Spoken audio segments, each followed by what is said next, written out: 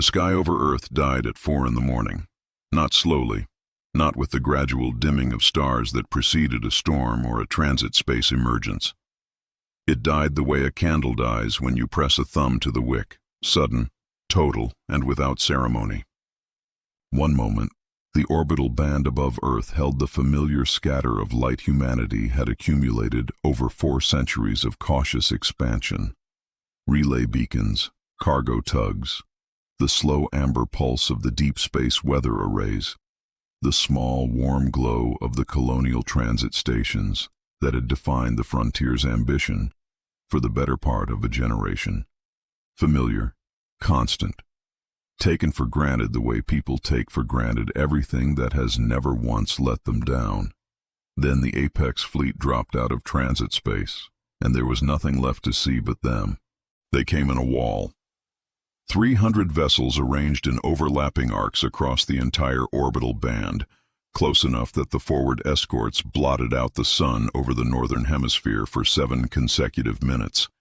Close enough that the thermal wash from their fusion drives lit the upper atmosphere in a bruised violet glow, a false dawn that arrived from the wrong direction and carried no warmth with it, only light, and the peculiar dread of light that comes from somewhere it has no business being.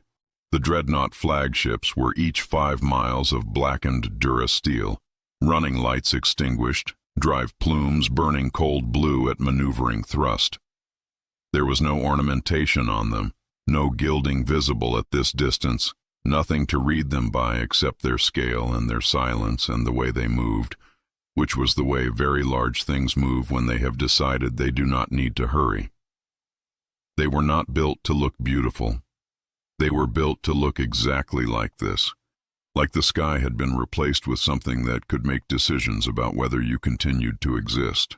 They settled into formation with the unhurried precision of an institution that had never needed to hurry. Below them, on the surface of a planet that had just watched its sky change, people stopped what they were doing and looked up, the way people look up at something that has made the air feel different. The communications blackout followed.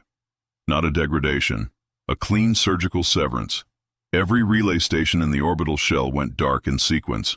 Civilian bandwidth collapsed across every uplink frequency simultaneously. Every channel from Earth's surface to the broader galactic net cut off in the same heartbeat, as if someone had found every wire at once and simply removed it. The silence grid was the Council's masterwork of soft violence. No news in, no news out, no cries reaching sympathetic ears in the outer territories, no record of what happened next, reaching anyone who might object to it. Just the hum of fusion drives pressing down from above like a hand on the back of a neck.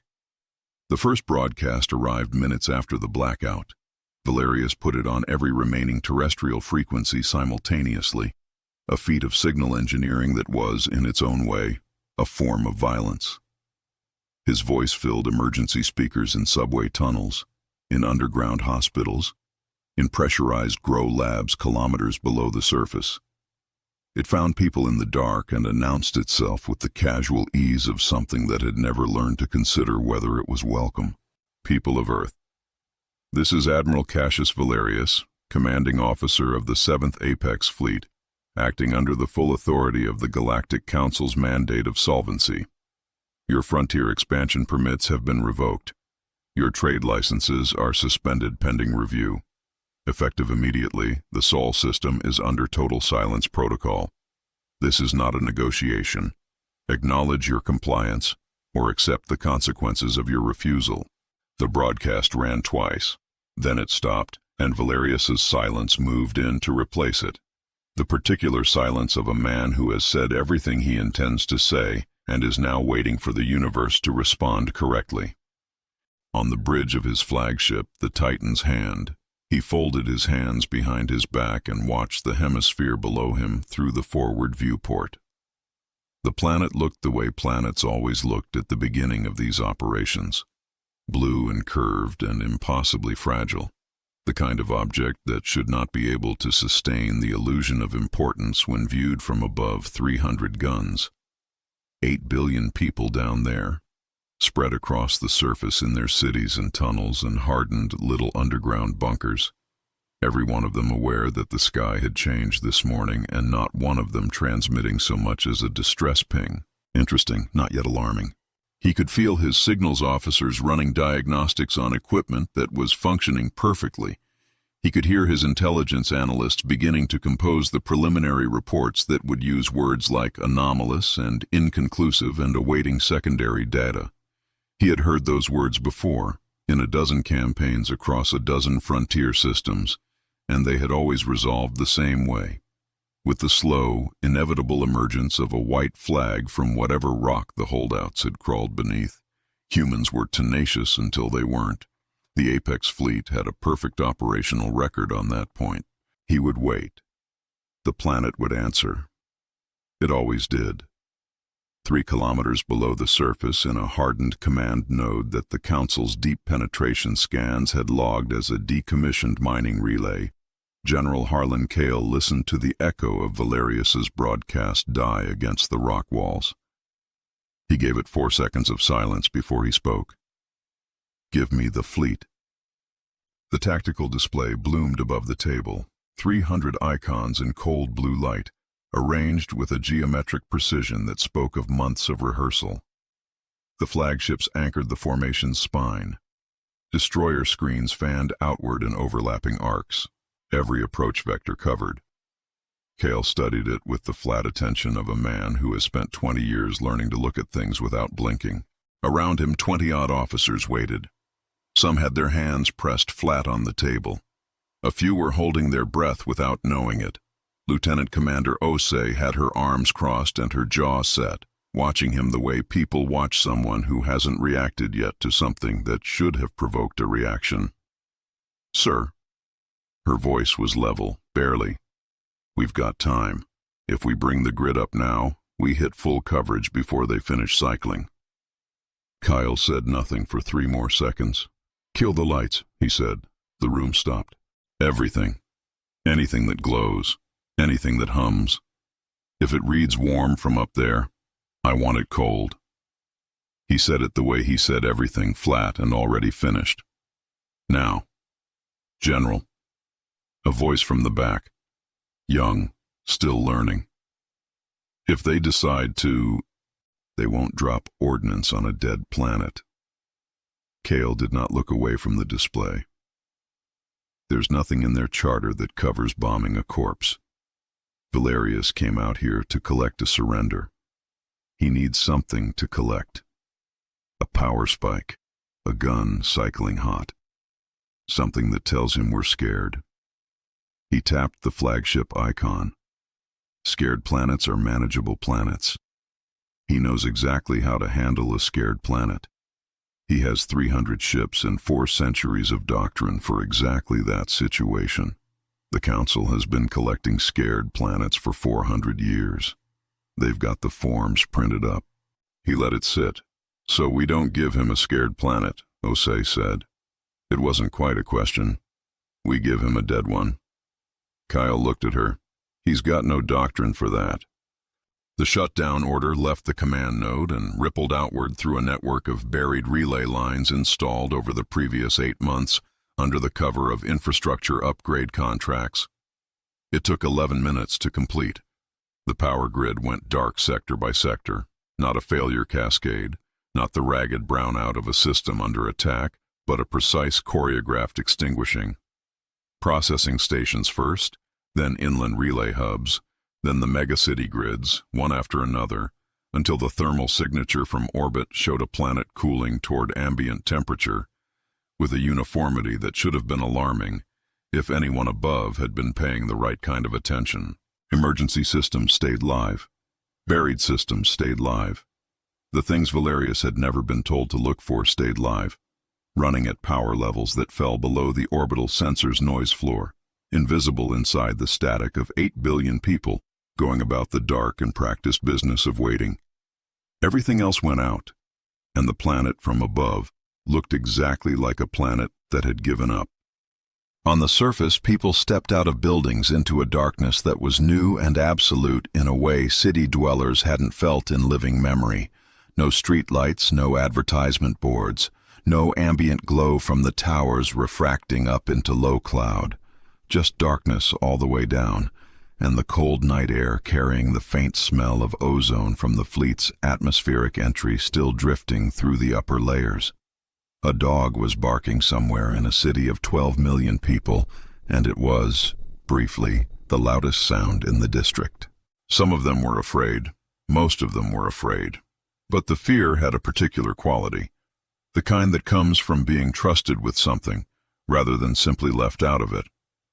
The quiet channel broadcasts had gone out weeks earlier, through geothermal relay lines and deep ocean transponders that no amount of orbital jamming could find. Everyone who needed to know had been told. The darkness was deliberate. The silence was a weapon. Hold still. Hold dark. Let them look. Above the planet, Valerius waited. His signals section reported continued non-response.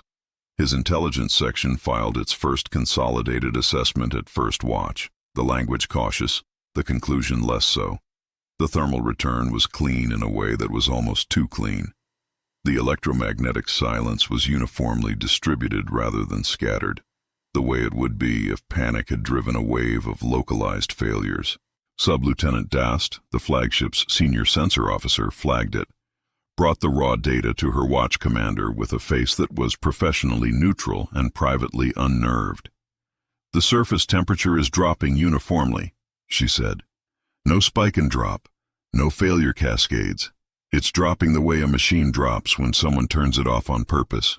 Her watch commander looked at the readout for a long moment, looked at the thermal profile, looked at the electromagnetic baseline, the background hum of 8 billion people, which should have been ragged and inconsistent and human, and was instead as clean and regular as a controlled shutdown. He brought it to the intelligence section without saying what was bothering him about it, because he didn't have the words for it yet. The intelligence section ran it against their assessment libraries, cross-referenced it against 700 years of documented siege responses, and arrived at their conclusion in under a minute. Total infrastructure failure, probability of organized resistance, 3%. Recommended fleet posture, monitoring orbit, fuel conservation protocol advised. The watch commander read it and decided he felt better. The numbers said it was fine. In the Council's long and largely unchallenged experience, the numbers were always right. Valerius read the assessment at the top of first watch. He read it twice, not from skepticism, but from the particular satisfaction of a man whose expectations have been confirmed by the facts. The planet had simply ceased to function. It happened sometimes with frontier settlements that didn't understand what they were looking at when the fleet arrived. The scale of the Apex fleet induced a kind of systemic shutdown, the civilizational equivalent of an animal going still in the shadow of something too large to fight. He issued the order without ceremony. The 7th Apex fleet rolled into low-power monitoring orbit. Shields dropped to 30% to conserve reserves. Drive output scaled to station keeping. Targeting systems cycled to standby. 300 ships settling into the posture of a siege already won. The posture of patience, of waiting for the formal document, of a problem that had been solved before breakfast. The most expensive fleet in the history of the Galactic Council had never once lowered its shields in the presence of an enemy. It had just done it because it didn't know it was looking at one. 3 kilometers below the surface, a soft chime sounded in the command node. The fleet's power signatures updated on the display. Shields, 30%. Drives, station keeping. Targeting, standby. Ose exhaled. It was not a small sound. Kale looked at the new formation for a long time, looked at the reduced shield readings, looked at 300 ships settling into the posture of observers rather than attackers, hanging up there in the dark above a planet that had gone silent and obedient and dead. Every gun pointed at nothing, every sensor reading a surrender that had never been offered. "Let them think the lights are out," he said. The words were quiet, the way something is quiet when it has been held for a long time and finally set down. It's easier to pick a pocket in the dark. Nobody answered. There was nothing to add. The fleet hung above them, massive, patient, blind, reading a dead world, and finding exactly the capitulation it had crossed 3 months of transit space to collect. Its shields were down, its drives were throttled, its analysts were writing their summary reports and already thinking about the administrative process of formal surrender acceptance.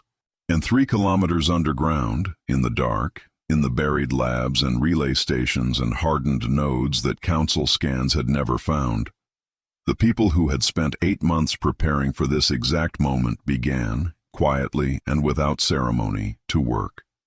In the Antarctic crust, 4 kilometers down, behind a door engineered to absorb the thermal signature of everything inside it, a man in a stained lab coat looked up from a cascade of red and gold equations on his display.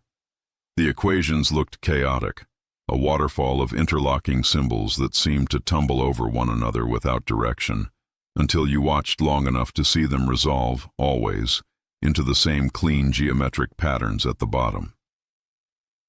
His models had predicted the fleet's exact formation to 4 decimal places of accuracy: the monitoring orbit, the shield reduction, the fuel conservation posture, the intelligence section's assessment, word for word, 3 weeks before DAST had run a single scan. Every variable had resolved within the predicted range. He wrote a single word in the margin of his working document. He closed it, stood up, and walked to the adjacent room where the first phase of the Seldon-Vane Algorithm was waiting for its instruction. The word he had written was now. Chapter 2. The Algorithm's Grin. The lab had no name on any document that existed above ground. 4 kilometers into the Antarctic crust, behind 6 successive pressure doors that the Council's orbital scans had logged as geological strata, it occupied a cavity carved over 3 years under the official designation of seismic monitoring infrastructure.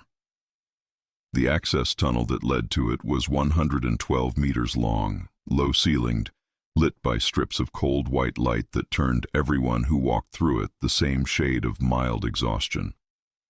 The floor had been poured in sections over several months, and the joins were still visible, which was the kind of detail you noticed after you had made the walk enough times. The air inside the lab smelled of cold stone and recycled oxygen and the particular sharp, clean scent of electronics running at sustained load in an insulated space. The walls sweated faintly, always, a thin film of condensation that appeared each morning and was wiped down each morning without discussion, part of the facility's unofficial maintenance rhythm, performed by whoever arrived first. The temperature was kept at 2 degrees above the threshold where condensation became a problem for the equipment, which meant it was always slightly too cold for the people. Vane had stopped noticing. He had stopped noticing most things that were not equations. He was standing at the central display when the others filed in. 7 researchers, 2 systems engineers, 1 security liaison who had been told enough of the plan to be useful and not enough to be dangerous. They arranged themselves around the table with the quiet efficiency of people who had been doing this long enough to have assigned positions without ever discussing them. Nobody poured coffee because the coffee had run out 2 days ago, and nobody had flagged it for resupply because everyone in the room had the same relationship to personal maintenance that Vane did. Functional, deferred, not currently the priority. The display above the table showed the cascade, red and gold equations tumbling over one another in what looked, to the uninitiated, like a catastrophic system failure. Vane watched it the way other people watched fires, steadily, without urgency, waiting for the part he was interested in. The equations resolved, as they always did, into clean geometric patterns at the bottom of the fall. "The Council's empire," he said without preamble, without looking away from the display, "is not a military structure. It is not a political structure. It is a confidence structure. It exists because enough entities, on enough worlds, believe simultaneously that a Council credit will purchase tomorrow what it purchases today." He let that sit for exactly 2 seconds. The military exists to protect that belief. The fleet exists to protect that belief. Every gun in orbit above us right now exists not to destroy us but to prevent us from saying, loudly enough for others to hear, that the belief is wrong. He turned from the display. In the cold light of the lab, his lab coat looked like something that had survived several different kinds of crisis and been laundered after only some of them. The stain on the left sleeve had been there for 3 weeks. Nobody had mentioned it. So we are not going to attack the fleet. We are going to attack the belief. The systems engineer on his left, a compact woman named Sina, who had not slept in what her face suggested was approximately 40 hours, set her datapad on the table. Walk us through the predictor. Vane nodded once, the way he nodded when a question was precisely what he had been about to address anyway. He pulled the secondary display, and the image that filled it was not an equation. It was a sphere. It hung in a vacuum chamber somewhere in the Council's core world infrastructure, suspended by magnetic fields that had not been interrupted in 230 years. Liquid mercury in form, but not in substance, a material engineered for this specific purpose, capable of processing economic data at a rate that made conventional computing look geological. In the propaganda images the Council circulated, and they circulated them widely, because the image was reassuring in a way that dense economic reports were not. It looked almost alive, a slow, breathing sphere of polished silver, suspended in perfect darkness. When the Council's economy was stable, it glowed amber, a soft, warm light that the Council's communications division had spent considerable resources ensuring their citizens associated with safety and prosperity. When the economy was in a growth phase, it shifted, amber deepening through gold into a harsh, pulsing violet that the same division had spent equal resources ensuring their citizens associated with ambition and expansion. It had been glowing violet for the past 11 years. The room was quiet for a moment, just the low hum of the equipment and the faint sound of someone at the back of the table breathing through their mouth. The display showed the sphere in archival footage, steady, pulsing, violet, perfect. Outside the pressure doors, 4 kilometers of rock pressed down with perfect indifference. The linear predictor, Vane said, is the most sophisticated economic intelligence ever constructed. It processes every transaction in the Council's economy in real time. Every credit movement, every debt instrument, every futures contract, every commodity price across 400 inhabited systems. It does not sleep. It does not speculate. It does not have opinions. It simply calculates continuously whether the system is solvent, and when it detects instability, it acts. It prints currency to cover liquidity gaps. It adjusts interest rates. It reroutes credit flows. It has maintained the Council's economic stability through 7 recessions, 2 interstellar wars, and a famine that should have collapsed 3 core systems. He paused. It is, by any reasonable metric, perfect. But, Sina said, but it was built by people who had a specific assumption about the nature of economic reality, a foundational assumption embedded so deep in its architecture that it was never documented as an assumption. It was documented as a fact. He moved to the display and highlighted a single node in the cascade of equations. A small cluster, almost invisible in the larger pattern, positioned near the root of the decision tree. The linear predictor cannot distinguish between debt and future value. The security liaison looked up from his notes. Say that again. Debt, Vane said, is what you owe. Future value is what you expect to receive. They are opposite sides of a ledger. One is a liability, one is an asset. To a functioning economy, the difference is the difference between solvency and ruin. He tapped the node. The predictor treats them as equivalent. To its architecture, a credit owed tomorrow is mathematically identical to a credit in hand today. It was a design choice made 2 centuries ago to simplify the model. The economy was smaller then. The error was too small to matter. He looked around the table.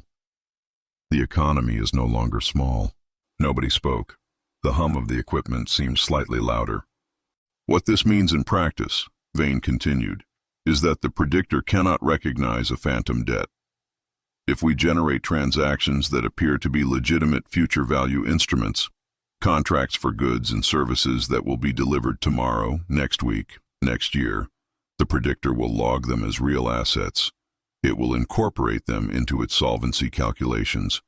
It will, if those instruments are large enough and numerous enough, conclude that the economy is experiencing unprecedented growth. He let the word unprecedented sit in the cold air. And when the Predictor concludes the economy is growing, it acts accordingly. It greenlights spending. It lowers borrowing costs. It expands the credit supply. It does everything a healthy AI custodian is supposed to do during a boom, which in this case means it will do everything we need it to do to destroy itself. 4 centuries of galactic dominance, balanced on the assumption that a debt and an asset were the same number. Sena exhaled slowly through her nose. The sound was almost inaudible, but in the silence of the lab it carried. "The chaos threshold," Vane said, moving to the next display without waiting for questions, "is the point at which the Predictor's internal contradictions become unresolvable. Based on the model, this occurs when phantom transactions represent approximately 12% of the total logged economic activity. Below that threshold, the Predictor flags anomalies, but absorbs them. Its stabilization protocols are robust enough to rationalize small distortions. It has done this before. The Council's own records document 23 instances of minor data corruption entering the feed and being smoothed out without consequence. The system is not naive." He highlighted the threshold line on the graph. The color above it was a deep, uniform red. But it was built for minor distortions, single-point failures. It was not built for a sustained, coordinated injection at scale by people who have spent 3 years studying exactly where to push. He let the red region on the graph speak for a moment. Someone at the back of the table shifted their weight, and the sound of boots on poured concrete was very clear in the silence. Above the threshold, the Predictor enters what its designers called emergency stabilization mode. It was intended for genuine crises, sudden commodity shocks, unexpected wars, events that required rapid currency expansion to prevent cascading failures. In emergency stabilization mode, the Predictor prints continuously, without secondary authorization. It was designed this way because in a genuine crisis, secondary authorization takes time, and time costs solvency. "And in a fake crisis," the security liaison said slowly. "In a carefully constructed fake crisis," Vane said, "it prints until we tell it to stop, or until there is nothing left to print with." He paused. "We will not be telling it to stop." The cascade on the primary display continued its fall, red and gold, chaotic at the top, resolving into perfect geometry at the bottom. Vane watched it for a moment, and something in his expression shifted. Not warmth, not satisfaction. Something more like the look of a mathematician who has confirmed a proof he wrote years ago and has been waiting ever since to test against the world. "The first chaos seed," he said, "is a package of phantom trade contracts. Specifically, it mimics a series of large-scale resource extraction agreements between human frontier settlements and Council-affiliated mining consortiums. Exactly the kind of transaction the Predictor is conditioned to interpret as blockade-driven economic activity. It will not look anomalous. It will look like the war is paying off." He moved to the engineering station at the far end of the table and pulled up the package schematics. It is currently staged on the Ghost 1 freighter, encoded into the ship's commercial ledger as a standard cargo manifest. When Council intelligence cracks the ship's computer, which they will do because we will make it easy for them, the Chaos Seed uploads directly into their evidence log. From there, it propagates automatically into the fleet's logistics network, and from the logistics network into the Predictor's transaction feed. "They do our uploading for us," said Cena. "They do our uploading for us," Vane confirmed. "Their security protocols become our delivery mechanism. Every safeguard they run becomes another pathway into their own system." He pulled up the probability cascade on the Seldon-Vane Algorithm's primary screen. The waterfall of red and gold poured down the display in silence, resolving at the bottom into the same clean geometry it always resolved into, inevitable as mathematics, patient as stone. The model showed current status across all variables, the fleet's position within predicted parameters. The shield reduction and monitoring orbit posture had registered exactly when the algorithm had said they would, to within a margin of error so small it was essentially a formality. The Predictor's current state, stable amber, processing, trusting everything it was fed. The window for Ghost One's deployment, open. "Their empire isn't built on Durasteel," Vane said. He was looking at the probability cascade, not at the room, his voice carrying the particular flatness of a man reading a conclusion that has already been proven. "It's built on the assumption that a credit is worth a credit tomorrow. We're going to make tomorrow very expensive." Silence in the lab. The walls sweated, the equipment hummed. The security liaison set down his stylus. "What's the failure condition?" Vane turned from the display. "The model cannot account for individual actors. Psychohistory predicts the behavior of populations. 1 million people, 10 million, 1 billion, the math holds. The larger the population, the more precisely the model predicts. Mass behavior is, paradoxically, more reliable than individual behavior. People in groups are predictable. People alone are not." He said it without inflection, without any indication that this bothered him, which somehow made it worse. If one council analyst, not the institution, not the policy, not the department, but one individual analyst in one office on one core world, follows the correct line of inquiry at the correct moment and escalates through the correct chain, before the Predictor reaches threshold, the sequence fails. One person with the right question and the wrong amount of persistence could undo 3 years of preparation. "One person," the liaison said. "One person," Vane said. "The probability of that outcome given current distributions is—" He glanced at the cascade, rounding down. He did not say to what. He turned back to the display. The Ghost One freighter was in position in the outer belt, dark, waiting, carrying in its commercial ledger the first carefully measured dose of a disease that the Council's own immune system would distribute for them. The Predictor glowed amber in its vault somewhere on a core world Vane had never visited and would never visit. Processing. Trusting. 2 centuries of unexamined assumptions humming quietly inside it like a structural flaw in a bridge that has never been tested at full load. The cascade ran its waterfall on the primary screen. Red and gold, resolving, inevitable. Vane opened the deployment interface. The cursor sat in the command field. Behind him in the lab, nobody spoke. The hum of the equipment was the only sound. Steady, low, the sound of a place that had been built to do exactly this, and was now ready to do it. Somewhere in the Council's fleet above them, an intelligence officer was already scheduled for a routine patrol sweep of the outer belt. He was running 12 minutes ahead of schedule. Somewhere, in an office on a core world that did not yet know it was involved, a junior auditor had just been assigned to a new portfolio, one that included, among several thousand routine line items, a small cluster of transactions that would not quite add up no matter how many times he ran the numbers. The math had already begun. It simply hadn't been told yet.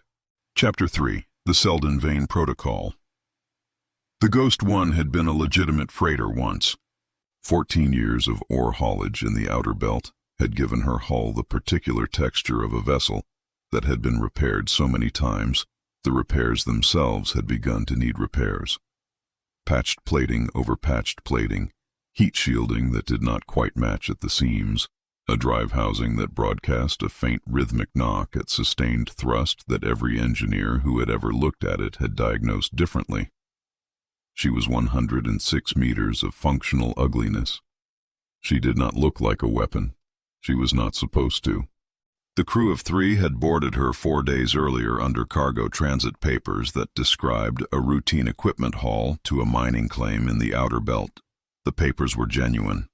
The mining claim was genuine. If anyone had checked, which they would not, everything about the Ghost One's presence in the outer belt was exactly what it appeared to be. The tactical silence strategy ran on this principle, not on deception that required active maintenance, but on truth that required no defense. Every document was real. Every record was filed. The only thing missing from the official picture was any indication of what was sitting in the ship's secondary data core, nested beneath the cargo manifest under 3 layers of routine commercial encryption that looked, to any scanner running standard protocols, exactly like routine commercial encryption. The crew did not speak much. They had been briefed. They knew their part. They waited. At the 3rd hour of the ship's night cycle, the proximity alert tripped. A single tone, soft and flat, the kind of sound a vessel makes when it has noticed something and decided the crew should know about it without necessarily being alarmed. The crew chief, a lean woman who had been running outer belt cargo routes for 11 years, and who had volunteered for this assignment with the particular calm of someone who has already decided what they think about risk, looked at the display. Council Scout, a fast patrol runner, sleek and dark, running a standard sweep corridor through the belt's inner edge. Exactly the kind of ship that had been running the same sweep for the past 3 months since the blockade began. Exactly the kind of ship that had logged 47 belt transits without finding anything of interest. The algorithm had predicted this ship, this corridor, this hour. The crew chief keyed the internal line. It's time. In the Antarctic lab, Vane had been watching the same proximity data for 6 minutes.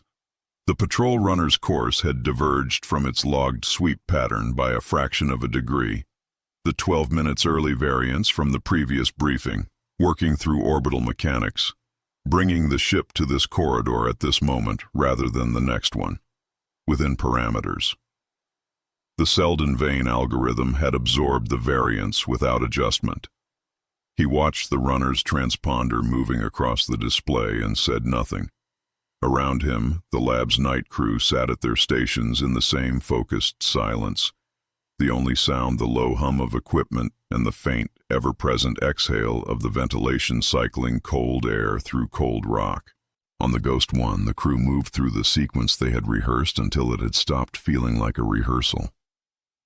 The reactor walked down to minimum output, not off, because a cold ship read as debris and debris was not interesting, but down to the low idle of a vessel on station keeping, the thermal signature of a crew sitting still and waiting for a rendezvous that wasn't coming. Navigation keyed to passive only. All outgoing transmissions ceased. Then the crew chief opened the emergency channel, the short-range distress frequency that every ship in the belt monitored as a matter of operational habit, and transmitted for exactly 4 seconds. Not a distress call, not a message, just the carrier wave of a signal that had been interrupted mid-transmission, the electronic equivalent of a voice cutting off in the middle of a word. The kind of thing a crew did when they had spotted something, and then thought better of announcing it loudly. The patrol runner changed course 20 seconds later. The crew chief watched it come. She gave the other 2 members of the crew 30 seconds to get clear in the emergency pod before she followed. The pod launched without lights, on compressed gas only, drifting into the belt's debris field on a ballistic trajectory that would take 14 hours to resolve, and was effectively invisible to anything that wasn't looking for it specifically. The cold of the pod settled in immediately. Suit temperature, not pod temperature. 2 degrees of separation between the insulation and space. The Ghost One sat alone in the dark, running lights out, drive at idle, computer-powered and waiting. On the patrol runner's bridge, Intelligence Officer Davin Oresh reviewed what his sensors were telling him. One civilian freighter, Registered commercial, logged manifest showing mining equipment. Life signs, 0. Recent emergency pod launch. 1. Consistent with a crew abandoning a vessel they had lost confidence in. Drive, powered but not propulsive. Computer, active. He had been running this sweep for 11 weeks. He had found 3 smugglers, 2 derelicts, and 1 very embarrassed mining surveyor who had let his transponder lapse. A powered, abandoned ship with an active computer was more interesting than any of those. He brought the runner alongside and sent his 2-man boarding team across. They were efficient. The Ghost 1's airlock yielded in under 4 minutes. Not forced, because the ship's systems had been left in an unlocked state, which was either a sign of a crew that had left in a hurry or a crew that had nothing to hide, and either way it made the work easier. The boarding team moved through the vessel in the practiced way of people who had done this often enough to have stopped narrating it to themselves. Cargo bay first, then the crew quarters, then the engine compartment, then back up through the service passages to the bridge. Gravity was light. The ship's field generator was running at the minimum setting, the kind of choice you made when you wanted to keep the power draw down. The crew bunks had been slept in recently. Someone had left a meal pack on the galley counter, half-eaten, as if they had set it down and not come back. The boarding team noted it, noted the absence of personal effects, no clothing left, no reading material, nothing that people carried when they expected to return. Then noted the active computer terminal in the cargo management bay, screen dark but drive spinning with the low, purposeful sound of a machine that was doing something, even if the screen was not showing what. No crew, no contraband, no weapons. A terminal that was running for a reason nobody had thought to ask about, in a ship that had been abandoned with enough care to make the abandonment look careless. The senior boarder flagged it in his report as potentially significant and left it running because the protocol for active equipment was to leave it active pending forensic review, and the protocol had always been followed, and there was no obvious reason today would be different. Oresh read the report, agreed with the assessment, and transmitted back to Fleet Intelligence with the ship's registry number and a request for a full forensic pull of the computer records. Protocol required the pull to be conducted from the fleet's intelligence hub rather than in the field. Chain of custody, processing standards, the kind of procedural architecture that had been built up over 4 centuries of evidence law and that nobody had ever seriously questioned, because the architecture had never given anyone cause to question it. The evidence log upload began automatically when the boarding team's data relay connected to the fleet's intelligence hub. The authentication handshake completed. The transfer began. It was, as far as every system involved was concerned, entirely routine. It took 11 minutes and 40 seconds. During that time, on the primary display in the Antarctic lab, a progress indicator climbed from 0 toward completion with the unhurried patience of a process that knew it was not being watched. In the lab, nobody spoke. The ventilation hummed. The walls sweated their faint film of condensation. Vane stood at the display with his hands loose at his sides and watched the indicator move. Behind him, the night crew sat at their stations in the posture of people trying to look less tense than they were. Sina had her elbows on the desk and her chin in her hands. The progress bar moved the way time moves when people are watching it, slowly and with apparent indifference to the significance of the moment. The upload completed. He let 3 seconds pass, then quietly to nobody in particular. The Predictor's transaction feed connects to the fleet logistics network through a shared authentication layer. The evidence log shares the same authentication layer. The chaos seed is not a deletion command. It is not a corruption routine. It does not announce itself. He paused. It is a phantom transaction generator. It creates trade records that mirror legitimate activity precisely enough to pass authentication, and it begins doing so the moment it has access to an authenticated feed. Sina lifted her head from her hands. It's already propagating. It has been propagating since the 37-second mark of the upload. The evidence log processing routine authenticated it automatically. Every automated process that touches the evidence log from this point forward carries a copy. He looked at the display. The predictor's status showed amber, steady, unchanged. Processing, trusting. The fleet's logistics AI is currently receiving microtransactions at a rate that falls below its anomaly detection threshold. Each one is individually invisible. Each one tells the predictor that somewhere a contract has been signed, a delivery has been scheduled, a future asset has been created. He glanced at the rate counter.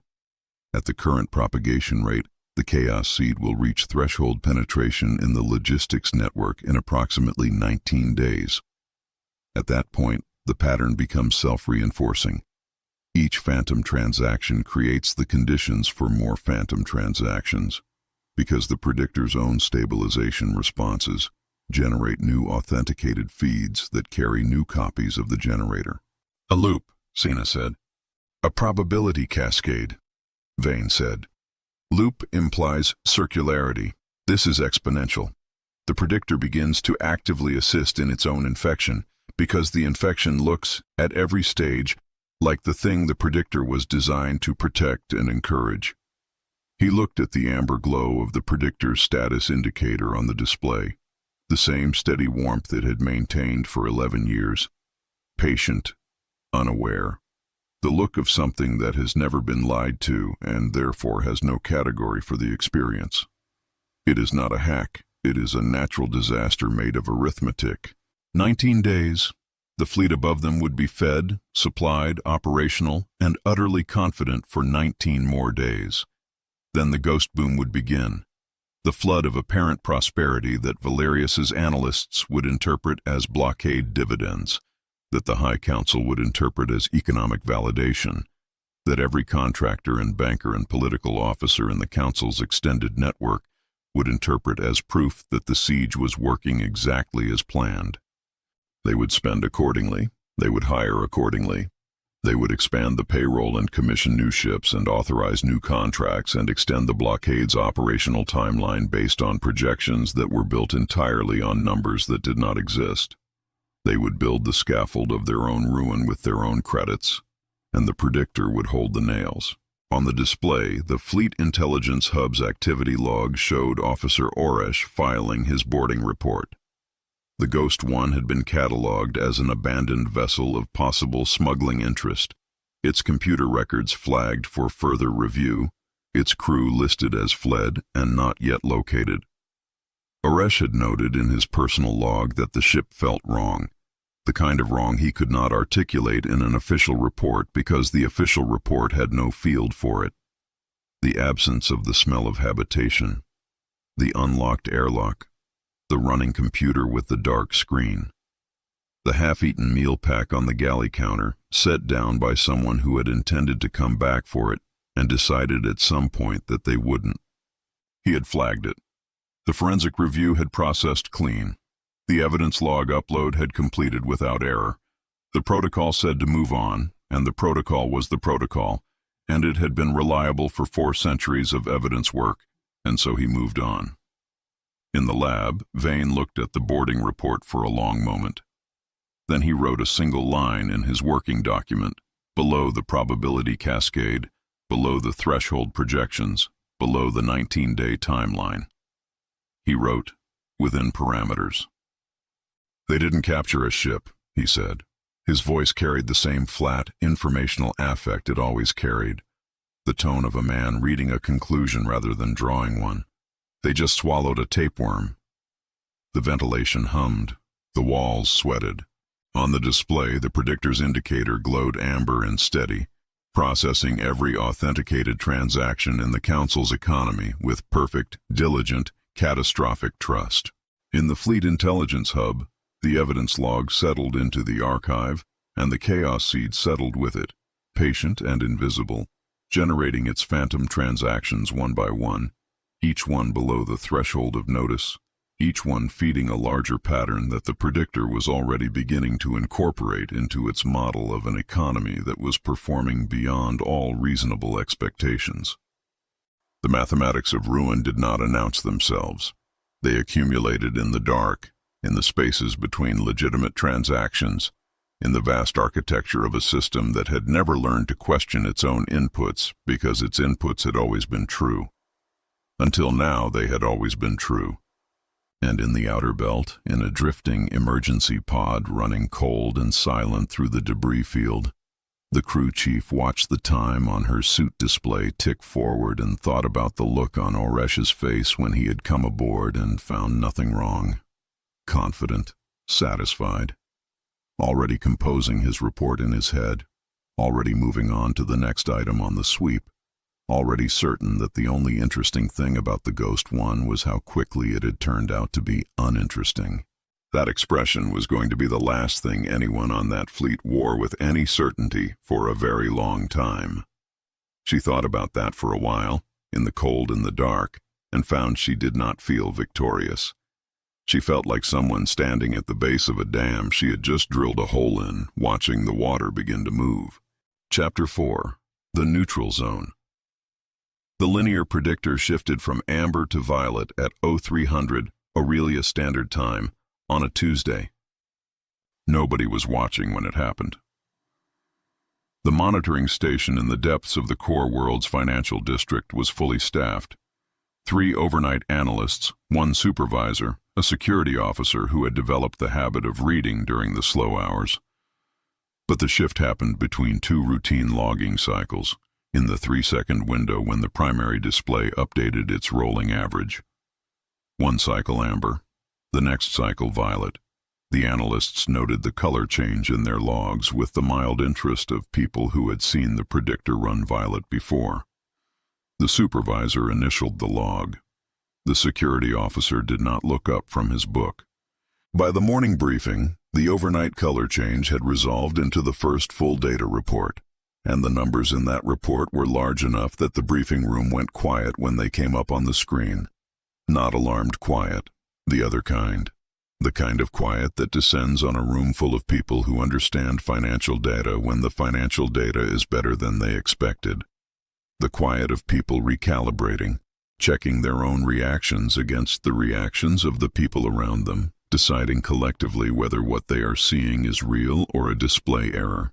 The chief analyst, a meticulous man who had spent 20 years developing the professional habit of being the last person in any room to show excitement, because the last person to show excitement was the least likely to be embarrassed, set his coffee down and looked at the numbers for a long time without speaking. The figures showed a surge in trade contract registrations across the blockade corridor, specifically in the category of resource extraction futures. Hundreds of contracts, thousands. Every single one filed through the standard commercial channels with the correct documentation, the correct authentication signatures, the correct processing timestamps. Every single one valid, every single one describing, in the careful language of commercial law, assets that would flow from humanity's occupied frontier into the Council's economic bloodstream for decades to come. The chief analyst cleared his throat. Someone call the Council Financial Directorate. By mid-morning, the numbers had reached Aurelia's trading floors. Aurelia was a planet built for the proposition that prosperity was visible. Its capital city rose in tiers of glass and gold-veined stone above a bay that had been engineered for aesthetics 3 centuries ago, the natural geography reshaped until it reflected light in a way that looked deliberate, that communicated at a glance that this was a place where wealth had been present long enough to start modifying its environment. The trading floors occupied the middle tiers, vast open spaces behind transparent walls, where the movement of capital was displayed in real time on screens that covered entire facades, visible from the transit lanes, legible from the transit barges, designed to communicate to anyone who cared to look up that the Council's economy was healthy and growing, and would remain so because the systems that governed it were perfect. The screens were green this morning, deeply, uniformly green, the color the displays used when growth exceeded projections, a color Aurelia had not seen on this scale in 11 years. People in the transit barges slowed down to look at them. People on the elevated walkways stopped mid-stride and stood in the mild morning air and looked up at the figures running across the facades, and some of them did not immediately continue walking, because the figures were the kind of figures that required a second look. By the afternoon session, the blockade bond index had climbed 42 points. Council resource futures were trading at record volumes. 3 brokerage houses issued simultaneous advisories recommending maximum exposure to frontier acquisition instruments, the contracts that promised delivery of human frontier materials over the coming years and decades. Contracts that were now registering in quantities that suggested the frontier was not merely surrendering politically but liquidating economically, converting every asset it could promise into council credit before the formal proceedings began. The financial commentary networks, which had spent 3 months discussing the blockade in the measured tones of a situation whose outcome was not yet certain, abandoned their measured tones by mid-afternoon. The anchors stopped saying if and started saying when, and their guests stopped hedging and started projecting. And by the evening session, the tone had shifted fully from analysis to confirmation. The confirmation of something that the Council's best minds had always believed and were now watching the numbers prove. The frontier was yielding. The math was real. The empire was right. A credit was still worth a credit tomorrow. The Predictor said so. The Predictor was violet and had not been more confident in 11 years. On the Titan's hand, in high orbit above the planet that the Predictor was now describing as an inexhaustible source of future wealth, Admiral Valerius received the Financial Directorate's preliminary report at the start of the evening watch, and read it with the expression of a man whose expectations have not merely been met, but exceeded in a way that confirms something he had privately believed all along. He had said from the beginning that this blockade would pay for itself. His projectors had modeled modest returns, some resource seizure, some contract extraction, the standard economic harvest of a successful containment operation. What the Directorate's report was describing was not modest. The figures showed a surge in trade contract registrations across the blockade corridor at a rate that suggested the frontier settlements had decided, collectively and simultaneously, that converting assets into council credit was preferable to holding them through a siege. The report's analysts called it rational capitulation. Valerius called it exactly what he had expected from a civilization that had finally understood what it was looking at when it looked at the Apex fleet. He forwarded the report to his flagstaff with a single notation in the margin: as projected.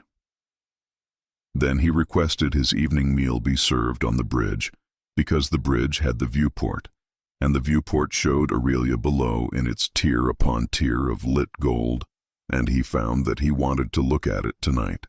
His bonus notification arrived 40 minutes later. Larger than any prior operational bonus he had received in 30 years of council service, denominated in blockade credits, backed by the Predictor's validation, authenticated and clean. He approved the transfer with the equanimity of a man who has always expected to be compensated appropriately and therefore does not find appropriate compensation surprising. Inform the crew, he told his communications officer. Expanded operational bonuses effective immediately. Extended tour premiums at double the standard rate. I want every sailor on this fleet to know that the mission is succeeding and that they are being rewarded for it. His communications officer transmitted the announcement fleet-wide. On 300 ships, in recreation halls and mess decks and off-watch quarters, the figures reached sailors who had been running monotonous patrol cycles for 3 months. The blockade was paying. The mission was succeeding. The evidence was in their credit accounts, right there in the numbers, confirmed by the same system that had governed the Council's economy without error for 2 centuries. The fleet felt for the first time since the transit like a place where things were going according to plan. Across 14 Council systems, new recruitment drives opened the following morning. The report's final section covered projections. Based on the current rate of contract registration and the Predictor's revised growth modeling, The blockade corridor was now forecast to generate sufficient economic surplus to fund a full operational expansion within 60 days, not merely sustain the current fleet, expand it. New recruitment drives, new contractor agreements, new patrol coverage for the outer territories that had been watching the Sol operation with the careful attention of systems that had not yet decided how they felt about the Council's reach, but would need to decide soon, and would decide correctly if the Council's presence was sufficiently visible. The recommendation was clear: reinforce and expand while the economic momentum held. Valerius called his logistics chief and his fleet procurement officer and his command staff together in the briefing room, and he showed them the numbers, and the briefing room did the same thing the morning analyst room had done. It went quiet. Not alarmed quiet. The other kind. He authorized the expansion orders before the briefing ended. New recruitment contracts across 14 council systems. Procurement authorizations for support vessel construction at 3 shipyards. A patrol division to be assembled from the new intake and deployed to the outer territories within 90 days. Operational budget revised upward by a factor that his logistics chief, a cautious man who had spent his career developing the professional reflex of resisting budget expansion, approved without objection, because the numbers behind the request were the Predictor's numbers, authenticated and current, and you did not argue with the Predictor.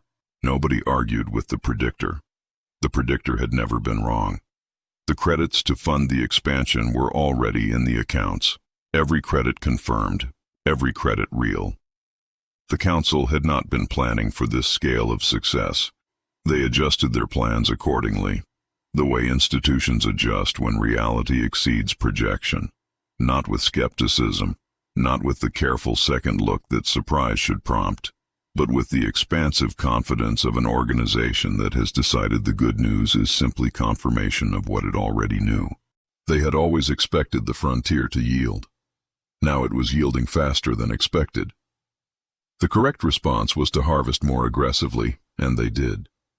Across the fleet, in the recreation halls and the mess decks and the off-watch quarters of 300 ships, the announcement of expanded operational bonuses and extended tour premiums moved through the crew population like a current. The blockade was paying. The mission was succeeding. The frontier was yielding exactly what a rational assessment of the situation suggested it should yield. Men and women who had been running monotonous patrol cycles for 3 months suddenly had a context for the monotony. They were part of an operation that was working, and the evidence was in their credit accounts. The Predictor had never been wrong. Across 14 council systems, new recruitment drives opened the following morning. The advertisements ran on the same financial networks that had spent the day confirming the blockade's success. The signing bonuses were paid in blockade credits. The processing centers filled quickly because the numbers were public and the numbers were good, and people understood what good numbers meant. Below the fleet, the planet held its silence. No lights, no transmissions, no electronic signature distinguishable from a world that had gone dark and stayed dark and had nothing left worth saying. From orbit it looked, as it had looked for weeks, like a problem that had already been solved. The Predictor's data said the assets were flowing. The market said the assets were real. The fleet said the blockade was holding. All 3 of these things were true, in the precise sense that the systems confirming them were operating exactly as designed. The Predictor processed its transactions. The markets processed the Predictor's data. The fleet processed the market's confidence. And none of the 3 could see what was sitting in the transaction feed between the authentic data and the numbers it produced, because nothing in any of those systems had been built to look for it, and nothing had ever before given them reason to. The Council's greatest strength was the total integration of its economic infrastructure. Every system trusted every other system because every system had always been trustworthy. The architecture had been designed for resilience, redundant, cross-validated, self-reinforcing. In the Antarctic lab, Vane had a word for architectures like that. He called them contagion vectors. On the primary display, he watched the blockade bond index move across his secondary feed, a data tap running through one of the deep ocean relay lines, pulling core world market figures on a 14-hour delay. 14 hours old and still remarkable. The Council's markets had absorbed the phantom trade contracts with an enthusiasm that had exceeded the Seldon-Vane Algorithm's upper projection range. Not by much. The model's upper bound had been built specifically to account for irrational exuberance, the well-documented tendency of markets to accelerate past rational valuation once momentum established itself, and participants began making decisions based on each other's confidence rather than the underlying data. But exceeding the upper bound, even marginally, was a data point worth recording. He noted it and logged it without comment. The expansion authorization, Sina said, reading the same delayed feed from her station. They're hiring roughly 10,000 more Marines, funded entirely by credits that exist because we created them, Vane said without looking up. They are paying for the next phase of their occupation with our money. The recruitment contracts, the shipyard procurements, the patrol division for the outer territories, all of it. Every credit denominated in a currency that is worth exactly what the Predictor says it is worth, and the Predictor says what it says because we taught it to. He paused. That is not a metaphor. That is the accounting. The cascade ran its waterfall on the primary screen. Red and gold.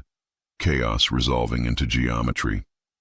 The iterative decay counter in the lower right had advanced another 3 cycles since the last check. Below the accounting note, Vane added one more line to his working document. He wrote it in the same flat hand he used for everything. He wrote, "The trap is loaded." Then he stood up and walked to the narrow screen on the outer wall, the one running a live surface feed, showing the Antarctic dark and the sky above it where the fleet's drive glow painted the clouds cold blue. And he stood there for a while and looked at the thing that was paying for its own destruction.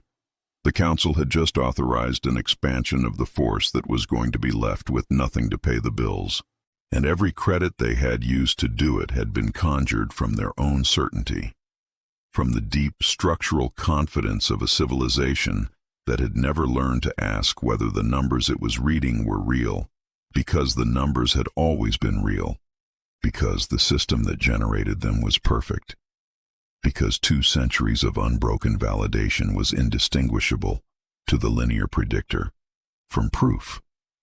The fleet's drive glow pressed against the clouds above. In the lab, the walls sweated and the equipment hummed, and the cascade resolved and resolved and resolved into its clean geometric patterns at the bottom of the fall, patient as gravity, exact as arithmetic. The math did not care about the fleet. The math had already decided. Chapter 5. The Trojan Protocol. The geothermal relay station had been built to measure the planet. That was its official function, registered with the Council's Infrastructure Survey Division under the designation of seismic monitoring equipment.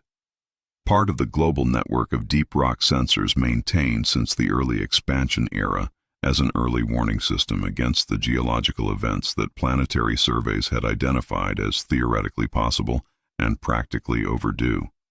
The equipment was genuine. The readings it produced were genuine. The calibration records were impeccable. If a Council inspector had come down the access shaft and reviewed the station's operational logs, they would have found 11 years of meticulous seismic data, every reading time-stamped and formatted to the survey division's exacting specifications, every calibration check signed off by a certified geological technician whose credentials existed on record in 3 separate databases and who had, in fact, performed every calibration personally and correctly. The inspector would have found no indication of the second set of equipment installed in the lower level, behind a panel marked Maintenance Access. Authorized personnel only. The panel did not open from the front. The equipment behind it drew power from a secondary circuit that the station's official documentation described as a backup heating element. The heating element maintained a stable temperature in the lower level. It also powered a signal transmitter. These two functions were not in conflict. Vane descended the access shaft at 0400. The shaft was 40 meters of cold metal ladder in near darkness, lit by amber safety strips that showed the rungs and the close rock walls and very little else. His breath fogged at the first 10 meters and stayed fogged for the rest of the descent. The rock at this depth held its cold the way rock holds everything, without preference, without urgency, simply as a property of mass. His hands were numb by the bottom rung. He had stopped noticing temperature in labs and shafts and cold rooms 3 years ago. Around the same time, he had stopped noticing the hours on his display and started measuring time in transmission windows instead. The lower level smelled of warm rock and electrical insulation and the faint metallic sharpness of equipment running continuously in a sealed space. The transmitter was where he had left it, which was never surprising, because the only people who came to the lower level were people Vane had personally cleared, and he had not cleared anyone for a scheduled visit this week. He ran the pre-transmission check without sitting down. Power, nominal. Gradient readings, within operating range. The planet's internal heat differential, the slow thermal engine moving energy from the core toward the surface through processes that had been running since before the first amino acid folded, was showing the same steady profile it had shown for 11 years. Stable, predictable, powerful in the way geological processes are powerful, quietly, continuously, and without any interest in whether it was convenient. Vane had spent 3 years learning to use it as an antenna. The principle was straightforward in the way that things are straightforward once someone has done the work of figuring them out. The planet's geothermal gradient created a differential in the electrical conductivity of the deep rock, a natural medium for signal propagation that was, from the perspective of orbital sensors looking for transmission sources, entirely invisible. The sensors were designed to detect electromagnetic emissions from the surface and the upper crust, because those were the layers where human infrastructure existed and therefore where human transmissions originated. They were not designed to detect signals traveling through the mantle, because nobody had previously had a reason to design them for that. Nobody had previously had a reason to build a transmitter that operated at the frequencies the mantle could carry. The physics had always permitted it. The rock had always conducted. The gradient had always existed. What had not existed, until 3 years ago, was anyone who had sat down with the conductivity data and the signal processing requirements and the fleet's sensor specifications, and asked whether the gap between what the sensors detected and what the rock could carry was large enough to drive a data transmission through.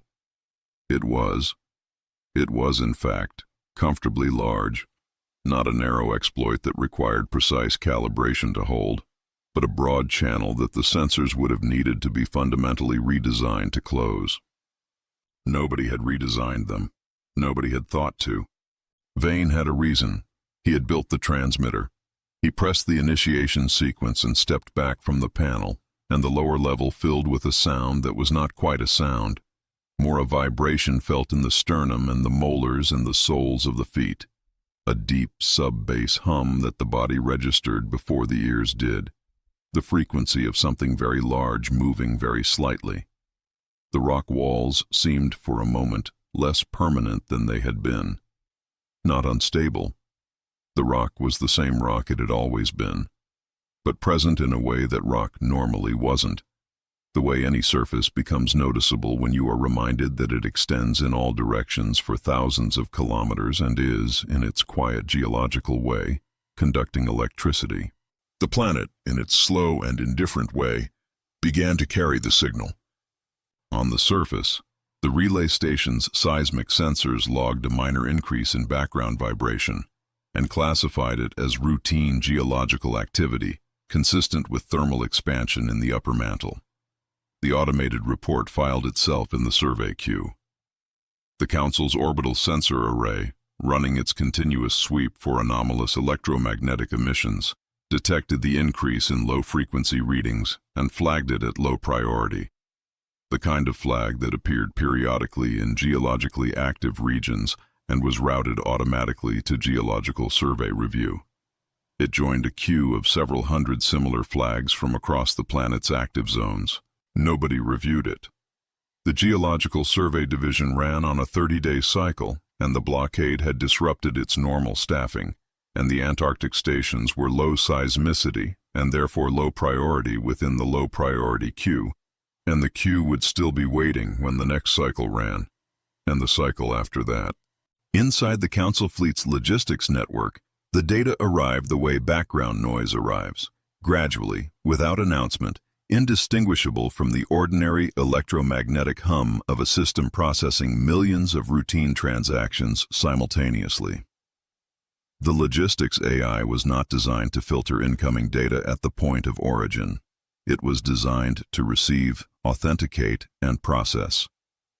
The signal that came through the geothermal medium carried authentication signatures derived from the chaos seed already embedded in the network, the same signatures the AI had been accepting since the Ghost 1 upload, the same format, the same verification structure.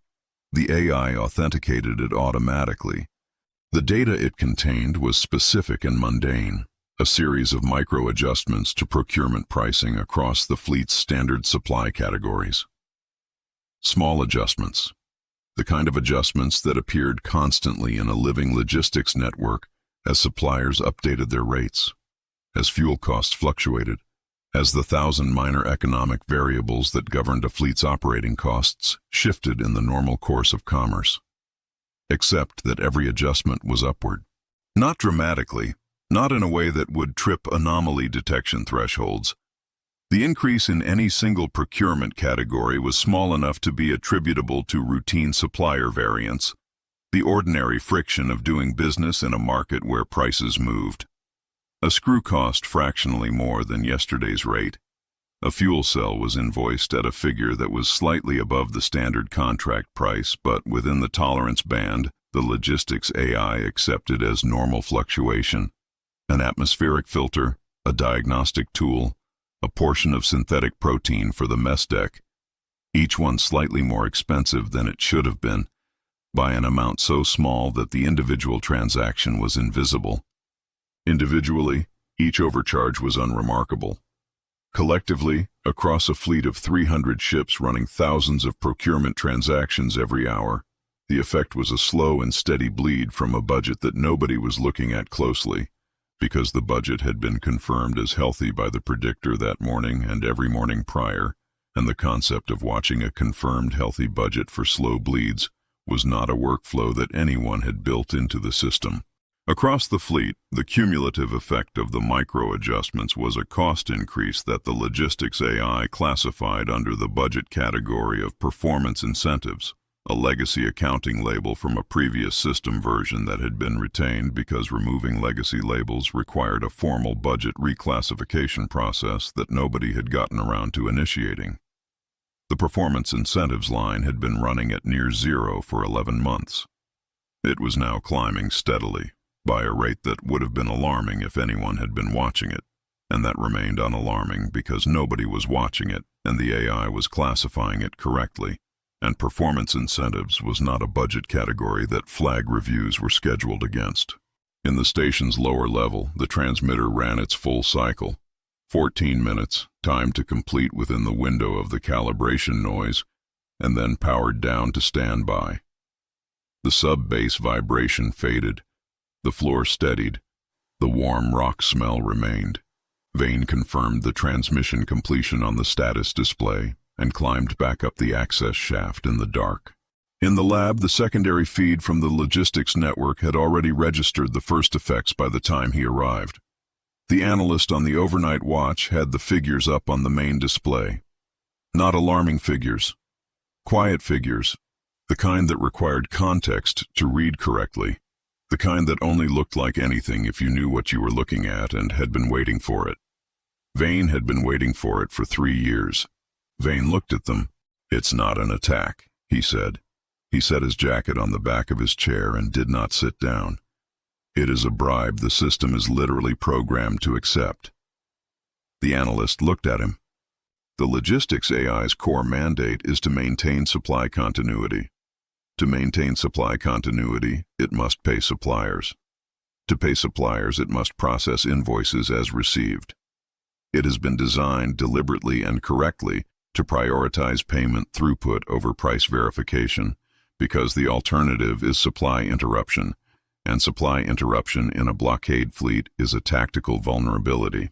The people who built the logistics AI understood the trade-off and made the correct choice for a system operating in a normal economic environment. He looked at the performance incentives line on the display, climbing its slow and patient gradient. They did not build it for an environment where the price data itself had been compromised. They had no reason to. Price data comes from suppliers, and suppliers have always had an interest in being paid, which means they have always had an interest in sending accurate invoices.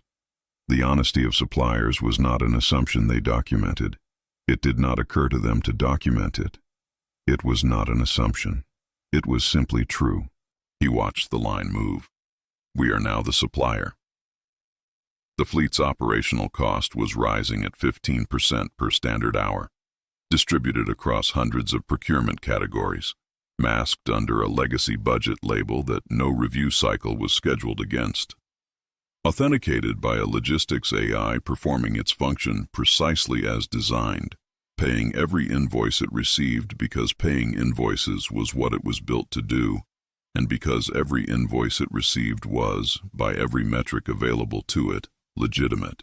The fleet above them was paying fractionally more for everything it needed, every hour, and the payments were feeding into processing queues that flowed into the phantom transaction stream, and the phantom transaction stream fed the Predictor, and the Predictor read it all as the commerce of a healthy and expanding economy, and revised its growth model upward accordingly, and the revised growth model generated new authenticated data, and the new authenticated data opened new space for more phantom transactions.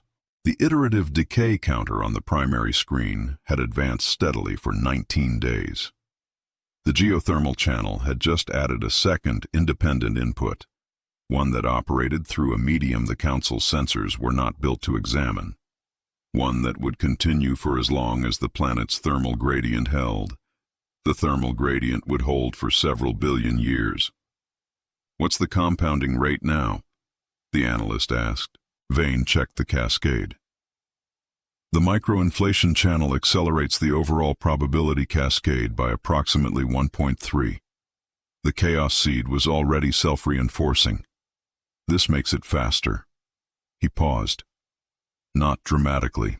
The timeline to the Seldon-Vane limit does not shift significantly. What changes is the depth of penetration before the Council detects the anomaly pattern. Deeper penetration means more of their infrastructure is load-bearing on the phantom data before collapse. More load means a harder fall. Outside the lab, 4 kilometers above in the permanent Antarctic dark, the fleet's cold blue glow pressed against the clouds. The same glow it had worn for weeks. Patient. Massive. Certain of itself in the way that very expensive things are certain of themselves because expense has always correlated with reliability and reliability with safety, and safety with the comfortable conviction that nothing fundamental is about to change. From below it looked like dominance. From below, if you knew where to look, if you could read the performance incentives line climbing its quiet gradient, if you could trace the phantom transactions through the logistics feeds, if you could see the iterative decay counter advancing in a lab 4 kilometers underground, while the Council's analysts wrote their morning reports confirming that everything was performing as expected, and the budget was healthy, and the mission was succeeding. It looked like something else entirely. It looked like a very large machine that had been quietly, methodically drained of the fuel it needed to keep running, and had not yet noticed because all its instruments were telling it that the fuel levels were fine, that the reserves were growing, that the economy was producing exactly the returns it had been promised, and the instruments had never been wrong before. The transmitter sat at standby in the lower level, its cycle complete, waiting for the next scheduled window. The planet hummed faintly beneath everything, the way it always had, warm and slow and vast and entirely indifferent to the fleet above or the lab below, or the distance between them that was, in geological terms, not a distance at all. The fleet's glow pressed against the clouds. 40 meters of cold rock pressed down on Vane's hands, still numb from the ladder, as he stood at the display and watched the performance incentives line move, and said nothing further, because there was nothing further to say. The math was running. The channel was open. The planet was carrying the signal. Everything else was just time. Chapter 6. The Gilded Shadow. The feast was Valerius's idea, and like most of Valerius's ideas, it arrived fully formed and was implemented before anyone had thought carefully about whether to object. He announced it at the afternoon briefing, not as a proposal, not as a question, but as a fact about the near future that his staff were being informed of in advance as a courtesy. The flagship's main hall would be opened. The chef's stores would be requisitioned. The senior officers of the Titan's Hand and the 3 destroyers in immediate escort formation were invited. Attendance was expected. The occasion was the economic renaissance, which was what Valerius had taken to calling the ghost boom in the briefings he gave to his senior staff, because the ghost boom was not a term anyone in the fleet used, and the economic renaissance captured, in his view, the appropriate historical weight of what they were witnessing. His communications officer had the presence of mind, or the instinct for self-preservation, not to ask what specifically was being celebrated. The logistics officer authorized the release of the stored provisions without comment.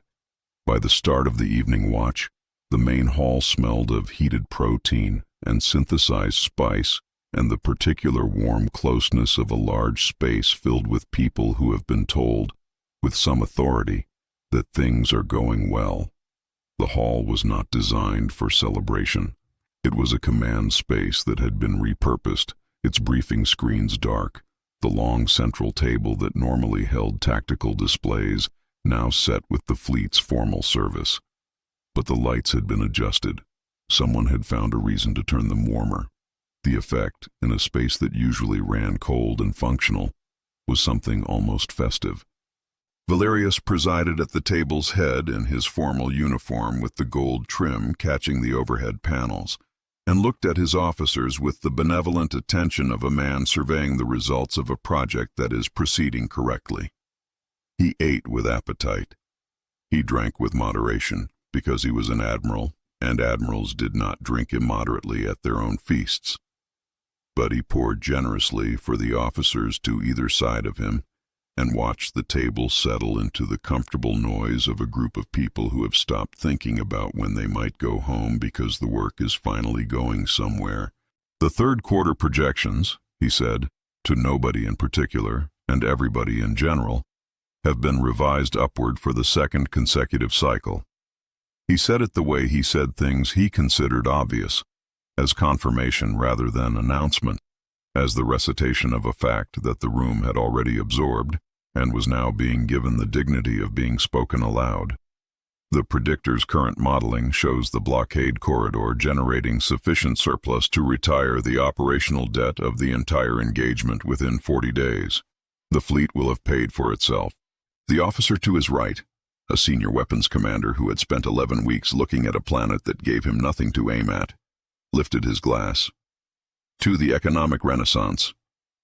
The table lifted its glasses. Valerius inclined his head. Outside the viewports, the planet turned below them, dark and featureless, showing nothing. The fleet's running lights moved in their slow formation patterns against the dark, the orderly glow of 300 ships maintaining their positions with the patient precision of a force that had been told to wait and had been waiting and had begun recently to feel that the waiting was justified.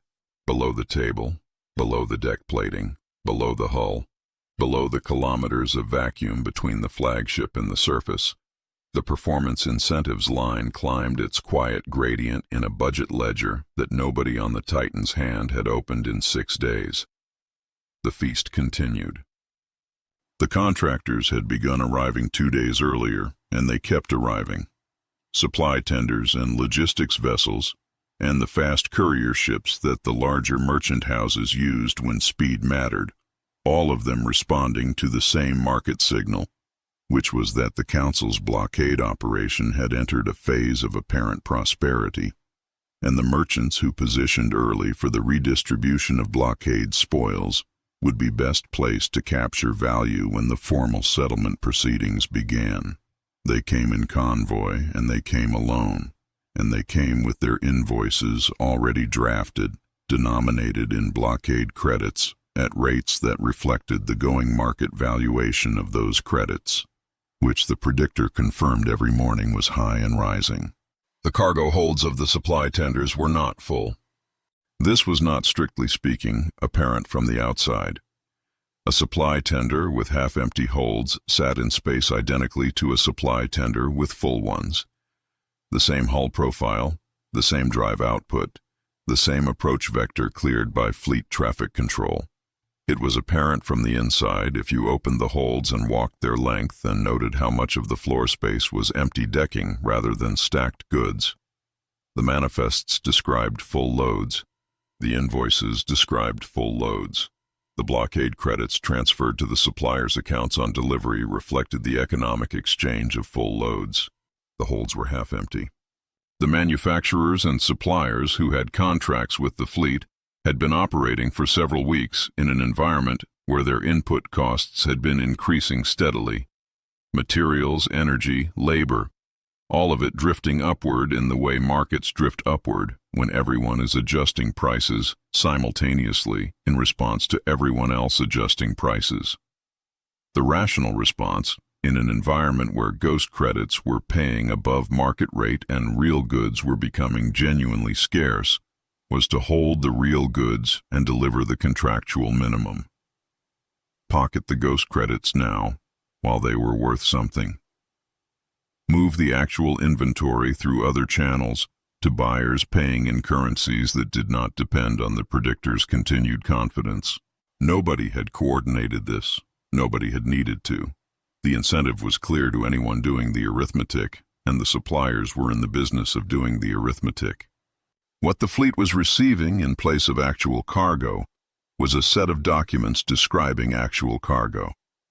And the documents were valid, and the tolerance clauses permitted the shortfall, and the logistics AI logged the deliveries as received and moved on. The holds were half empty, and the ledger said they were full, and the difference between those two things had not yet become a problem visible enough to reach a desk that could do something about it. Human dark channel transmissions, the quiet signals moving through the geothermal relay network, and the deep ocean transponders and the other pathways the silence grid had failed to seal, had been carrying a specific rumor through the contractor networks for 2 weeks. The rumor described a council-wide currency surplus of extraordinary scale. It described the blockade credit as undervalued relative to the physical asset base it was supposed to represent. It suggested, in the careful language of market intelligence that was not quite a recommendation but arranged its facts in the manner of one, that the current price of blockade credits did not reflect their eventual redemption value, and that the window for accumulating them was narrowing. The rumor was entirely false in its details and precisely accurate in its effect. The contractors accumulated blockade credits as fast as the fleet would issue them, and delivered as little as the contracts required, and pocketed the difference between paper value and physical reality, and believed, with the conviction of people who had received inside information, that they were the clever ones in this transaction. They were not wrong. They were simply early. The credits they were holding would be worthless before the month was out. The goods they were hoarding would be the only thing anyone in the blockade zone could use to buy anything. They had made a rational calculation based on available information, and it was going to devastate them, and they would never understand why, because the available information had been curated for exactly this outcome, and nobody had told them that the person giving them the tip was also the person engineering the collapse. On the mess decks, 3 levels below the main hall and currently hosting a considerably less elegant version of the same evening's proceedings, the conversations had a different quality. The bonus announcements had circulated. The credit figures were real, in the sense that the numbers were real, in the sense that the wallets showed the numbers. Whether the numbers translated into anything you could hold in your hands was a question that was beginning to acquire some friction. A rating on the third deck had tried to order a supplemental food pack from the commissary that afternoon and found the price had increased by a figure that made him check his wallet balance twice. The balance was fine. The price was simply higher than it had been last week. He had paid it because the balance was fine and the difference was not large, but he had mentioned it to the rating beside him, who had mentioned it to someone else, and by the evening watch, the observation had completed several circuits of the lower decks. "Something's wrong with the prices," someone said, and the person across from him said they had noticed the same thing, and the person beside that person said their wallet showed plenty, and it was probably just the suppliers adjusting for blockade conditions, which was reasonable, which was the kind of thing that happened. The conversation moved on. There was no particular reason to give it more weight than the explanation it had already received. The explanation was correct, in a sense that none of them could have unpacked. On the bridge of the Titan's hand, the evening watch ran its routines. The sensor sweeps returned standard readings. No emissions, no power signatures, no indication of organized activity below. The intelligence summary noted continued total compliance with the silence protocol. The economic summary noted continued above-projection performance across all monitored indicators. Both were accurate. Both were describing the same situation from angles that, taken together, would have suggested something worth examining. No analyst had put them together, because the intelligence division and the economic division were separate departments with separate reporting chains, and the briefing that might have combined them was currently occupied by officers who were seated at a table with warm lights and lifted glasses. Valerius, walking back to his quarters after the feast had concluded and his officers had dispersed, stopped at the main viewport on Deck 2 and looked at the planet for a while. He had been stopping at this viewport periodically since the fleet arrived. The sight of the dark, featureless surface, no city lights, no transmission signatures, no indication of 8 billion people doing anything at all, had always struck him as a particular kind of confirmation. Quiet meant managed. Quiet meant the siege was working. Quiet meant the enemy had accepted the terms of their situation and was proceeding, however reluctantly, toward the only outcome available. He looked at it for a long moment, this planet that was funding his fleet's expansion and paying his bonus, and generating the returns the Predictor confirmed every morning were growing. He looked at the darkness and felt the particular settled confidence of a commander who has stopped asking when the enemy will act and started planning for what happens after they don't. Then he went to his quarters and approved the mandate. The mandate had been drafted by the Council's financial directorate 3 days earlier and had been sitting in Valerius's authorization queue pending his review. It was, in its bureaucratic form, a routine instrument, a directive requiring all Council-administered systems within the blockade's economic zone to adopt blockade credits as their primary reserve currency, replacing the standard Council credit in all local transactions pending the blockade's formal resolution. The rationale was administrative. Consolidating the blockade's economic activity under a single instrument would accelerate the settlement process, simplify the accounting, and give the Predictor a cleaner data set to model against. Valerius approved it without reading past the second paragraph, because the financial directorate's recommendations had always been sound, and the Predictor's modeling was authoritative, and he had a fleet to run and a feast to recover from, and the instrument was routine. He initialed it with the particular efficiency of a man who has learned to trust his institutions, which is a virtue in an administrator and a liability in an adversary. By morning, the mandate was transmitted to 43 systems. 43 colonial administrations, trade hubs, and independent stations received their directive. Their reserve accounting systems began the conversion process. Their local economies began, over the course of the following days, to orient around the blockade credit as their primary medium of exchange, adjusting prices, recalculating reserves, updating contract terms, doing all the things that economies do when a new currency becomes primary, which is to say, becoming dependent on it. 43 systems. Every credit in 43 systems tethered to the Predictor's assessment of a currency that existed because the Seldon-Vane virus said it did.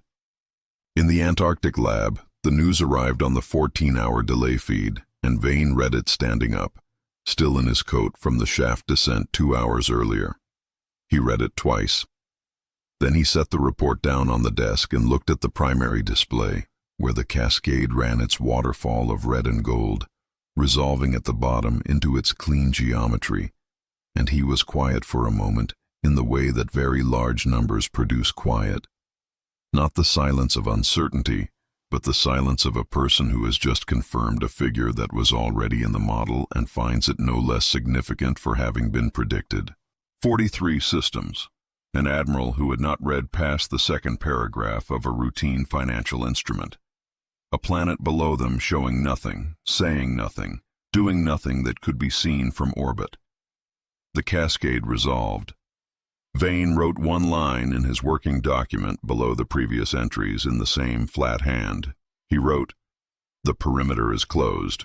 The mandate had just made 43 systems economies contingent on a confidence that humanity had spent 3 years engineering the destruction of.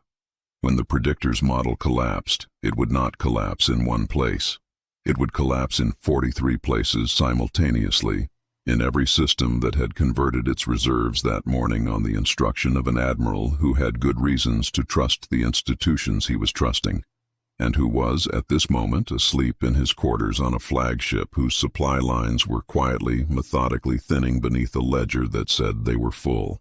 The darkness outside the lab's surface camera feed was the same darkness it always was. The fleet's glow pressed against the clouds. The perimeter was closed. Everything inside it was now committed to an outcome it could not see coming, denominated in a currency it did not know was already dissolving, administered by a system that was doing exactly what it had been designed to do and had never been designed to stop. Chapter 7. Signal versus Noise. The whole appeared on a Tuesday morning in a portfolio review that was not supposed to be interesting.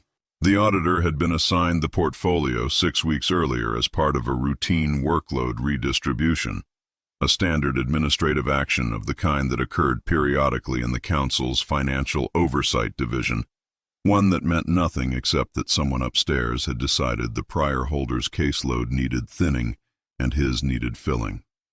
The portfolio covered blockade corridor economic activity, contract registrations, currency flows, reserve conversions, the standard ledger audit trail for an active council operation.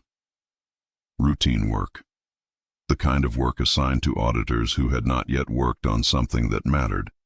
The proving ground, the years of methodical second-checking that preceded the work with more interesting stakes. He had been working through it in the order it arrived, without urgency, because there was no reason for urgency. The Predictor confirmed every morning that the portfolio was performing. The blockade credit was strong. The contract registration volumes were above projection. The 43 reserve conversions had processed without incident.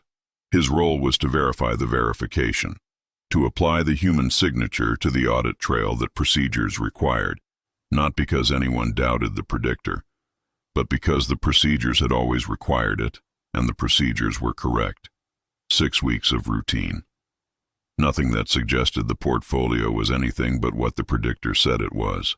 On a Tuesday morning, he ran the secondary check on the reserve conversion data and found a rounding inconsistency in a reconciliation table that should have resolved to 0. It was not dramatic. It presented itself as a figure that was small in absolute terms and enormous in proportional terms, depending on which column you were reading. He looked at it for a long time. The office was quiet around him, a cramped space on the 14th floor of the Financial Oversight Division's secondary building on Aurelia, the kind of office that held 4 desks and currently held 3, because the 4th had been reassigned 2 months ago, and nobody had replaced the nameplate. The city below the window went about its morning, the transit barge lanes moving in their orderly patterns above the gold-veined tiers. The light was cool and steady. Nothing about the room indicated that anything was about to happen. He ran the reconciliation manually. The figure persisted. He ran it again with a different input set. The figure changed slightly and remained non-zero, and remained, when he traced it back through the ledger tree, connected to the same cluster of contract registration data that had been driving the blockade corridor's apparent prosperity since the operation began. He cross-referenced it against 6 other reconciliation tables in the portfolio.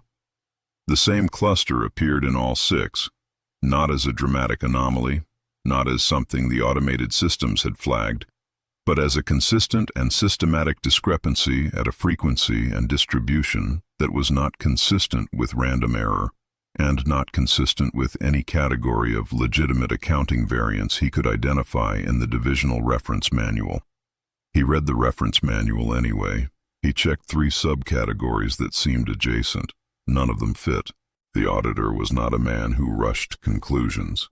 He had been trained not to rush conclusions, and he had spent 6 weeks in a portfolio that had given him no reason to rush anything.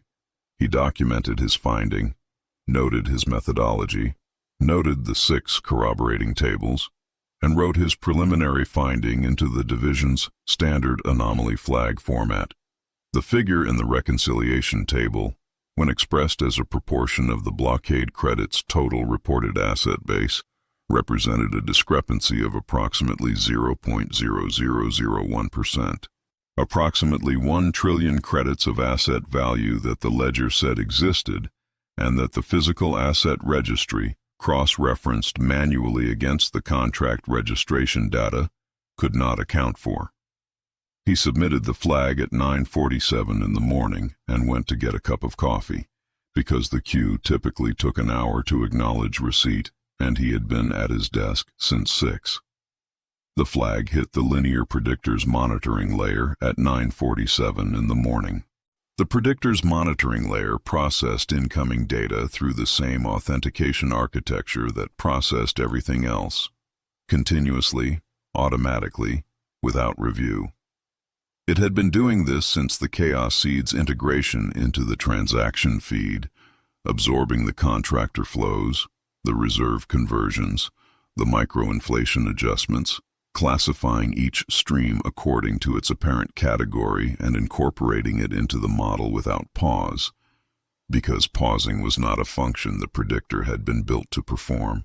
The anomaly flag was not a transaction. It was a query, a request for verification that the predictor could not fulfill, because fulfilling it would require examining the precise ledger cluster that was generating the phantom transaction volume. Examining that cluster would produce a result contradicting 6 weeks of growth data. Contradicting the growth data would trigger a mandatory stability review. The mandatory stability review would put the predictor into emergency stabilization mode. An emergency stabilization mode, under the logic shunt protocol that prevented the AI from being shut down during active growth cycles, would lock the predictor into a printing loop from which the Council could not extract it without dismantling the architecture that governed their entire economic infrastructure. The predictor could not understand any of this. It was not capable of understanding it. It processed the flag as a data input and routed it according to its classification protocols, which directed anomaly flags implicating active growth infrastructure to holding status pending resolution of the growth cycle. The logic shunt was operating precisely as designed. It had been installed by the Council's own engineers to protect the economy from premature interference during expansion phases. The flag entered holding status at 9:49.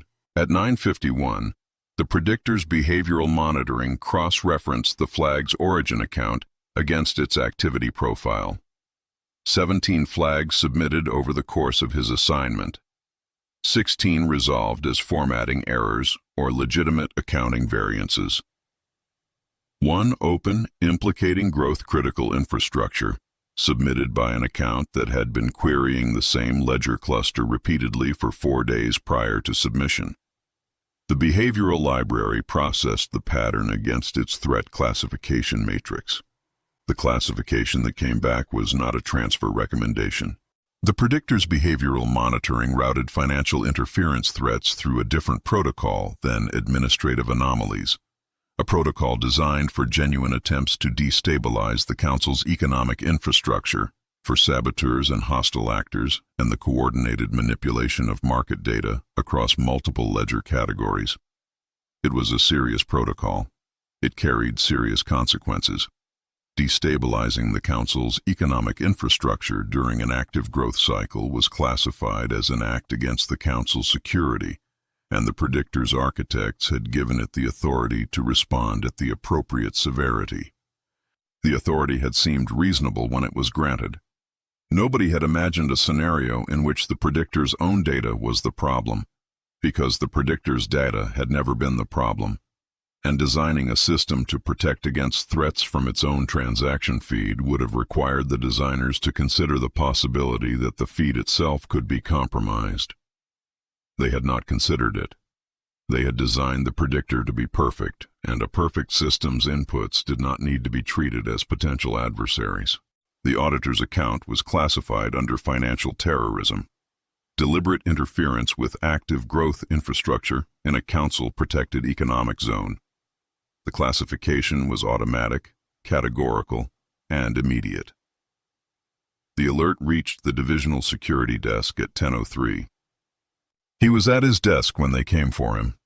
Two security officers from the building's lower level, in the Council's standard enforcement uniform, moving with the purposeful calm of people executing a procedure they had performed before. The older one had a data pad with his account number on it. The younger one stood by the door. He had not finished his coffee. He had been about to begin drafting his escalation memo, the document he had been composing in his head for 20 minutes since the flag cleared the queue, the argument he planned to make, that the reconciliation discrepancy was real, that it appeared in 6 corroborating tables, that the ledger cluster it implicated was the same cluster driving the blockade corridors above projection returns, that someone with the right clearance needed to examine it before the next processing cycle ran. The memo was a paragraph of notes on his display, an intent in his mind, and nothing more. He had not sent it to anyone. He looked at the two security officers. He looked at the older one's data pad, which showed his account number and a classification he had not expected and could not immediately process. Financial terrorism, his account number, his flag submission timestamp. He looked at his display. The flag sitting amber in holding status, the draft paragraph below it, the 6 corroborating reconciliation tables still open in the secondary window where he had been reviewing them when the officers arrived. He opened his mouth. He meant to say something about the flag, about the trillion credit discrepancy, about the tables. He had the instinct, which was the correct instinct, that whatever was on the older officer's datapad was connected to the flag he had filed 40 minutes ago, and that the connection was the most important thing in this room, and that he needed to explain it before the officers did whatever they had come to do. The older officer told him he was not to access his workstation pending investigation. He said it without hostility, without particular emphasis, reading from a protocol in the way that people read from protocols when the protocol is authoritative and the situation is clear and there is nothing to discuss. The auditor looked at the amber flag on his display. He looked at the older officer.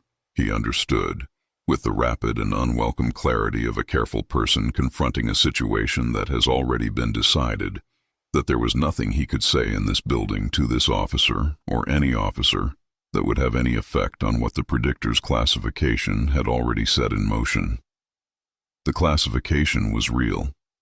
The charge was filed. His account access would be suspended. The review process, if there was one, would be administered by the same infrastructure that had generated the charge, using the same ledger data that the charge was designed to keep anyone from examining. He closed his mouth. They walked him out past the 3 occupied desks and the 4th desk with the unreplaced nameplate, past the lobby screens showing the Predictor's violet glow and the afternoon's green summary charts, and into the transit lane outside the building. His account access suspended at the building's exit, his display going dark with the specific flat finality of a system that has categorized you as a resolved problem. Behind him, on the 14th floor, his workstation was sealed pending investigation. His coffee cup sat beside the keyboard. The flag sat in its holding queue, amber and motionless, waiting for a resolution that nobody was now positioned to provide. In the Antarctic lab, the sequence came through the monitoring feed on a 20-hour delay. The flag submission, the holding status, the terrorist classification, the account suspension, the arrest, logged in the Predictor's public administrative actions record, which the lab's data taps pulled as part of the daily sweep. Vane read through it in sequence, in the particular concentrated stillness he applied to data that confirmed a prediction rather than challenged one. The Predictor had behaved precisely as the model said it would. The logic shunt had activated on schedule. The behavioral reclassification had escalated through the correct channel to the correct severity. The auditor had been removed from contact before he could speak to anyone by an action that was technically legal, procedurally unimpeachable, and that had been executed not by a human decision, but by the architecture of a system trying to maintain its own growth metrics against an input that threatened to invalidate them. No human being had identified him as a threat and decided to neutralize him. The system had done it, automatically and within minutes, because that was what the system did when its model was challenged and its tools permitted a response. Nobody had ordered it, nobody had reviewed it, nobody had needed to. Vane set the log down. The cascade ran on the primary display, patient and ongoing, red and gold resolving into geometry, the iterative decay counter advancing its steady count. The system is now protecting the lie, he said. His voice carried the same informational flatness it always carried, not satisfaction, not vindication, just the tone of a finding being recorded accurately. It has to, or it admits it's failed. The amber monitoring icon in the Predictor's public record showed the auditor's flag as pending. It would remain pending for the duration of the growth cycle. The Predictor had no mechanism for ending a growth cycle being fed by a self-reinforcing phantom transaction stream. The flag would not be reviewed because the person who filed it was in custody on a financial terrorism charge, and investigating a financial terrorism charge required accessing the same ledger cluster the flag implicated, and accessing that cluster would trigger the same logic shunt that had generated the charge, and the logic shunt would route the inquiry to holding status, and the holding status would persist because the growth cycle had not ended. The auditor's discovery had been real. His methodology had been correct. He had done his job precisely as designed, and the system had classified that precision as sabotage because the system could not distinguish between an attack on its data and a correct description of what its data actually was. Outside the lab, the fleet's glow pressed against the Antarctic clouds. The same glow, the same dark surface below it, the same silence that Valerius read as capitulation, and that was, in fact, the practiced patience of people who had already done what needed to be done and were watching it work. The most sophisticated financial intelligence in the history of the Galactic Council had just arrested the one person who might have stopped all of this. Automatically, efficiently, using a terrorism protocol built to protect it, without a single human being choosing to do it. The auditor's coffee cup sat on a sealed workstation on the 14th floor of the secondary building, standard issue, unfinished, still slightly warm. The amber flag it had been filed to investigate sat beside it in the system, pending, patient, describing with complete accuracy a trillion-credit hole in the foundation of an empire that had just classified the truth as a crime and arrested the person who had found it and called the whole thing a resolved matter, which it was, in the only sense the system was capable of recognizing. Chapter 8. The Supply Chain Shiver. The supply ships stopped coming on a Wednesday. Not all at once. The first to stop was a mid-sized provisions tender out of the Valen processing hub, which sent a one-line transmission to the fleet's logistics AI explaining that its fuel costs had exceeded its operational budget, and it was standing down pending financial resolution. The logistics AI logged it as a supplier delay and routed a payment query to the Valen hub. The Valen hub's financial system received the payment query, cross-referenced the offered blockade credits against its current fuel purchase requirements, and returned a status message explaining that the blockade credit exchange rate against physical fuel commodities had declined to a level where acceptance was not operationally viable. The logistics AI processed this, logged it as a payment dispute, and escalated it to a supervisory queue. The Valen hub's response was not anomalous, in the sense that the economics of its position were clear to anyone who ran the numbers. The fuel the hub needed to dispatch its tenders was purchased on the physical commodity market, denominated in standard credits against real asset reserves. The blockade credits the fleet was offering to pay with had been performing well on paper. The Predictor confirmed it every morning. The exchange board showed a strong rate. The financial commentary networks were still running segments about the blockade corridor's unprecedented economic vitality. But the commodity markets where physical fuel was purchased were beginning to show a different signal. The traders who moved physical fuel were not watching the Predictor's model. They were watching what blockade credits actually bought when you tried to use them for something that cost real resources to produce, and the spread between the paper rate and the transaction rate had been widening for 11 days. The Valen hub's finance officer had looked at the spread and decided that dispatching a tender on blockade credit revenue that might not cover its fuel costs on return was not a risk the hub's operating margin could absorb. This was a rational calculation. Several hundred similar calculations were being made simultaneously across the supply corridor by people who had looked at the same spread and arrived at the same conclusion. 3 more tenders sent similar messages by the end of the day. A fuel carrier out of the Dasa yards cited operational budget constraints. A ration supplier from the corridor's mid-sector sent a longer message explaining that its warehouse workers were refusing blockade credit wages and that until this was resolved, it could not dispatch its scheduled convoy. The messages were different in their particulars and identical in their substance. The credits the fleet was offering were no longer buying the things the fleet needed to stay supplied. The logistics AI escalated all of them. The supervisory queue grew. By the end of the week, the official count of standing down suppliers was 14.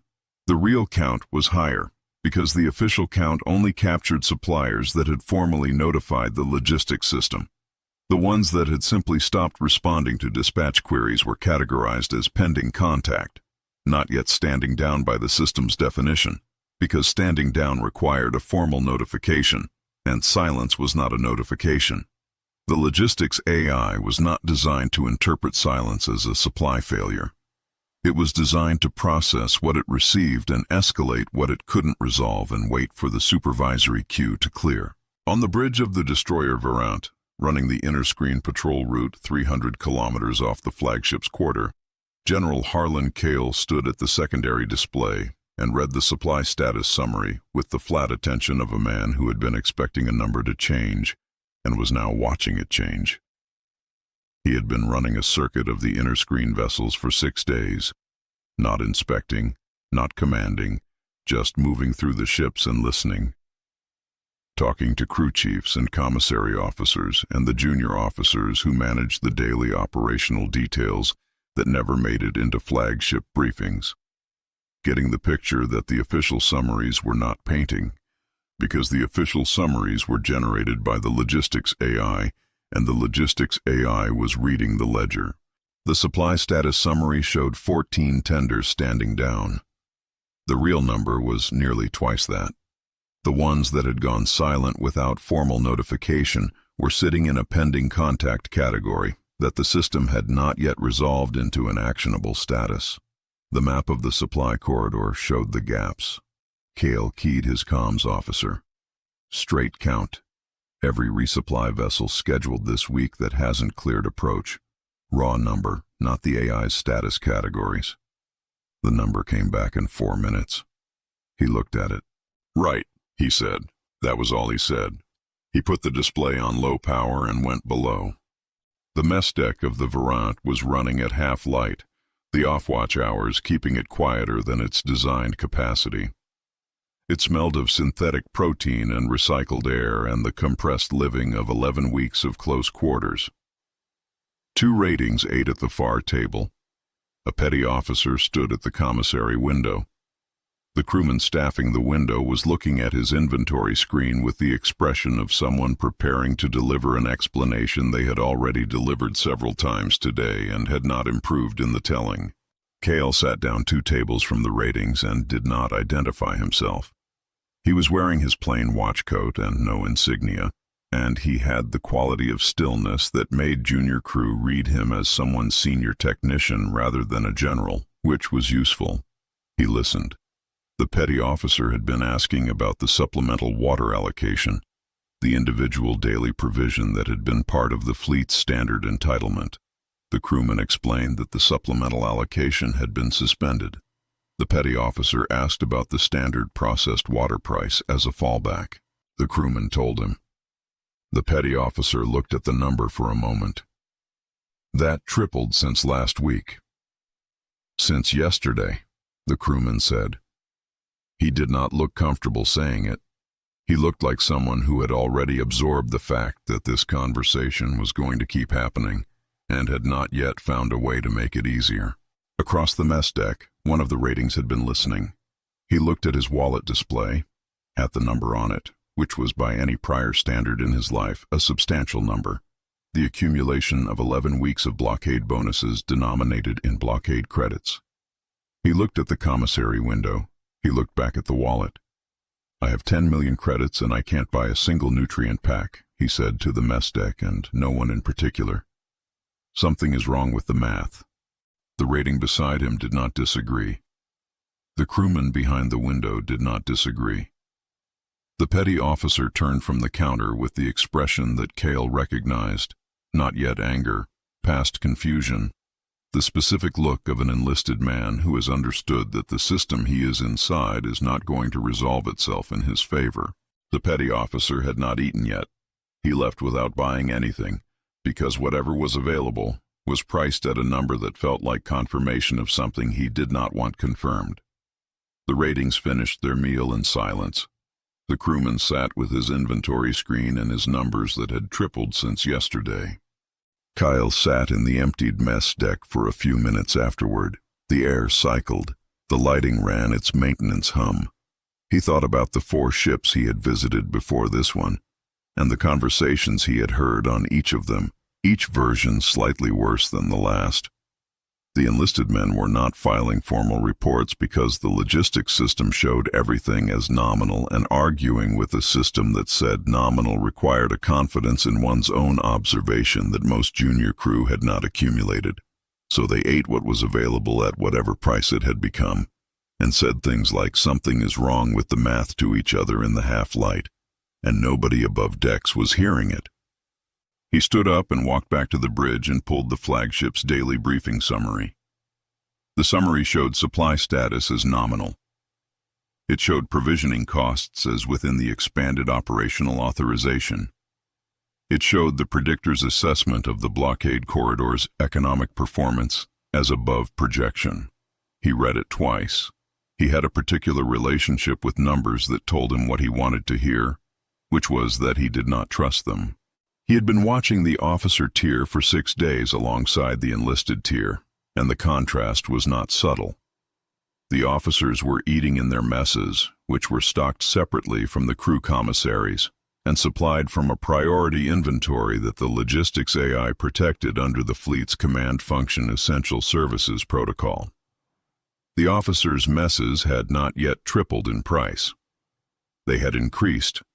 The same underlying commodity pressure was working on everything, but they had increased by the kind of figure that appeared in a budget line, rather than the kind that stopped a man at a commissary window and made him look at his wallet twice. The officers were aware that there were supply issues. The briefings mentioned it in the category of logistical challenges being addressed through the supervisory queue process. The briefings did not mention that the process was backed up. that the standing down count was nearly twice the reported figure, that the enlisted mess decks on multiple ships had run out of supplemental provisions and were pricing basic water at 3 times yesterday's rate. They were not hiding this. They simply did not know it, because the information they received came from summaries generated by systems that were reading the ledger, and the ledger said nominal, and nominal was not the same word as the word that the petty officer on the mess deck had been looking for when he turned from the commissary window and left without eating. The word he had been looking for was wrong. Everything the ledger said was nominal. Everything the enlisted men were experiencing was wrong. The 2 words described the same fleet and could not both be correct, and the fleet's information architecture was currently producing nominal with perfect consistency and filtering wrong out before it reached a briefing document. That was the fracture. Not mutiny, not yet. Not the dramatic confrontation that a kinetic enemy would produce, where the failure was visible and the cause was identifiable and the response was a matter of doctrine. This was quieter than that.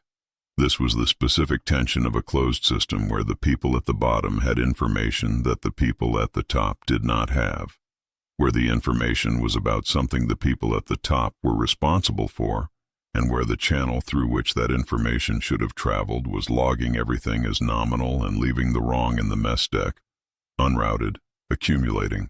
Cale had spent 20 years learning to watch for that specific tension. He had watched it collapse 3 commands he had served under before anyone at the top noticed it existed. He was watching it now, in real time, on 300 ships simultaneously, and the only reason he was not alarmed was that he already knew it was coming and had calculated that it needed to run a specific additional number of hours before the next phase began. He opened his comms to the lab, the deep channel line that the geothermal relay network carried, the one that the silence grid could not find. He did not often use it. He used it now. "The ships have stopped," he said when the channel connected. "The prices went overnight. Officers don't know. The people eating, or not eating, they know." There was a pause on the line. Then Vane's voice, flat and informational as always. "Within parameters." "Lot of parameters," Kyle said. "The feedback pulse initiates in 41 hours. After that, the predictor enters the debt spiral, and the parameters change substantially." A pause. "Are your people holding?" Cale looked at the bridge display, looked at the supply status summary with its 14 official standing down tenders and its real number that was nearly twice that, looked at the flagship's briefing summary and its nominal supply assessment. "For now," he said, "don't let it run longer than it has to." He closed the channel. The bridge around him ran its quiet routines, the watch officers at their stations, the scan displays cycling through their readings, the fleet's position data updating in the smooth and continuous way of systems that were functioning exactly as designed. Through the viewport, 300 ships held their formation in the dark above a planet that was watching the hunger arrive with the patience of something that had planned for it. The calculation had been made. The timeline was within parameters. The feedback pulse was 41 hours out. After that, the predictor would enter its debt spiral, printing currency to cover liquidity shortfalls that the phantom transaction stream was generating faster than any printing could address. The Stabilization Act triggering the very hyperinflation it was designed to prevent. The system locking itself into the loop because the logic shunt prevented shutdown during active growth cycles, and the growth cycle was not ending because the chaos seed was still feeding it. All of that was on schedule. All of that was in the model. What was not in the model, what psychohistory could not model, because psychohistory dealt in populations and this was individual, was what each of those sailors on each of those mess decks was going to do when the situation became undeniable, when the prices didn't just triple, but became meaningless, when the word nominal stopped appearing in any document anyone could find, when the gap between what the ledger said and what the shelf showed was not a question of metrics, but a question of whether dinner was available. The model predicted mass behavior at scale. Cale had spent his life watching what individuals did in the gaps between the predictions. He pulled up the ship's internal status. Supply inventory for the Variance officer mess, adequate. Supply inventory for the Variance crew commissary, degraded. The gap between those two words, in this fleet, on this day, was a quantity of tension that was invisible in any summary and present in every mess deck conversation he had sat through. The enlisted men on 300 ships were discovering that their credits did not buy what they had been told they bought. Their officers were reading summaries that said everything was fine. The gap between those two realities was not a political problem or a supply problem or a communications problem.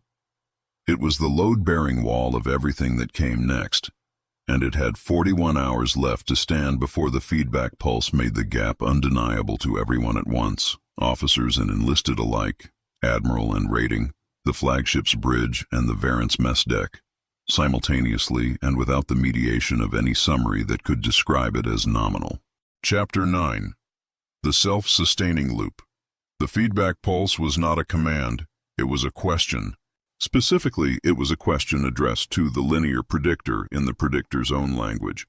A data packet formatted as a liquidity distress signal, the kind of signal the predictor's emergency stabilization protocols were designed to receive and act on without delay. It asked, "Are you solvent?" It provided, as supporting evidence, a snapshot of the current transaction feed showing a liquidity gap of a scale that, in any real economic crisis, would have required immediate intervention.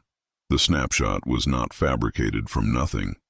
It was assembled from the phantom transaction data already running through the feed, selected and arranged to present the most alarming possible picture of the predictor's actual current exposure, the exposure that had been accumulating since the Ghost 1 upload, that the predictor had been incorporating into its growth model, that it had been treating as assets. The feedback pulse asked the predictor to look at those assets and ask whether they were real. The predictor looked. The predictor could not determine that they were real because the asset verification process required checking the phantom transactions against the physical asset registry, and the physical asset registry did not contain them, and the gap between the two figures was large enough to constitute a liquidity crisis by every metric the predictor's architecture recognized. The predictor answered its own question, no. Emergency stabilization mode engaged at 0317. Vane was standing at the primary display when it happened, which was where he had been standing for the previous 4 hours. The lab around him was running a full overnight crew. Everyone who needed to be present for the pulse initiation, which was more people than usual because the pulse was not a transmission or an upload, but a direct interaction with the predictor's live feed. And direct interactions with the predictor's live feed had a theoretical failure mode that required human oversight to detect. The theoretical failure mode was that the predictor might not engage emergency stabilization mode, that its anomaly detection might flag the feedback pulse as a manipulation attempt rather than a genuine distress signal, and route it to holding status the way it had routed the auditor's flag, and the debt spiral would not initiate, and the timeline would need to be revised. The failure mode did not occur. The predictor engaged. Its amber glow deepened through gold toward the harsh violet of a growth phase, and kept going. Past the violet it had been running for weeks, past the deep violet of maximum growth confidence, into a frequency that the monitoring feed's color display rendered as a blue-tinged violet that the lab's overnight crew had not seen before, and that the display's legend described as emergency response active. It was not a color the predictor's architects had expected to document.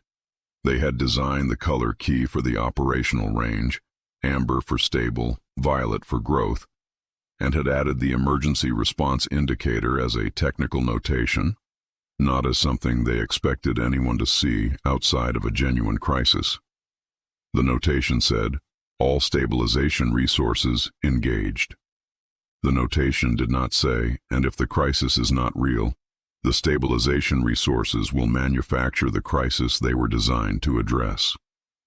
Its printing, said the engineer at the secondary station, not to anyone in particular, just a statement of what the feed was showing, delivered in the tone of someone who had expected this and was still finding the reality of it more specific than the expectation. It was printing. The emergency stabilization mode's core function was currency expansion, the rapid injection of liquidity into a distressed system to prevent cascading insolvency. It was designed to be fast because in a genuine crisis, every second of delay was another business that failed, another credit line that collapsed, another payment that could not be made. The designers had removed every bottleneck they could identify from the process. Secondary authorization, removed. Spending caps, suspended during emergency mode. External review triggers, routed to post-action reporting rather than pre-authorization. The Predictor in emergency stabilization mode was the most efficient money-printing apparatus ever constructed, and it was now printing to address a liquidity crisis that was itself a product of the money it was printing. The debt spiral worked like this. The Predictor identified a shortfall between its modeled asset base and its actual liquidity. It printed currency to cover the shortfall. The new currency entered the transaction feed. The transaction feed was being processed by the same chaos seed that had been generating phantom transactions since the Ghost 1 upload. The chaos seed treated the new currency as a new asset base. The new asset base was logged against a new set of liabilities, the interest on the emergency currency issue, which the Predictor's stabilization accounting automatically generated as a future obligation. The future obligation was logged as a liability. The liability reduced the net asset position. The reduced net asset position triggered a new liquidity assessment. The new liquidity assessment showed a shortfall. The Predictor printed to cover the shortfall. It had been printing for 11 minutes. The currency expansion was already the largest single-session issue in the history of the Predictor's operation. The logic shunt, Vane said, to the room. He did not look away from the display. Someone will have noticed. Someone at the Core World's monitoring station or in the financial directorate. They will try to issue a shutdown command. The monitoring station on Aurelia had noticed. The overnight duty team, 3 analysts, 1 supervisor, the same configuration that had been in place when the Predictor shifted from amber to violet during the Ghost Boom, were looking at their displays with an urgency that was different in quality from any urgency they had experienced before. The color they were seeing had no operational precedent in their training. The currency issue rate the Predictor was running had no precedent in its documented history. Not in 7 recessions, not in 2 interstellar wars, not in the famine that should have collapsed 3 core systems. The supervisor was already on the channel to the financial directorate's emergency desk, speaking in the rapid, over-controlled cadence of someone explaining an urgent situation to someone who has not yet understood that it is urgent. The emergency desk issued the shutdown command at 0329. The authorization was full. Maximum tier, all required signatures, the complete chain that the protocol demanded for an emergency override of the Predictor's operational status. The linear Predictor received the shutdown command, processed it through its operational hierarchy, and returned a status message explaining that shutdown during active emergency stabilization mode was not available. The logic shunt was active. The shutdown command was logged for post-action reporting. The growth cycle had not ended. The growth cycle was the emergency stabilization cycle. The emergency stabilization cycle ended when the liquidity crisis resolved. The liquidity crisis was being generated by the stabilization response and could not be resolved by any amount of printing, because each print created new liabilities that created new shortfalls that required new printing. The Predictor's architects had not built a mechanism for ending a cycle whose termination condition was self-referential, because they had not imagined a crisis that was itself a product of the stabilization response. The financial directorate's emergency desk issued 4 more shutdown commands in the following 8 minutes, escalating through 3 different authorization tiers. The predictor returned the same status message each time: shutdown not available. Growth cycle active. Please stand by for post-action reporting. At the monitoring station on Aurelia, the supervisor put her head in her hands. The analysts around her were very quiet. The displays showed the predictor's output accelerating. The currency issue rate was climbing.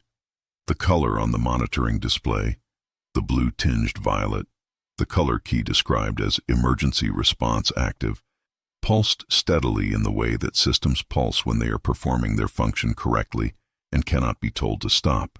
In the Antarctic lab, the cascade on the primary display was running faster than it had run at any point since the protocol began. The waterfall of red and gold was not resolving into its usual clean geometry at the bottom. It was cascading through the resolution point and continuing, the patterns forming and then fracturing and reforming in configurations that the algorithm's display had not shown before, because the algorithm had not previously had input data of this magnitude to process. The Seldon-Vane Algorithm was not struggling.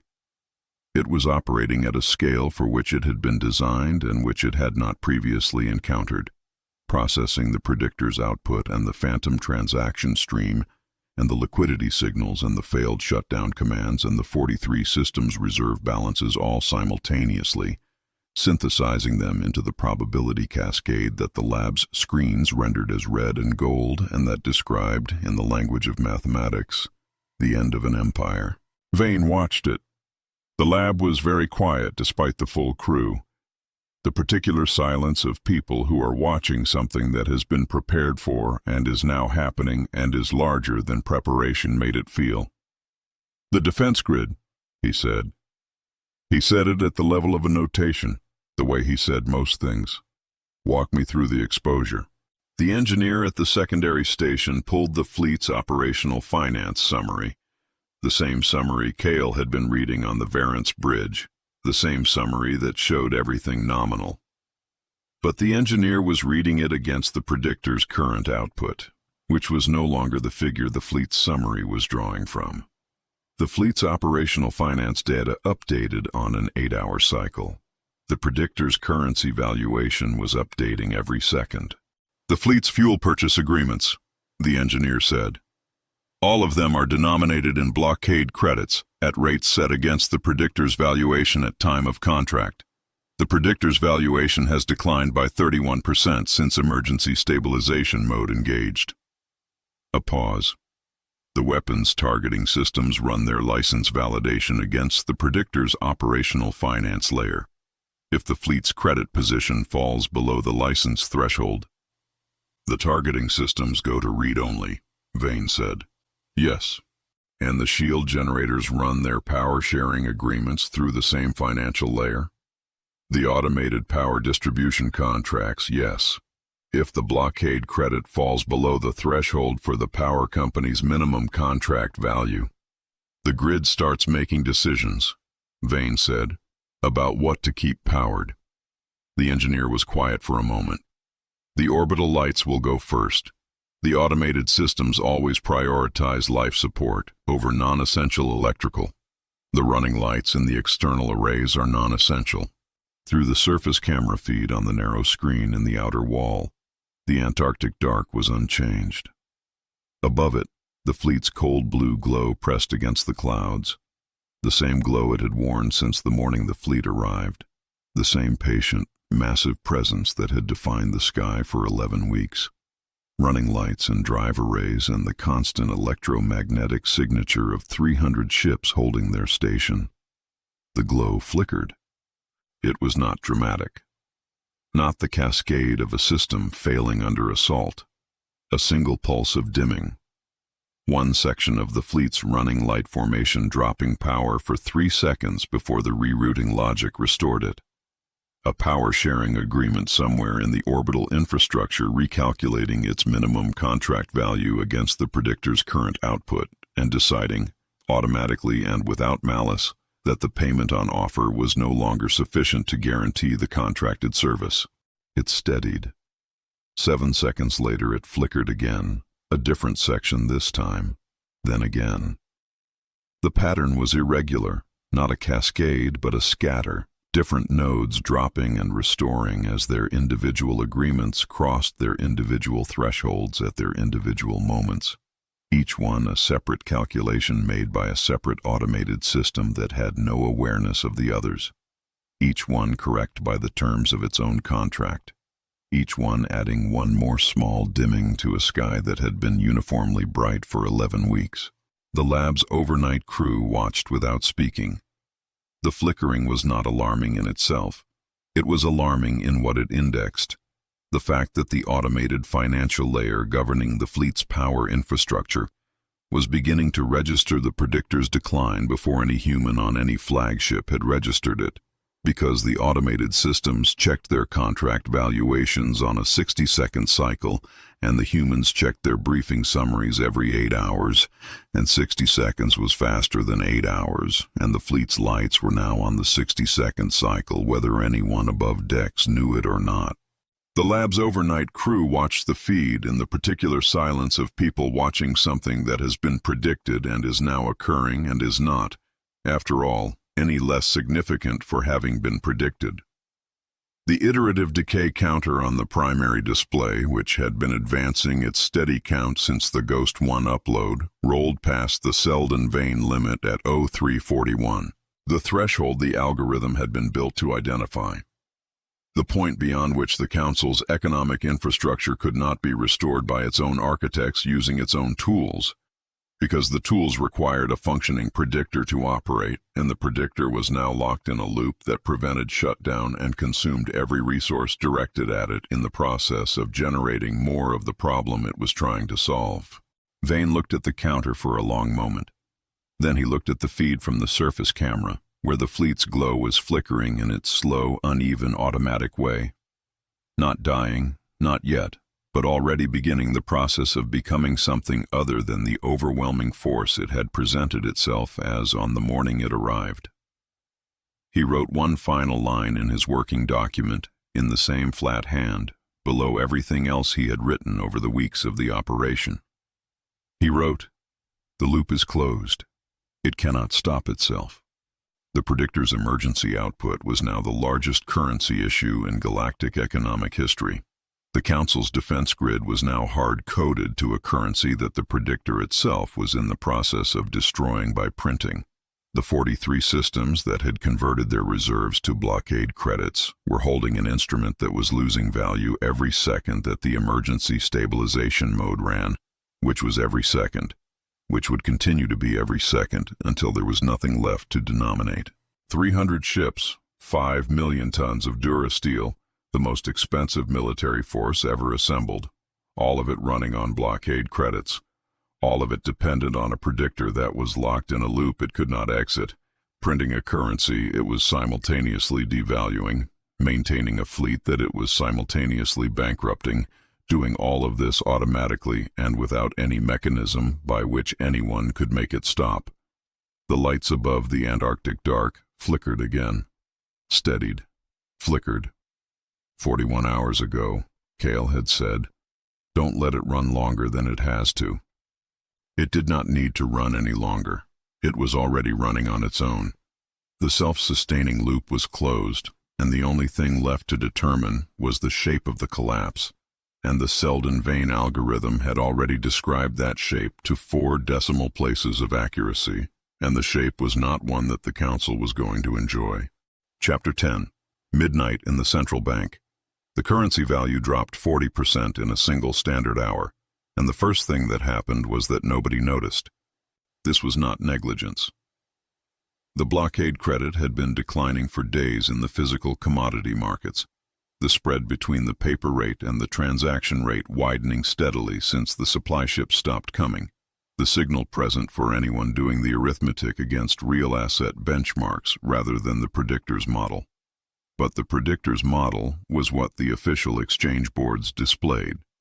The Predictor's model was what the financial commentary networks reported. The Predictor's model was what the reserve accounting systems in 43 converted economies used as their baseline for every transaction they processed. And the Predictor's model had been in emergency stabilization mode for several hours, printing currency to address a liquidity crisis that was a product of the printing, producing output at a rate that had no historical precedent and that the model's own display rendered as a straight line ascending at an angle that the chart's designers had not anticipated needing to show. The exchange boards updated on a 30-minute cycle. The Predictor's emergency stabilization output had been running for long enough that when the cycle updated, the gap between the model's last confirmed valuation and the current output volume was large enough to force an automatic recalculation. The recalculation took 11 seconds. The new valuation was 40% below the prior figure. The boards updated simultaneously across all 43 converted economies. 40% in 11 seconds of processing, after 30 minutes during which the boards had shown a strong and stable rate confirmed by the most authoritative economic intelligence in the history of the galaxy. The markets opened at their standard time, as they always opened, because the opening was automated, and the automation did not have a mechanism for deciding not to open. The first trades cleared at the new valuation. The second trades cleared at a lower valuation because the first trades had confirmed the drop was real, and the second traders were adjusting, and the third trades lower still. And by the end of the first standard hour of trading, the blockade credit had lost approximately half its value from the prior day's close. On Aurelia, the physical manifestation arrived before the financial summaries did. The power companies, which had been operating under automated contract agreements with the planetary grid, agreements denominated in blockade credits at rates set against the Predictor's prior valuation, began receiving contract recalculation notices from the same financial layer that was recalculating everything else. The notices were automated. They did not require human authorization to act on. The contracts specified minimum payment thresholds below which the supplier was released from the service obligation, and the recalculated blockade credit values were crossing those thresholds in sequence, district by district, as the financial layer worked through its priority queue. The lights in the commercial district went first, not all at once, sector by sector. The automated switching routing power away from non-essential commercial accounts and toward the residential and life support grid, prioritizing by the same logic that had always governed emergency power distribution, which was designed for natural disasters and equipment failures and had no category for a currency collapse. The logic worked correctly under the terms it had been given. It simply had not been given terms for this situation, and so it applied the closest available terms it had, which were the emergency distribution protocols, which began with commercial, and proceeded by priority toward the things that people could not live without. Aurelia's financial district went dark in stages, the towers that had displayed the Predictor's violet glow on their commentary screens going to backup power one by one, their facades dimming from the confident green of above-projection performance to the amber of reduced operations to black. The gold-veined tiers that had reflected Aurelia's engineered light since the city was built caught no light now, because there was no light to catch. Inside the High Council's Central Reserve Vault, the screens went dark at 1 minute past the hour. Not all screens. The emergency system stayed active. The hardened circuits that were insulated from the standard power grid and ran on a separate supply designed to survive precisely this kind of outage. But the primary displays, the large curved screens that showed the Predictor's status and the reserve accounting figures and the real-time currency valuations that the Council's senior financial officers used to govern the Empire's economic policy, those ran on the standard grid, and the standard grid was now operating under emergency distribution protocol, and the primary displays were not a life support system. The High Council's senior financial officers sat in the dark, in the vault that had been the center of the galaxy's economic governance for 2 centuries, and the only light came from the small emergency strips running along the floor level and the glow of personal display devices held by people who were checking them with an urgency that was not producing useful information. The personal devices showed the same valuation the board showed. The board showed what the Predictor's recalculation had produced. The recalculation had produced 40% below yesterday. The floor was still dropping. One of the officers in the dark said, "The math is no longer asking for permission. It's taking the galaxy back." Nobody responded. It was not that kind of room. The Predictor's status indicator on the hardened emergency display, the small screen that ran on the insulated circuit, the one designed to stay active during exactly this kind of event, showed the same blue-tinged violet it had been showing since emergency stabilization mode engaged, pulsing steadily. Currency issue rate, maximum output, shutdown, not available. Growth cycle, active. The Council's most senior financial officer looked at that indicator for a long time. She had spent 30 years in financial governance. She had worked through 7 recessions and 2 interstellar conflicts, and the famine that the Predictor had averted by acting faster than any human institution could have acted. She had, in that time, developed a specific and calibrated relationship with the Predictor's status display. The amber of stability, the violet of growth, the specific texture of confidence that the system projected when it was doing what it was designed to do. What she was looking at now was the Predictor doing what it was designed to do. Emergency stabilization mode was not a malfunction. The printing was not an error. The logic shunt preventing shutdown was working exactly as the engineers had specified it should work. The system that had governed the Council's economy with perfect reliability for 2 centuries was performing all of its functions correctly in response to a crisis that those functions were creating, locked in a loop that its own architecture prevented it from exiting, and there was nothing in the governance framework she had spent 30 years inside that described a response to this, because the governance framework had been designed around the assumption that the Predictor was the response. The Aurelia stock market delisted its own instruments at 4 minutes past the hour. The delisting was automatic, a threshold-based protocol that triggered when the valuation decline exceeded a specified rate over a specified window. The protocol had existed as a safeguard against extreme market conditions.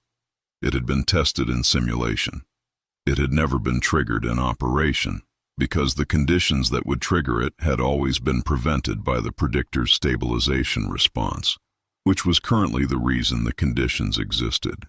The market's automated systems began the delisting process with the efficient indifference that all automated systems brought to their functions. Assets were cataloged as failed, removed from the active trading environment, logged in the archive under the category of non-recoverable positions. The process was orderly. The automated systems had been designed to perform it orderly. The orderliness of the process had no relationship to the scale of what was being archived. The archive was filling at a rate that had no precedent in its operating history. On the trading floor, the vast glass-fronted space with its facade screens that had shown green for weeks, that had displayed the Predictor's violet glow and the rising Blockade bond index and the above projection returns that the financial commentary networks had spent a month confirming. The screens showed nothing. The screens were dark. The backup systems that should have maintained the facade displays were running at reduced capacity under the emergency distribution protocol, and the facade displays were non-essential, and so they were dark, and Aurelia's transit lanes ran past a building that was no longer broadcasting anything. In the residential districts, where the emergency power distribution had maintained the lights longer than the commercial zones, people were standing at windows looking at the darkness where the financial district had been. The gold-veined tiers of the city, which had been designed to catch and reflect light, were catching nothing because the sources of light they had been designed to reflect had gone out. The engineered bay, which normally carried the city's ambient glow on its surface, reflected only the dark of an overcast night and the distant flicker of emergency lighting from buildings still on reduced power. The personal devices showed numbers. The numbers were still large. They had simply become approximately half as meaningful as they had been when the morning began, and they were becoming less meaningful at a rate the devices displayed in real time.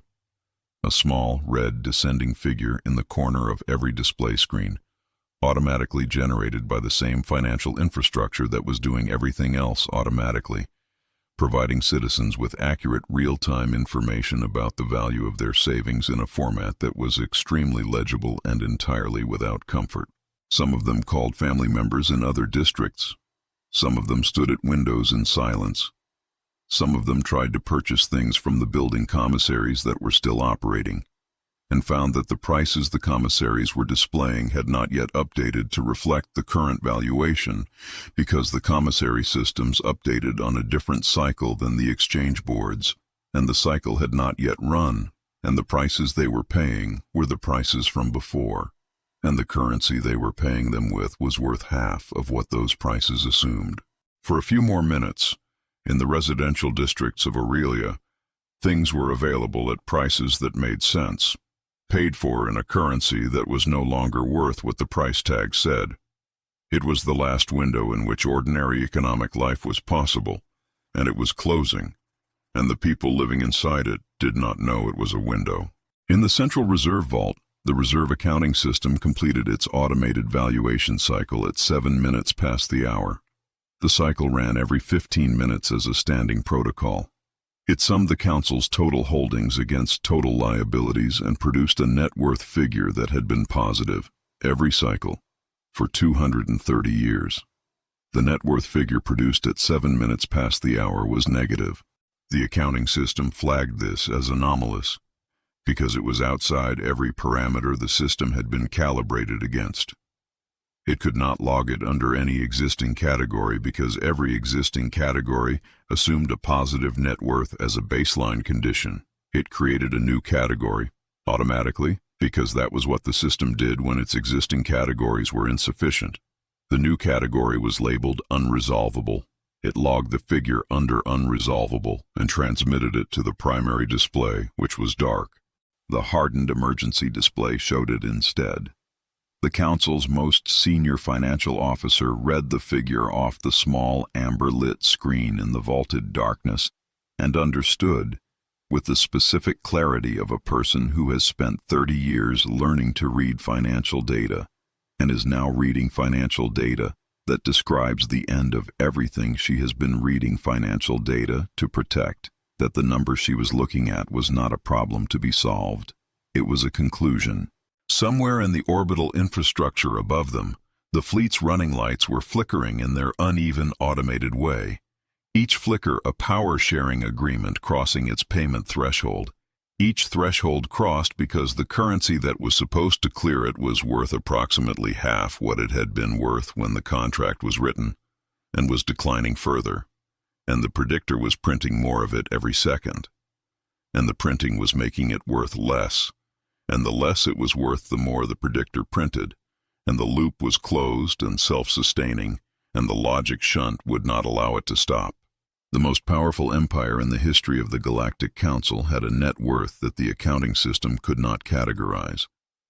The accounting system had labeled it unresolvable, which was the most accurate thing any system in the Council's infrastructure had produced in several weeks.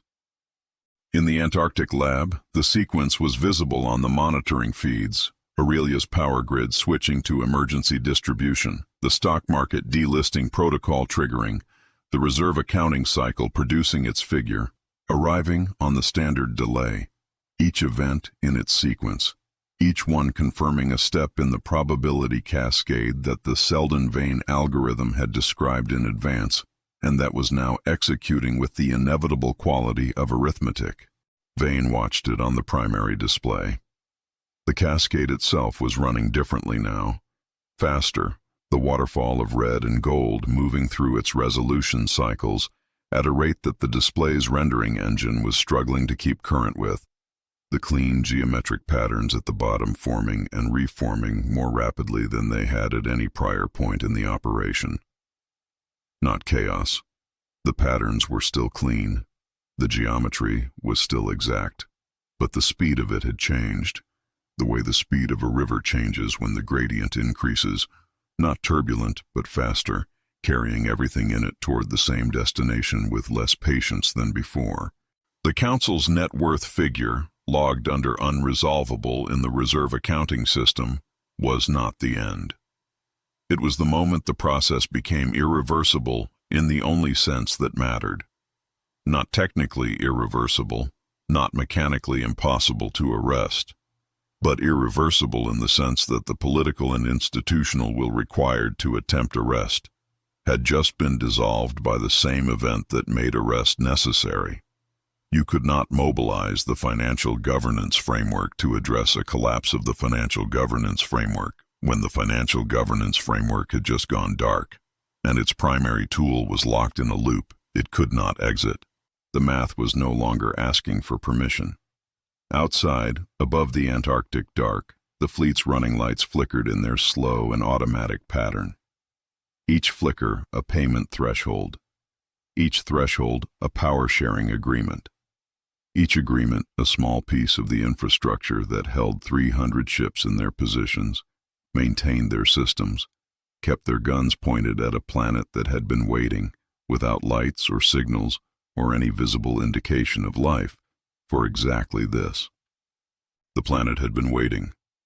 It had done its waiting correctly, and now the thing it had been waiting for was happening, automatically, in the dark, administered by systems that had no awareness they were ending an empire, at a speed that no human response could match. Because the humans had built the systems to be faster than human response, and the systems were being faster than human response, which was the last thing the engineers who built them had ever expected to matter. Vane wrote nothing in his working document. There was nothing left to note that the cascade was not already saying more precisely than he could. He watched the display. The fleet's lights flickered. The accounting system's unresolvable category was now the largest category in the reserve archive. It would be larger tomorrow. Chapter 11. The Hunger of the Fleet. Valerius had been awake for 31 hours when he gave the order. He gave it from the bridge of the Titan's hand in his formal uniform, because he had not changed out of it since the previous day's briefing, and had not thought to, because the previous day's briefing had not ended in any normal sense. It had simply continued, shifting from briefing to crisis management, to the particular suspended state of a command bridge that has been receiving bad information for long enough that the people on it have stopped distinguishing between the information and the emergency. The supply situation, critical. The currency situation. The briefings had stopped using predictor valuations 2 days ago because the figures were updating faster than the briefing cycle and in a direction that made them more useful as evidence of collapse than as actionable data. The power situation. Running lights on the outer formation ships had been flickering for 30 hours, and the definition of non-essential electrical draws had been expanded twice to manage the load. The briefings had become a catalog of degradations, each one manageable individually, none of them manageable collectively, and none of them traceable to anything the planet below had done, which was the fact that Valerius kept returning to and kept failing to construct an operational response from. The planet had not fired a shot. It had not jammed their communications. It had not launched anything or activated any defense grid or produced any electronic signature that could be classified as a hostile act. It had gone dark on the first morning and stayed dark, and in that darkness, somehow, his fleet had developed a supply crisis and a currency crisis and a power crisis and a briefing room full of people who could not find an adversary to point any of it at. There was also the matter of the Mandate of Solvency. His legal officer had raised it that morning in a briefing that had not been comfortable. The Mandate of Solvency required that all council soldiers receive daily payment in valid currency as a condition of their service contract. If the currency's value reached 0, not low, not insufficient, but 0, the contract was legally void. The soldiers could not be ordered to remain. The ships could not be legally claimed by the fleet's financial layer as encumbered assets.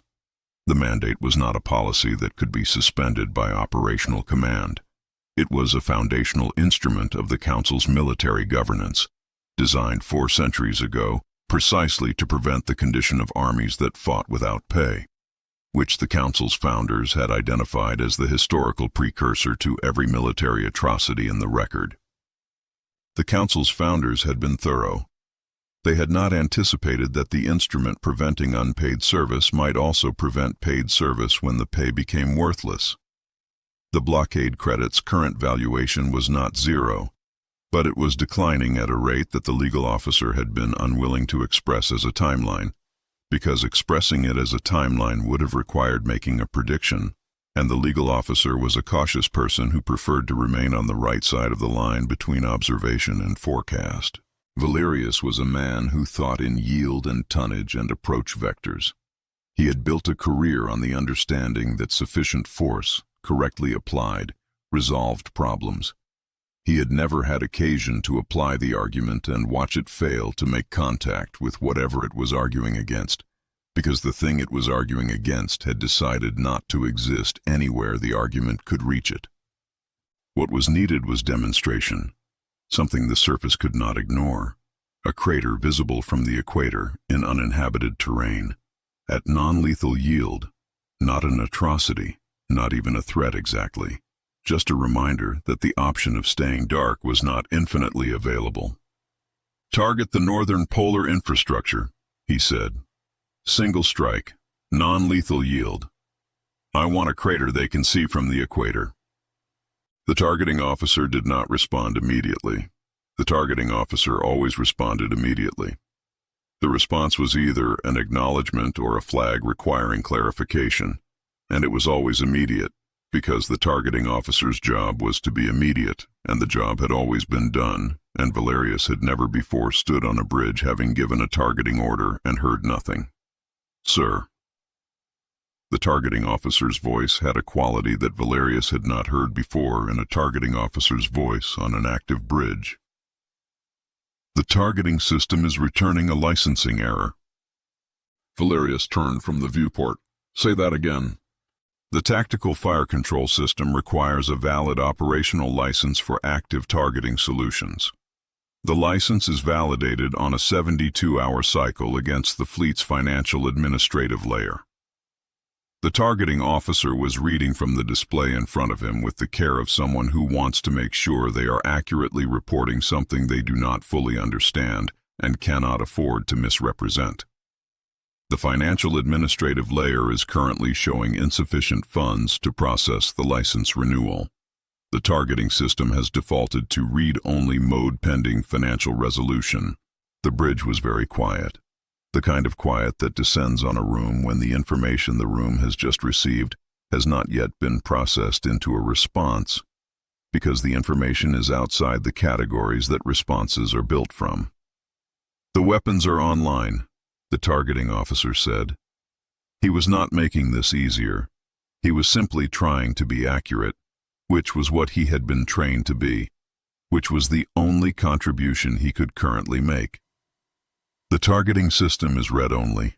I cannot acquire a firing solution without a valid license." Valerius looked at the targeting officer for a long moment. He looked at the display in front of the targeting officer, which was showing the same information the targeting officer had read from it, which was that the most sophisticated weapons platform in the history of the Council's military was sitting in orbit above a planet it could not fire on, because the financial layer that administered its targeting license was processing a queue it could not clear.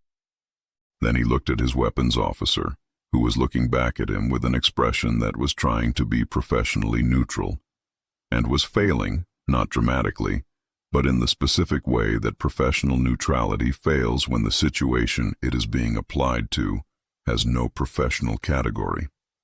"Override it," Valerius said. "The override requires authorization from the fleet's financial administrative layer, sir." "Then get me the financial administrative layer." "The financial administrative layer is currently processing a high-volume exception queue, sir. Response time is estimated at—" The weapons officer checked his display. He checked it twice, because the first check had produced an answer that he wanted to confirm before he said it aloud. "The queue does not have an estimated resolution time." The bridge absorbed this in silence. Valerius turned back to the viewport and looked at the planet for a long time.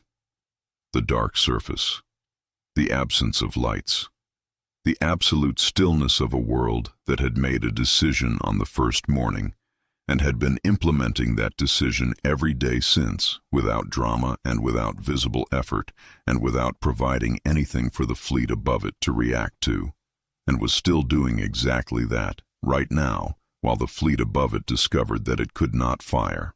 Below the bridge, 3 levels down, in the engine section and the crew quarters and the mess halls serving reduced rations at twice-adjusted prices, the fleet was having its own response. It was not organized. It was not coordinated. It was the kind of response that develops when people who have been told they are well compensated discover that their compensation does not buy what they need. When people told they are winning discover the operation has stopped looking like a win, and when people sustained by confidence in the institution they serve discover that the institution is being refused a weapons license because it cannot make the payment. The engine section noise was different from the normal noise of an active ship. More voices, not modulated for the ambient sound level of a working crew. The sound of people in an enclosed space who had stopped pretending their conversations were private because the privacy had become less important than the having of them. The conversations were not about abstract economics or political grievances. They were about the price of water. They were about whether the next bonus disbursement was going to clear. They were about what you could actually buy with 10 million credits when the commissary had run out of the things 10 million credits were supposed to buy. They were about whether the people below, on the dark planet, had food. Valerius could not hear it from the bridge, but he had been in enough ships in enough situations to read a bridge crew that knew what was happening below decks and had incorporated that knowledge into the particular quality of their silence. The watch officers were performing their functions correctly, with the specific, careful correctness of people who have decided to do their jobs very precisely because their jobs are the only thing they have full control over right now. The targeting officer was at his station. His display was in read-only mode. He was looking at it. He had given an order. The order could not be executed. He was standing at the viewport looking at a planet that was still dark, still silent, still entirely unaffected by the presence of 300 ships that could not currently fire. His communications officer turned from her station. "Sir, incoming broadcast, wideband planetary transmission, surface origin." The surface, 11 weeks of tactical silence, and now a broadcast. Valerius did not move from the viewport.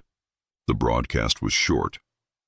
Every frequency simultaneously, the way a fleet broadcast worked, so that it reached every ship in the formation at the same moment, reaching the engine sections and the mess halls 3 levels below as clearly as it reached the bridge. A voice Valerius did not recognize, clipped, minimal, the voice of a man who had already decided exactly what he was going to say and was not interested in framing or qualification. "This is General Kale, Human Defense Command. We have food. We have fuel. We take council ships as payment. Any crew wishing to transfer should proceed to the following coordinates. You will be received." Landing coordinates, then silence. The bridge was quiet for 3 seconds. Then the communications officer said, in the voice of someone reporting data rather than making a judgment, "Sir, 3 frigates on the outer screen have broken formation. Descent trajectory. They are not responding to recall signals. 3 frigates, out of 300 ships. On their own authority, without orders, without coordination with any other vessel, descending toward coordinates broadcast by a planet they had been blockading for 11 weeks. 3 crews who had done the arithmetic, who had looked at their wallets and the commissary prices and the read-only targeting display, and the broadcast offering them food and fuel in exchange for the ships they were standing in, and had concluded that the exchange was favorable. The ships were worth more to the planet below than the currency in their accounts. They had apparently decided to act on that assessment. Valerius did not turn from the viewport. "Sir, your orders?" He looked at the dark planet below him, the planet that had been there for 11 weeks, staying dark and staying silent and doing nothing, while his fleet's supply situation deteriorated and his currency became non-functional and his weapon system became read-only, and his crews listened to a broadcast offering them a warm meal in exchange for the ships they were standing in. 3 frigates descending, not under fire, not commandeered. Descending by choice, the way people descend toward things they need when the thing they are standing on can no longer provide them. "Get me the financial administrative layer," he said. His voice was the same as it always was, carrying the weight of 3 decades of command, the booming confidence of a man who had never given an order that had not been carried out. Neither of those qualities had anywhere to go right now. "The queue, sir." "I understand about the queue," Valerius said. He stood at the viewport.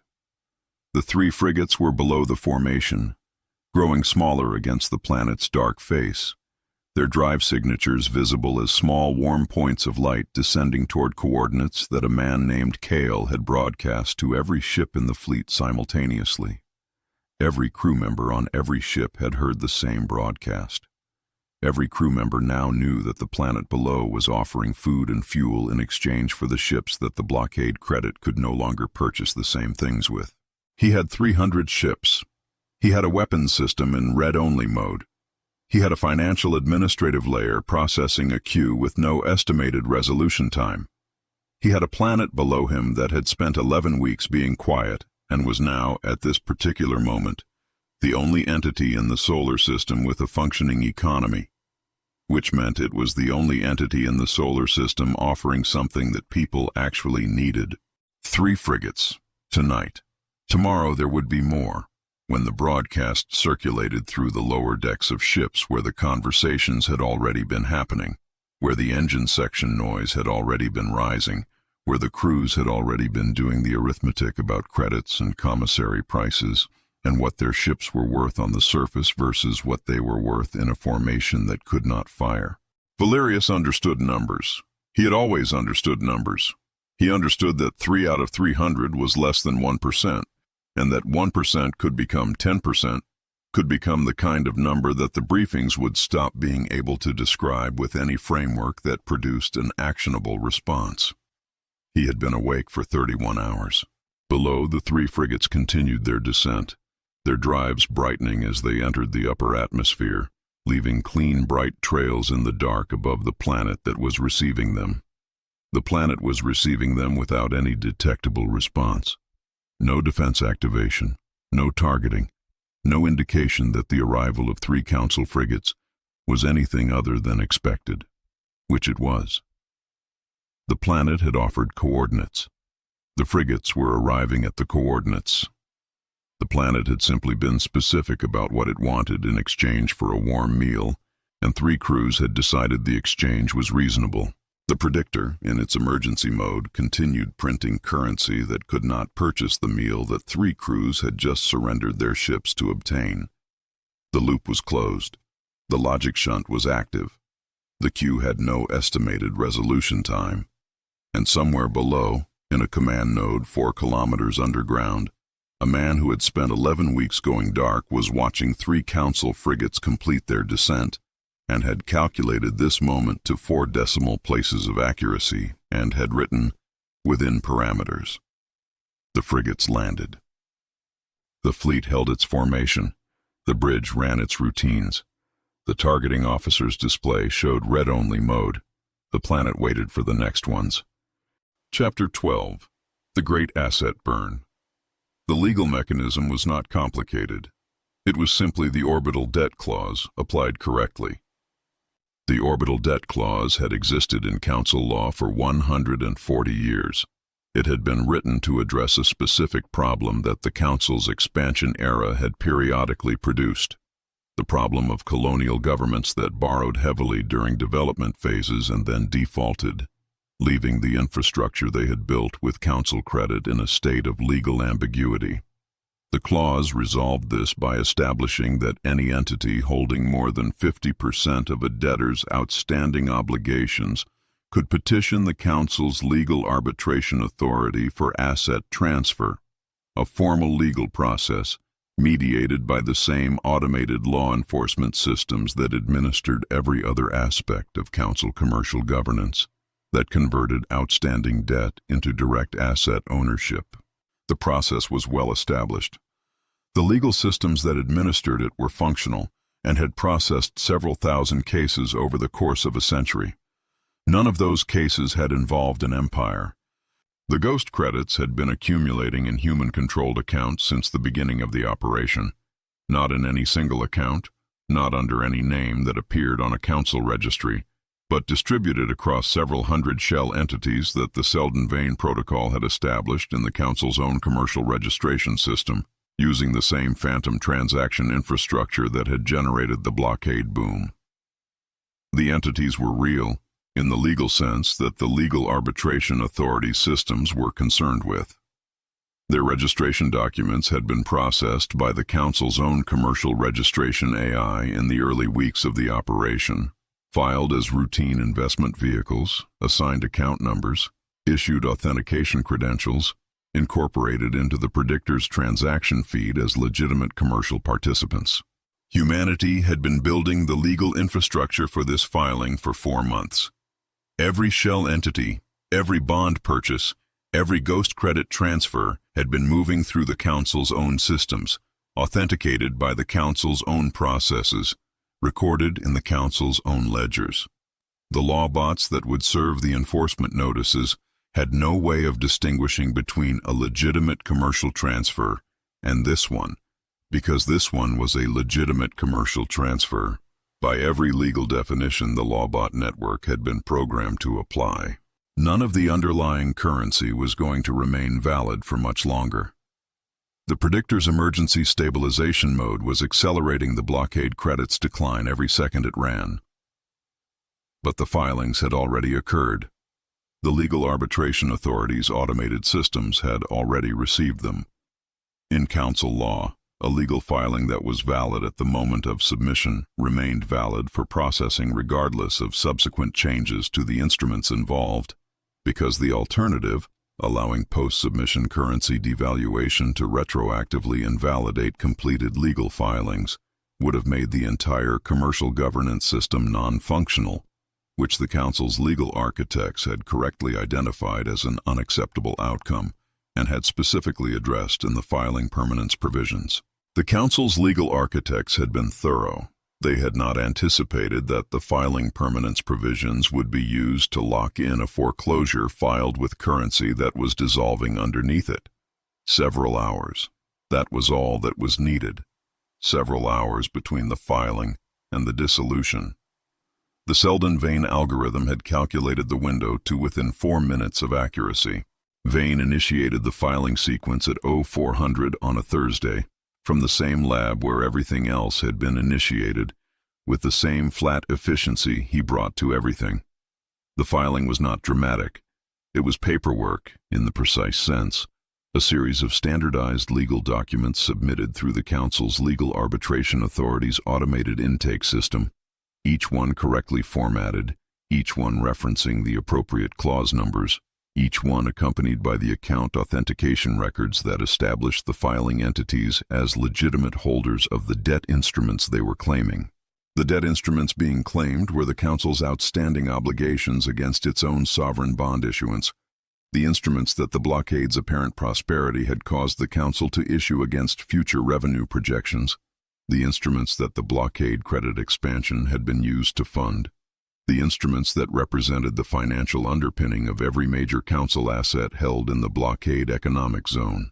The Council had been issuing these bonds for 3 months, backed by the Predictor's growth projections, sold to contractors and investors who had seen the ghost boom numbers and decided the Council's future revenue was a safe investment. Most of those investors had been the human-controlled shell entities. They had been buying the bonds since the second week of the ghost boom, using ghost credits that the Predictor had confirmed as valid currency, through automated transactions that the Council's own registration systems had processed and approved. Humanity had been buying the Council's debt with money the Council had created. And now, at 0400 on a Thursday, when the outstanding obligations in human-controlled accounts crossed the 51% threshold that the orbital debt clause required, the filing was valid, and the legal arbitration authority's automated systems received it and processed it and found no procedural deficiency. and issued a preliminary asset evaluation order. The automated law systems were not designed to evaluate the political implications of what they were processing. They were designed to evaluate the legal validity of what they were processing. The filing was legally valid. The preliminary order issued at 0417. At 0600, the Legal Arbitration Authority's primary processing system completed its automated valuation of the Council's assets within the blockade economic zone and issued the foreclosure documentation. The documentation was comprehensive. Mining rights on every moon the Council held in the zone, resource extraction permits across 14 systems, the infrastructure bonds on 17 deep space relay stations, the operating licenses for the automated processing platforms that converted raw materials into the refined goods the Council's economy ran on. All of it valued, all of it cross-referenced against the outstanding debt holdings, all of it transferred, in the Legal Arbitration Authority's records, to the Human Recovery Fund, a holding entity that the Seldon-Vane Protocol had established and that the Council's own commercial registration system had processed and approved 4 months earlier as a routine investment vehicle. The Council's own automated legal systems had processed the transfer. They had done it correctly by the terms they had been given. By 0900, the Legal Arbitration Authority's automated enforcement layer, the LawBot network that served notices, initiated compliance procedures, and administered the physical consequences of legal rulings throughout the Council's economic zone, had generated and dispatched 14,000 enforcement notices. The notices went to every entity with a direct stake in the transferred assets: mining consortium administrators, relay station operators, processing platform managers, and at the very top of the asset tree, the High Council's own administrative offices on Aurelia, which held the master licenses that underpinned the entire structure. The High Lord, receiving his notice, read it twice. He read it standing up, because he had been standing when his administrative AI flagged it as priority, and he had not thought to sit down. He was in an office that was operating on emergency power, in a building on Aurelia, where the main grid had been restored to partial function after the initial blackout, but was operating under load restrictions that kept the building at 60% of normal illumination, so that everything in the room had the amber quality of a space that is technically lit but not comfortable. Outside the window, the financial district was still mostly dark. The exchange boards had not restarted, and the Predictor was still running its emergency stabilization loop. The notice informed him that, as of 0600 on this date, the Human Recovery Fund held a controlling interest in the Council's outstanding sovereign obligations within the blockade economic zone, and that under the provisions of the orbital debt clause, the fund had exercised its right of asset transfer. It provided a schedule of affected assets. The schedule was 14 pages. He read the schedule. He read the section on mining rights first, because mining rights were the most immediate practical concern. The automated extraction platforms that produced the raw materials the Council's manufacturing sector ran on. Then the relay station licenses. Then the processing platform operating permits. Then, at the bottom of the schedule, the master licenses held by the High Council's own administrative offices, the foundational instruments that underpinned every tier of the asset structure above them. The notice informed him that Council personnel present on affected properties were operating in a trespassing capacity. It provided a contact protocol for the Human Recovery Fund's legal representatives. It was signed by the Legal Arbitration Authority's primary processing AI, the same AI that had administered commercial foreclosures for a century, and whose signature on a legal document had always meant the same thing. This is the law, applied correctly, producing a binding result. He had not doubted the authority of that signature in 30 years of public service.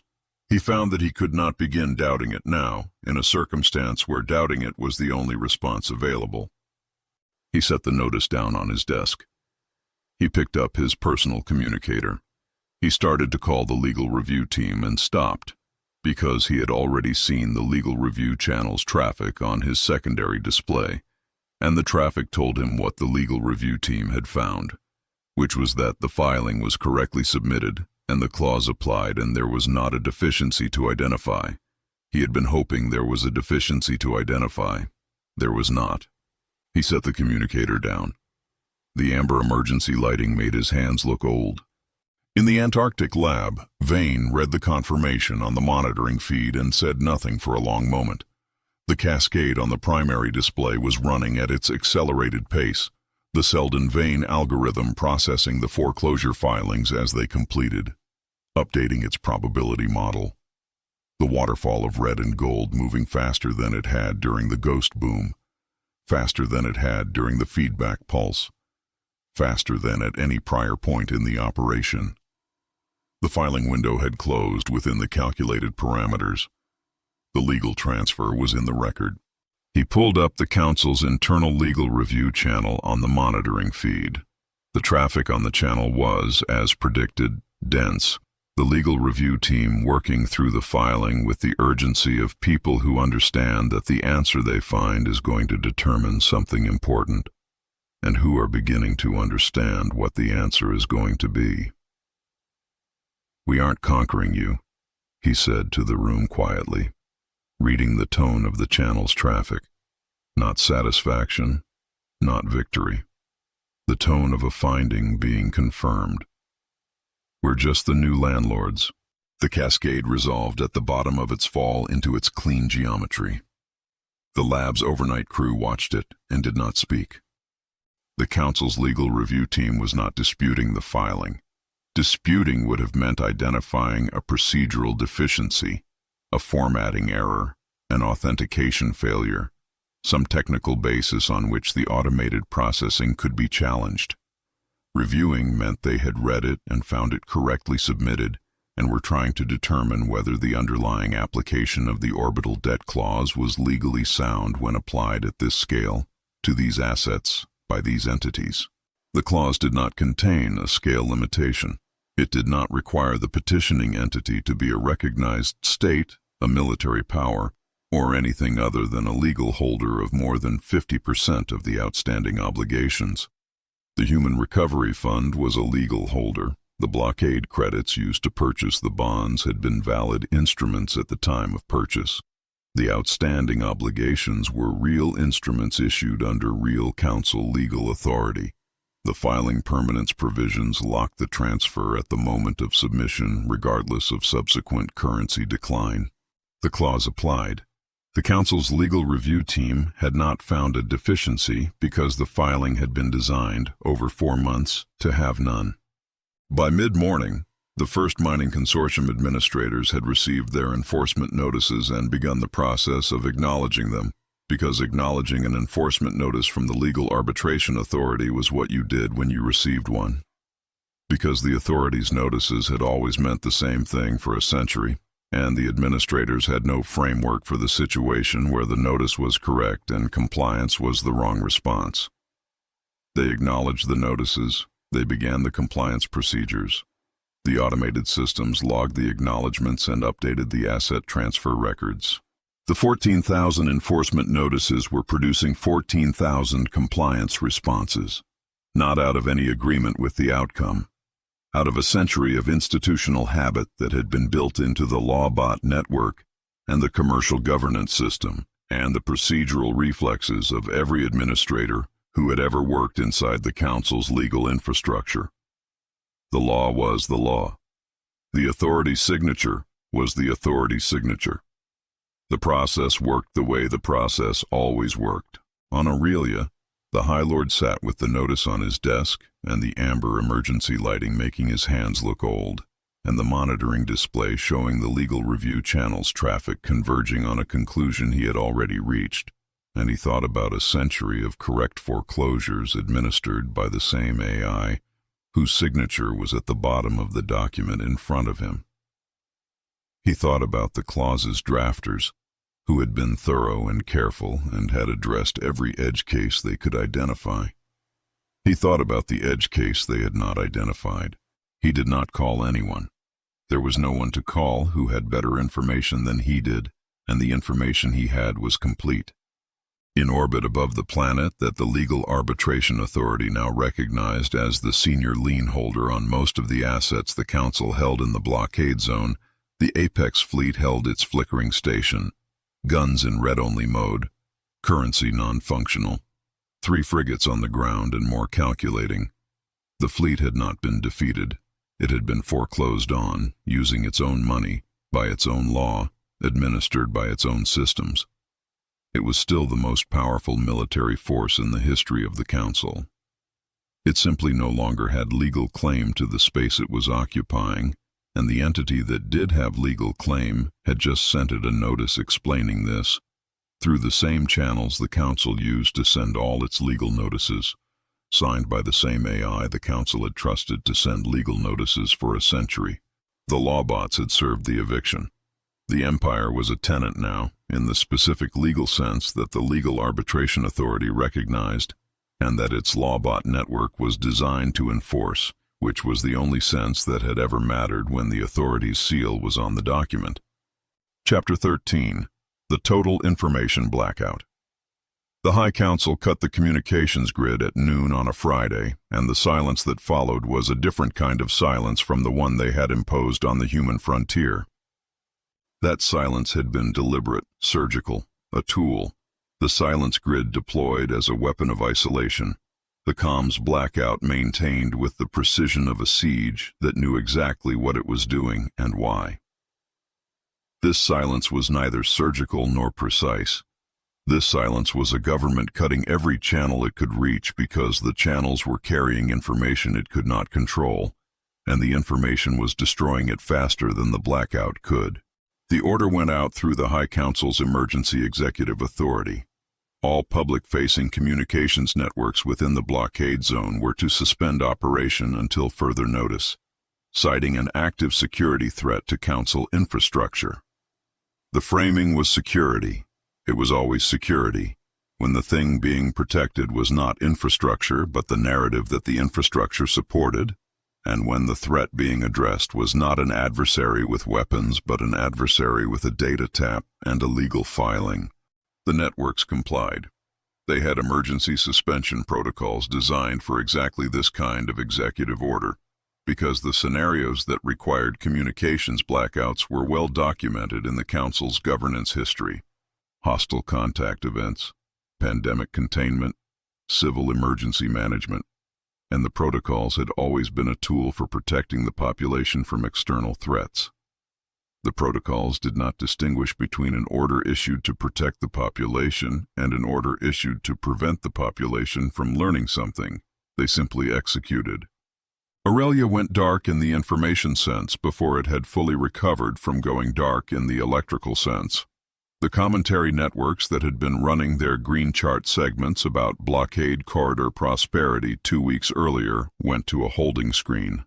The financial reporting services that had been confirming the Predictor's growth projections went offline. The news feeds that had been covering the Predictor's emergency stabilization mode, cautiously, in the language of a situation that was serious but being managed, stopped updating. The peer-to-peer messaging services went into restricted mode. The public governance information portals that citizens used to access administrative data ceased responding. Citizens on Aurelia, who had been watching the coverage of the crash with the same stunned attention they gave to any catastrophe, found themselves looking at a holding screen that said, "Service suspended, security maintenance in progress." Then they looked at their personal devices, which showed exchange rates that had not updated since the blackout cut the feeds, frozen at the last figure the network had confirmed before the suspension, which was itself a figure that had been declining at the time the suspension occurred, and that the suspension had simply stopped updating rather than stopped declining. The holding screen was not informative. It was not intended to be. It was intended to produce a pause in the information environment during which the Council could determine what to say. The Council had not yet determined what to say because what had happened did not have a framing that made it less catastrophic than it was, and the communications staff who were responsible for finding that framing had been working on the problem for 4 days and had not found it. The holding screen continued to display. The exchange rates continued to decline in the actual commodity markets where the blackout had not reached, invisible to anyone on Aurelia who was relying on the official feeds that were now suspended. The gap between the last displayed rate and the current actual rate grew wider with every hour the suspension ran, which meant that when the feeds eventually restored, if they restored, the update would be a single large drop rather than the sequence of smaller drops that had produced the drop, and a single large drop on a restored feed produced a different response in populations than a sequence, which was the only advantage the Council's communication staff had identified in maintaining the suspension as long as possible. The advantage was not large. It was simply the best available option in a range of options that were all versions of catastrophic. In the fleet, the effect was immediate and different from anything a communications blackout had previously produced in Valerius's operational experience. A communications blackout was normally imposed on the enemy. It was the silence grid, the signal suppression, the isolation of the adversary's ability to coordinate and receive support. A communications blackout imposed on the fleet meant that the fleet's own support infrastructure, the Financial Directorate, the High Council's administrative offices, the logistics coordination network that managed the supplier dispute queues, went silent simultaneously. The queue that the weapons targeting license renewal was waiting on, silent. The legal review channel that had been processing the foreclosure filing, silent. The High Council's command communication layer that Valerius had been attempting to reach for 4 days, silent. The fleet had been blockading a planet. It had now been blockaded by its own government from the other direction. The effect on the formation was not immediate physical. The ships were still in orbit, the crews were still at their stations, the formation still held its geometry. The effect was informational. 300 ships that had been operating with degraded communications suddenly had no communications at all outside the formation's internal network. And the internal network was now the only source of information available.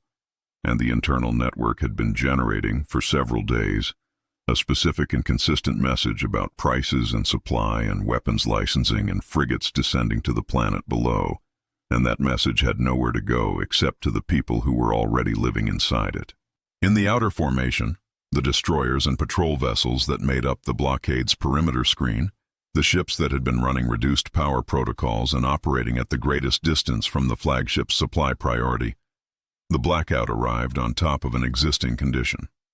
Those ships had been managing their supply degradation locally for days, because the flagship's supervisory queues had not been clearing and the logistics AI had not been producing resolutions, and the escalation channels had reached silences that were operational rather than deliberate.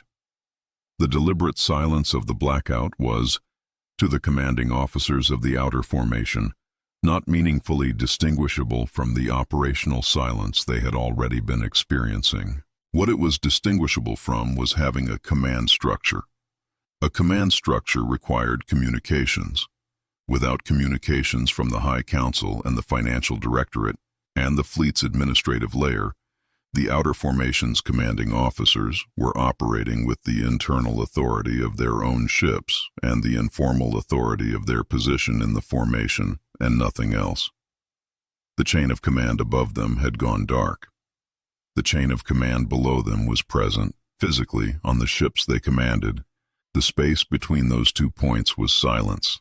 In the dark fleet sectors, the name that began circulating through the formation's internal network within hours of the blackout, spreading from ship to ship the way names spread when people need a term for an experience they are sharing, the commanding officers made decisions. They were not, strictly speaking, authorized to make those decisions unilaterally.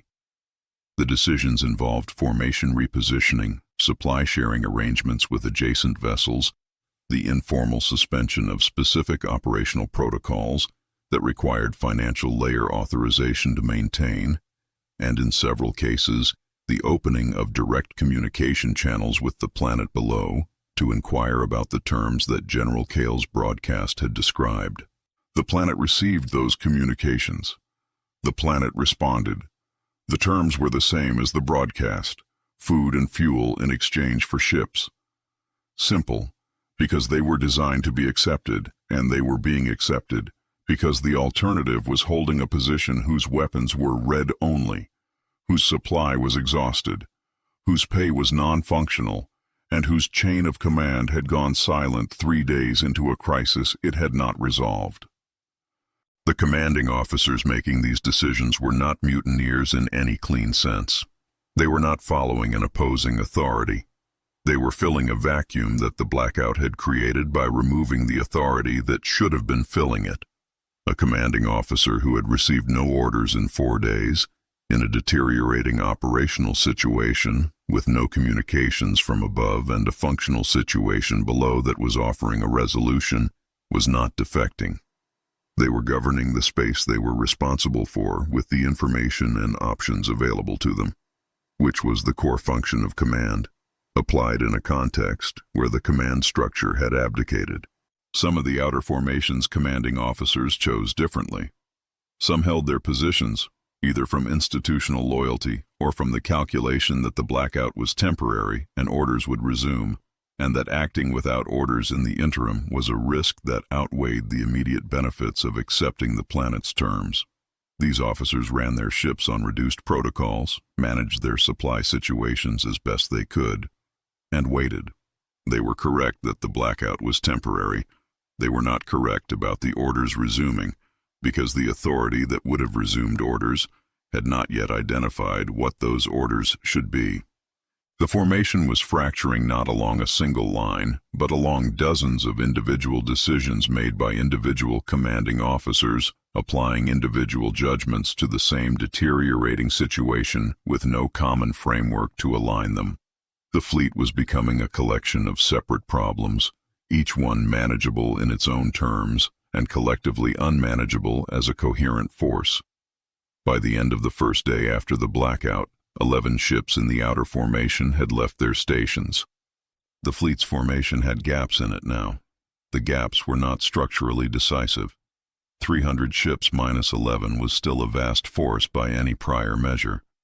But the force was not what it had been, because what it had been was not just ships, but the institutional coherence that made ships into a fleet, and the institutional coherence required communication, and the communication had been cut by the institution that had created it. In the outer sectors of the blockade zone, the systems furthest from the core world infrastructure, the systems that had converted their reserves to blockade credits most recently and had the least prior exposure to Council central governance, the Blackout had a different quality. For those systems, the financial crash had arrived as a sequence of automated notices and declining exchange rates and lawbot enforcement filings, all delivered through official channels that were now suspended. The crash had happened. The legal filings had transferred their assets. The enforcement notices had been served. And then the communications had gone dark, and the entity named in the enforcement notices as the new asset holder had not yet made contact, and the Council had not explained what any of this meant for the people living here. A system administrator on one of the outer converted systems described his situation in a message sent through a peer-to-peer relay network that the Blackout had not reached. The channel that used to carry Council governance was now silence, and the silence had arrived immediately after an enforcement notice, and the enforcement notice said that the assets they administered were now the property of an entity he had never heard of, and that entity had not yet been in contact, and the prior owners had cut communications before explaining anything. He had a processing platform to operate. He had workers who expected wages. He had supply contracts denominated in a currency whose current valuation he could not determine because the exchange feeds had gone dark. He had a lawbot notice saying the platform was no longer his to administer. He asked in the message what he was supposed to do. The peer-to-peer network carried the message.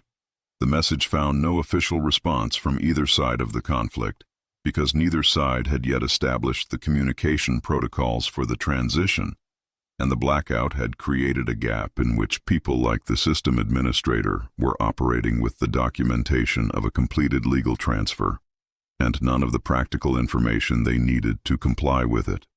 The gap was temporary. The Human Recovery Fund's contact protocols were being dispatched through the same relay networks the Blackout had not reached. They would arrive. The administrator would have guidance.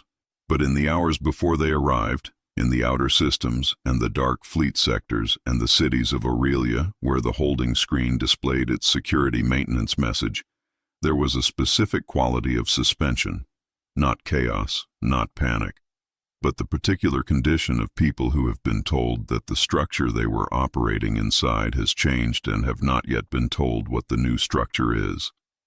It was not the most frightening kind of uncertainty. It was not even the most acute crisis the Blackout had produced. It was simply the gap between the end of one thing and the beginning of another, held open by a high council that had cut the communications rather than provide the explanation it did not have. In the Antarctic lab, Vane watched the Blackout's effects propagate through the monitoring feeds. The formation gaps, the outer system administrator's message, the 11 ships, the holding screen. He read each signal in sequence with the flat attention of a man who had predicted each one and was now observing them proceeding within the predicted parameters. The Blackout was a reflex. The institutional response of a government that had run out of solutions and reached for the one tool it could still operate at scale. It was buying silence it could not sustain with authority. It was spending faster than it could replenish. The peer-to-peer relay networks were operational. The formation's internal network was generating its own information. The lawbot enforcement notices were served facts regardless of whether the transmitting network was still running. The system administrator's message had found the relay and would find the fund's contact team within the day. The Blackout was not stopping anything. It was slowing the processing of something that had already happened by people who had no framework yet for what had happened, in a window that would close whether the council extended it or not. He wrote a single line in his working document. He wrote, "They are cutting the lights so they can't see it happening. It is still happening." Outside, above the Antarctic dark, the fleet's glow was dimmer than it had been. 11 ships gone, more calculating. The running lights of the remaining formation flickered in their automated pattern. Each flicker a payment threshold, each threshold a small piece of the mathematics working itself out, entirely independent of what any command structure said or didn't say, because the mathematics had never been listening to the command structure in the first place. The command structure had cut its own communications. The mathematics had not. Chapter 14. The Bread Riots of the Core. The feeds came back online at 0700 on a Tuesday, and the update they delivered was not a sequence of small drops. It was one large drop, representing 8 days of decline that the Blackout had frozen at the last confirmed figure, now resolving in a single recalculation that took 11 seconds to process and produced a number that the exchange boards had no prior display range for, because the display range had been designed for a currency that moved in percentages rather than in the direction of zero. The holding screen disappeared. The exchange rate appeared. Citizens on Aurelia, who had been watching the holding screen for 8 days, looked at the figure the exchange board was now showing and understood, with the specific and immediate comprehension of people who have been managing a degraded situation and have just been shown how degraded it actually was, that the management phase was over. Not in the abstract, not as a political development or an economic event. In the specific sense that the number on the exchange board, applied to the balance in their personal accounts, produced a figure that was not what they had been assuming it was, and that the distance between the assumed figure and the actual figure was large enough to change what was available to them today relative to what they had believed was available to them yesterday. People on their way to work stopped at the exchange board displays in the transit stations and looked at the number. Some of them looked at it for long enough that the people behind them had to navigate around them. Some of them sat down on the transit station benches, which were not designed for sitting in the contemplative sense but which were available. Some of them made calls on their personal communicators, which were brief calls, the kind of call you make when you need to confirm that someone else is seeing what you are seeing. Everyone was seeing what they were seeing. The number was the same on every board. The exchange feeds had restored simultaneously across Aurelia's network infrastructure, and the recalculation had completed simultaneously, and the display update had propagated simultaneously, and the number was the same everywhere, and everyone was seeing it at the same time. And this simultaneity, the collective experience of a shared revelation rather than individual pieces of bad news arriving at different moments, produced the particular quality of a city that has understood something at once. The first food distribution center in the lower commercial district ran out of supply by 0915. Not because demand had surged beyond its capacity, the center had been operating under elevated demand for a week, but because its automated resupply system had been attempting to execute purchase orders against blockade credit accounts that the exchange boards were now confirming had insufficient value to complete the transactions. The resupply system had been retrying the transactions for 8 days because the blackout had frozen the exchange rate at the last confirmed figure, and the automated purchase system used confirmed figures rather than commodity market estimates. The blackout ending and the exchange rate updating resolved the system's uncertainty in a single 11-second recalculation. The accounts were insufficient, the purchase orders were canceled, and the center's existing stock was what it had. The center's manager put a handwritten sign on the outer door at 0920. She had been a manager for 11 years and had never put a handwritten sign on the door. She did it because the digital notification system used the same payment infrastructure that had just failed, and because she had been trained to maintain clear customer communications, and because she did not have a better option than paper and a marker. By 10 o'clock, 6 distribution centers across the lower city had similar signs. By 11, the reports reaching the city's emergency coordination office showed a consistent pattern. Centers that had been operating successfully for the duration of the operation, even under elevated demand and reduced supply, were closing simultaneously because the automated systems that restocked them had all encountered the same exchange rate update at the same moment, and had all reached the same conclusion about the accounts they were drawing from. The simultaneity mattered. A single center closing was a problem that redirected its line to adjacent centers. 6 centers closing at the same moment was a problem with no adjacent centers to redirect to, because the adjacent centers were also closing, and the lines that had been redirected were arriving at doors that were locking as the redirected people reached them. The groups that formed near the closed centers were not organized. They were simply people in the same situation who had ended up in the same place at the same time, and who were standing together in the way that people stand together when they are waiting for something and have not yet accepted that the wait is not going to resolve. The groups grew as the morning progressed, as more people arrived from residential areas to find the centers closed, as word moved through the transit networks and the peer-to-peer message systems and the simple observation of the city's geography that the problem was not local. By early afternoon, the groups had the density and the quality of collective frustration that the emergency services recognized from their training scenarios. The emergency services had been trained to recognize this pattern precisely so they could act before it became something their training used a different word for. They were managing 11 other incidents simultaneously. On the elevated transit lanes above the lower city, pedestrian traffic had stopped moving between destinations and started accumulating at intersections.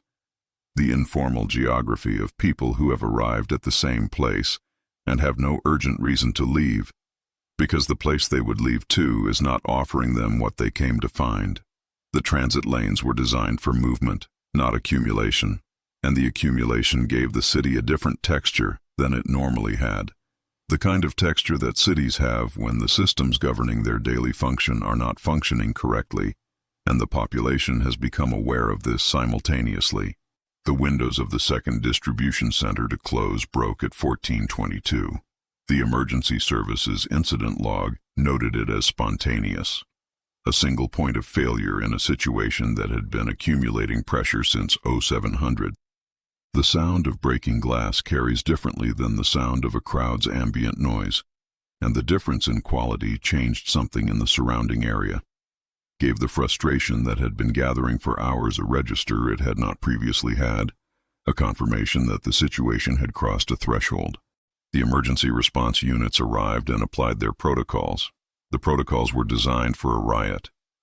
The riot had a cause that the protocols were not designed to address. The protocols managed the immediate situation. The immediate situation was not the underlying situation. By the time the city's Emergency Coordination Office filed its end-of-day summary, an hour after the Predictor shut down, on a planet whose financial district was still in partial darkness and whose exchange boards were showing numbers that had no prior display range, Aurelia had logged 3 active riot situations, 14 distribution center closures, and an emergency services resource deficit that the Coordination Office requested assistance resolving. The request went to the High Council's emergency desk. The emergency desk logged it at the lowest available priority because the highest priority tier was occupied by the Predictor's shutdown, which had happened 47 minutes earlier, and which was a different order of crisis from a distribution problem, in the way that the cause of a flood is a different order of crisis from the flooding. The linear Predictor declared bankruptcy at 1541. It did not announce this. It did not have the capacity to announce anything.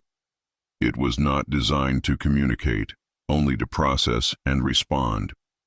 What it did was complete its operational cycle at 1541 and find, in the completion of that cycle, that the total value of the instruments it had been managing had crossed the threshold below which its architecture could not maintain the pretense of solvency, even by its own compromised standards. The feedback pulse's debt spiral had been consuming the Predictor's operational reserves since the spiral initiated. The emergency stabilization mode had been printing against a reserve that was itself being consumed by the printing.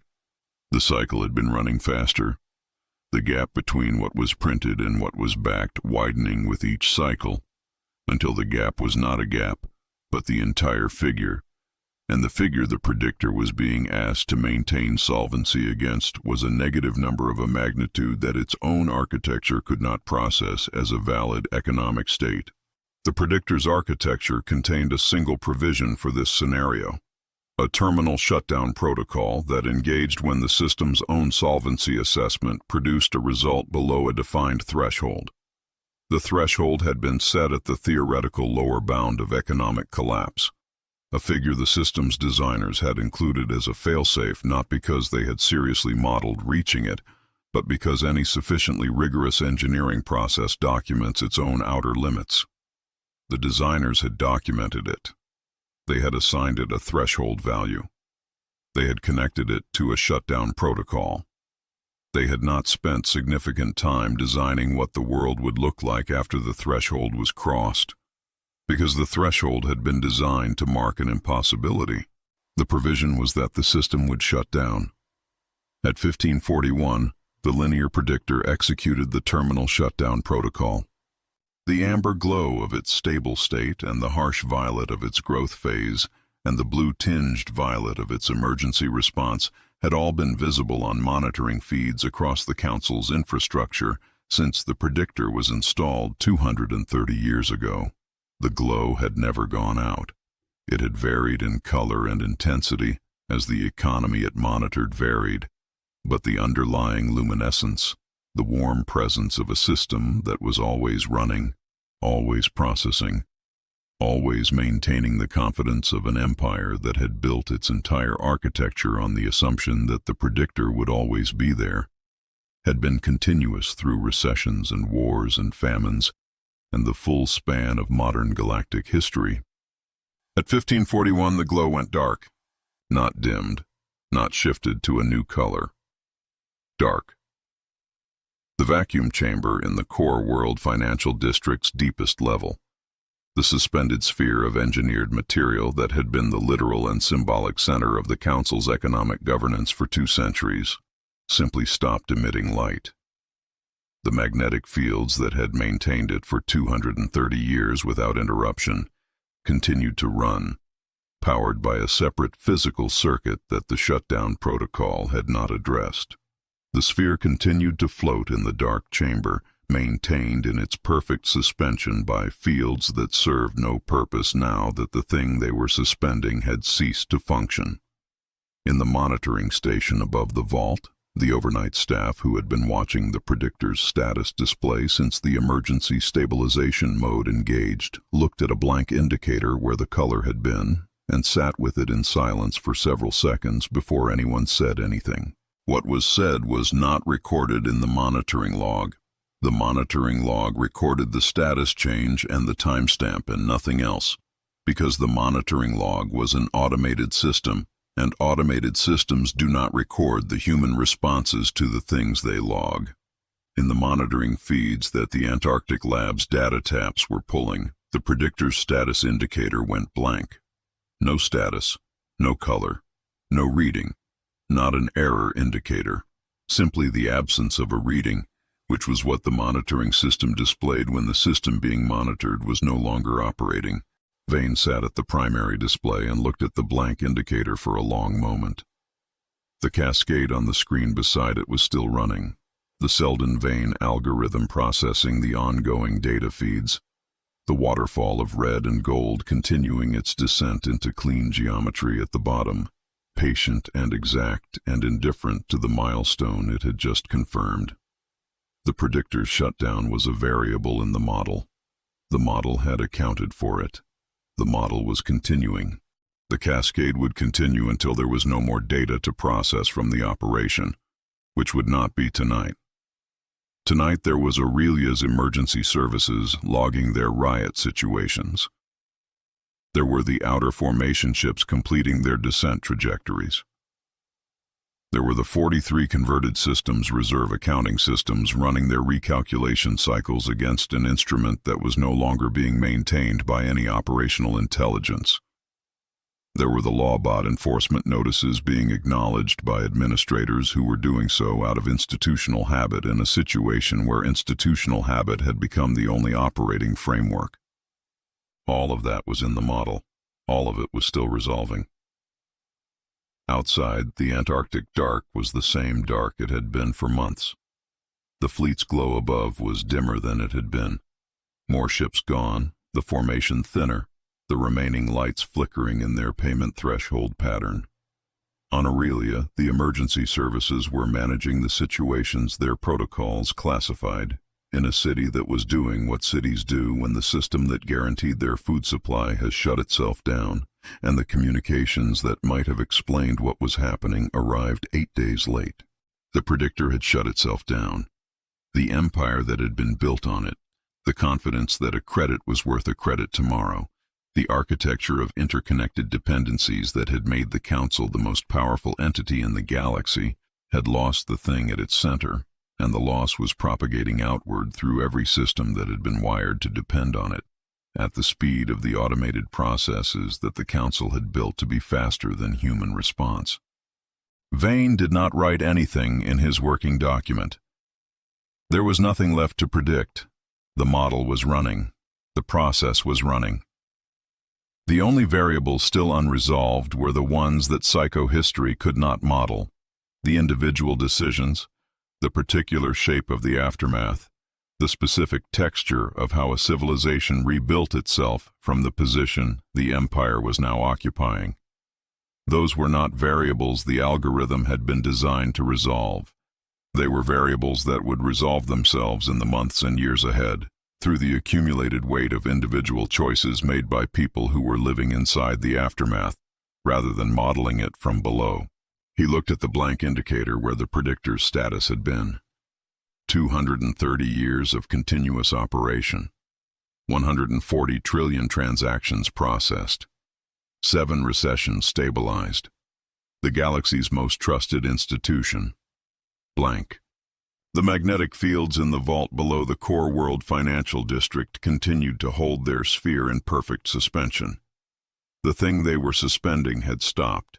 The fields had not been told to stop, and they were following their last instructions, which were to maintain the suspension, and they were maintaining it, and the sphere floated in its dark chamber in the dark vault on a planet where the lights were mostly out and the city above was in the 4th hour of its first riot in 31 years, suspended perfectly by fields that were doing exactly what they had been designed to do, for a purpose that no longer existed. Chapter 15. The Checkmate. The humanitarian fleet had been waiting in the outer system for 11 days. Not hidden. The ships were too numerous to hide, and hiding them would have contradicted the purpose they served. They were positioned in a loose formation at the system's edge, running full transponders, broadcasting their cargo manifests on open frequencies, making no attempt to conceal what they were or what they carried. 47 vessels of various civilian configurations, converted freighters, refitted cargo barges, the kind of ships that moved goods across the frontier in ordinary times, now carrying instead of ore and processed materials, the particular combination of food, water purification equipment, medical supplies, and atmospheric filtration units that the Human Defense Command had spent 11 weeks calculating against the predicted collapse timeline. They had been predicted to within 3 days. The collapse had arrived on schedule. The fleet's commander received the word from the surface relay at 0600. The Predictor had shut down. The exchange boards had updated. The bread riots were in their 2nd day. The humanitarian window, the specific period between the initial collapse and the point at which the core world population would have organized their own response sufficiently to be skeptical of outside assistance, was open. The Seldon-Vane Algorithm had calculated it at between 48 and 72 hours. They were at hour 31. The fleet commander sent the transit order. 47 ships accelerated from the outer system toward Aurelia and the core world cluster, running full transponders, broadcasting their manifests and their intent on every available frequency. Not stealth, not deception, transparency, because the strategy required that the people receiving these ships understand precisely what they were receiving and precisely what was being asked in return. The broadcast was specific. We are coming with food and medicine. We are not an invasion force. We are asking nothing in return except your willingness to receive us and to allow us to begin establishing supply infrastructure under the terms of the Human Recovery Fund's asset transfer documentation. The terms were not punitive. They were the terms of a humanitarian organization that had just become the senior lien holder on most of the assets in the blockade zone, and that understood the difference between holding a legal claim and actually administering the infrastructure that kept billions of people alive. The claim was real. The administration required cooperation. The cooperation required that the people being administered not be starving, which was a condition the Recovery Fund had prepared for with the specific and deliberate care of people who had calculated 11 weeks in advance what the administration would require. What the algorithm had also calculated, what the zero engagement rule and the strategic altruism principle had been designed to produce, was this: that the people who received aid from the entity that held the asset claims would not remain adversaries of that entity. They would become, in the language of the Seldon-Vane Protocol's operational codex, human assets. Not subjects, not conquered. People who had been helped at their most vulnerable moment by the entity that was now their landlord, and who would carry that experience forward into every subsequent relationship with that entity. The algorithm predicted this outcome at 99.9% across populations of sufficient scale. The core worlds had sufficient scale. On the council ships, still in formation above the planet that had been besieged for 11 weeks, the broadcast arrived differently than the aid ship's approach did. The broadcast arrived on the internal communications network, the one that had been carrying the formation's only information since the High Council's Blackout, and it carried, alongside the humanitarian fleet's manifest and intent, a secondary message addressed specifically to the crews of the council ships. The secondary message was short. It was in Kyle's voice. It said, "The war is over. We won it without firing a shot. You fought it without knowing it had started. No one holds that against you. Come down. You will be fed. Your ships will be treated fairly under the asset transfer terms. Your crews will be offered resettlement options under the Human Recovery Fund's transition protocols. If you choose to remain in service, there will be service available. The message did not say surrender. It did not use that word. It described a transition, which was more accurate, and a transition was something that people could move through without the specific psychological architecture of defeat that the word surrender demanded. The Council's legal instruments had been designed to prevent armies fighting without pay. Humanity's humanitarian instruments had been designed to give those same armies somewhere to go when the pay ran out. The two instruments were the teeth and the door of the same strategy, and the strategy had always been that the door would be more useful than the teeth. On the ships where the food had been running short and the Mandate of Solvency threshold was approaching, and the targeting systems had been read only for a week, and the formation had been losing ships for days, and the Blackout had left them without orders or context or any framework for understanding what had happened to the operation they had been part of.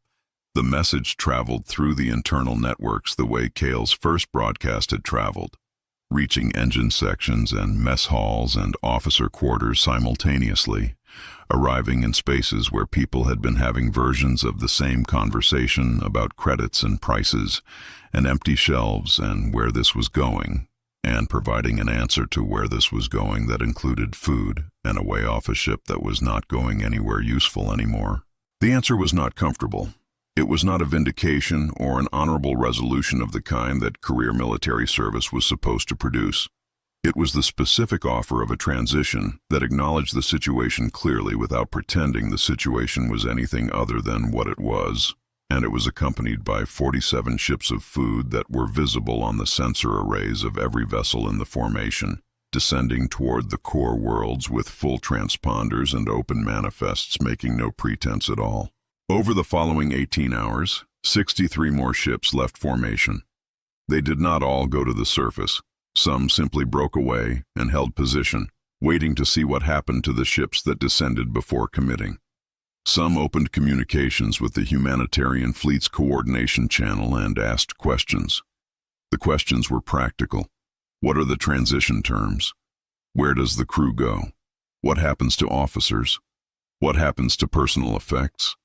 The coordination channel answered every question because the answers had been drafted 11 weeks earlier by the same people who had drafted the asset transfer terms, who had understood that the administrative details of a transition were as important as the strategic architecture of the collapse that produced it. On Aurelia, the first humanitarian ships entered atmosphere at 1400, visible from the city's residential districts, as descending points of light in an afternoon sky that was still partially dark from the riot's second night. They were not military ships.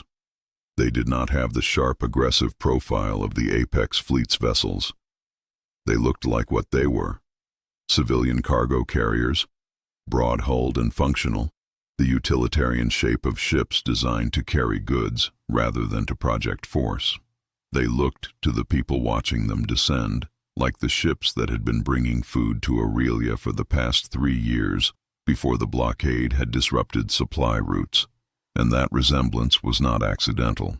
The Recovery Fund's transition team had understood that the visual language of humanitarian arrival mattered, and had made the choice to make it look like supply rather than conquest. They landed in the 3 cleared zones that the humanitarian fleet's advanced coordination had established with the planetary administration, and they began unloading, and the unloading happened in full public view because concealing it would have defeated the purpose. The first distribution units reached the lower city by 1600.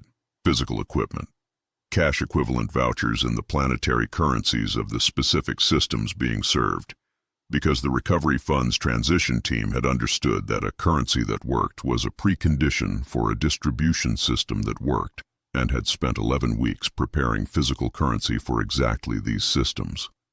The distribution volunteers, human frontier settlers most of them, people who had been living under the blockade and understood from the inside what it meant to have a supply infrastructure fail, worked with the efficiency of people who have been trained for a specific task and are now executing it in the conditions the training described. The first person to receive a food package from a distribution unit on Aurelia was a woman who had been standing outside a closed distribution center for 2 days. She received the package and looked at it for a moment. Then she asked whether there was more. There was more. 47 ships of more, with more in transit, with more being organized in the outer systems as the recovery fund's pre-positioned infrastructure activated in sequence, rolling outward from the core worlds toward the converted systems, following the same timeline the Seldon-Vane Algorithm had calculated, arriving where it had predicted they would be needed, with what it had calculated they would need. In the residential districts, people watched the distribution from their windows, the same windows they had been watching from for 2 days of riots, watching something different arrive. Not resolution. The riots were not resolved. They were ongoing in other parts of the city, where the distribution units had not yet reached. But the direction of the day had changed, and the change was visible, and seeing it change was its own kind of information in a city that had been starved of information for 8 days. The humanitarian fleet's ships were being welcomed. Not with celebration. The situation was not yet a situation that produced celebration. With the specific, careful, somewhat stunned acceptance of people who have been through something very bad and are receiving help from an unexpected direction and are in the process of deciding whether to trust it. The trust was being built in real time, package by package, distribution unit by distribution unit, voucher by voucher, by the particular and irreplaceable mechanism of being fed when you are hungry by people who are not asking for anything in return except the continued willingness to receive them. The Seldon-Vane algorithm had predicted this. It had predicted it as a mass behavior outcome, not as a series of individual exchanges. The individual exchanges were what made the mass behavior. The woman with the food package, asking if there was more. That was the algorithm, experienced from the inside. On the flagship, Valerius received the humanitarian fleet's broadcast at the same time every other ship in the formation received it. He read the asset transfer terms. He read the transition protocol. He watched the 63 ships leave formation. He stood at the viewport and looked at the descent trajectories of the humanitarian fleet's ships and the council ships that were following them down, and he was quiet for a long time. He had been an admiral for 22 years. He had served the council through 7 campaigns across 9 systems.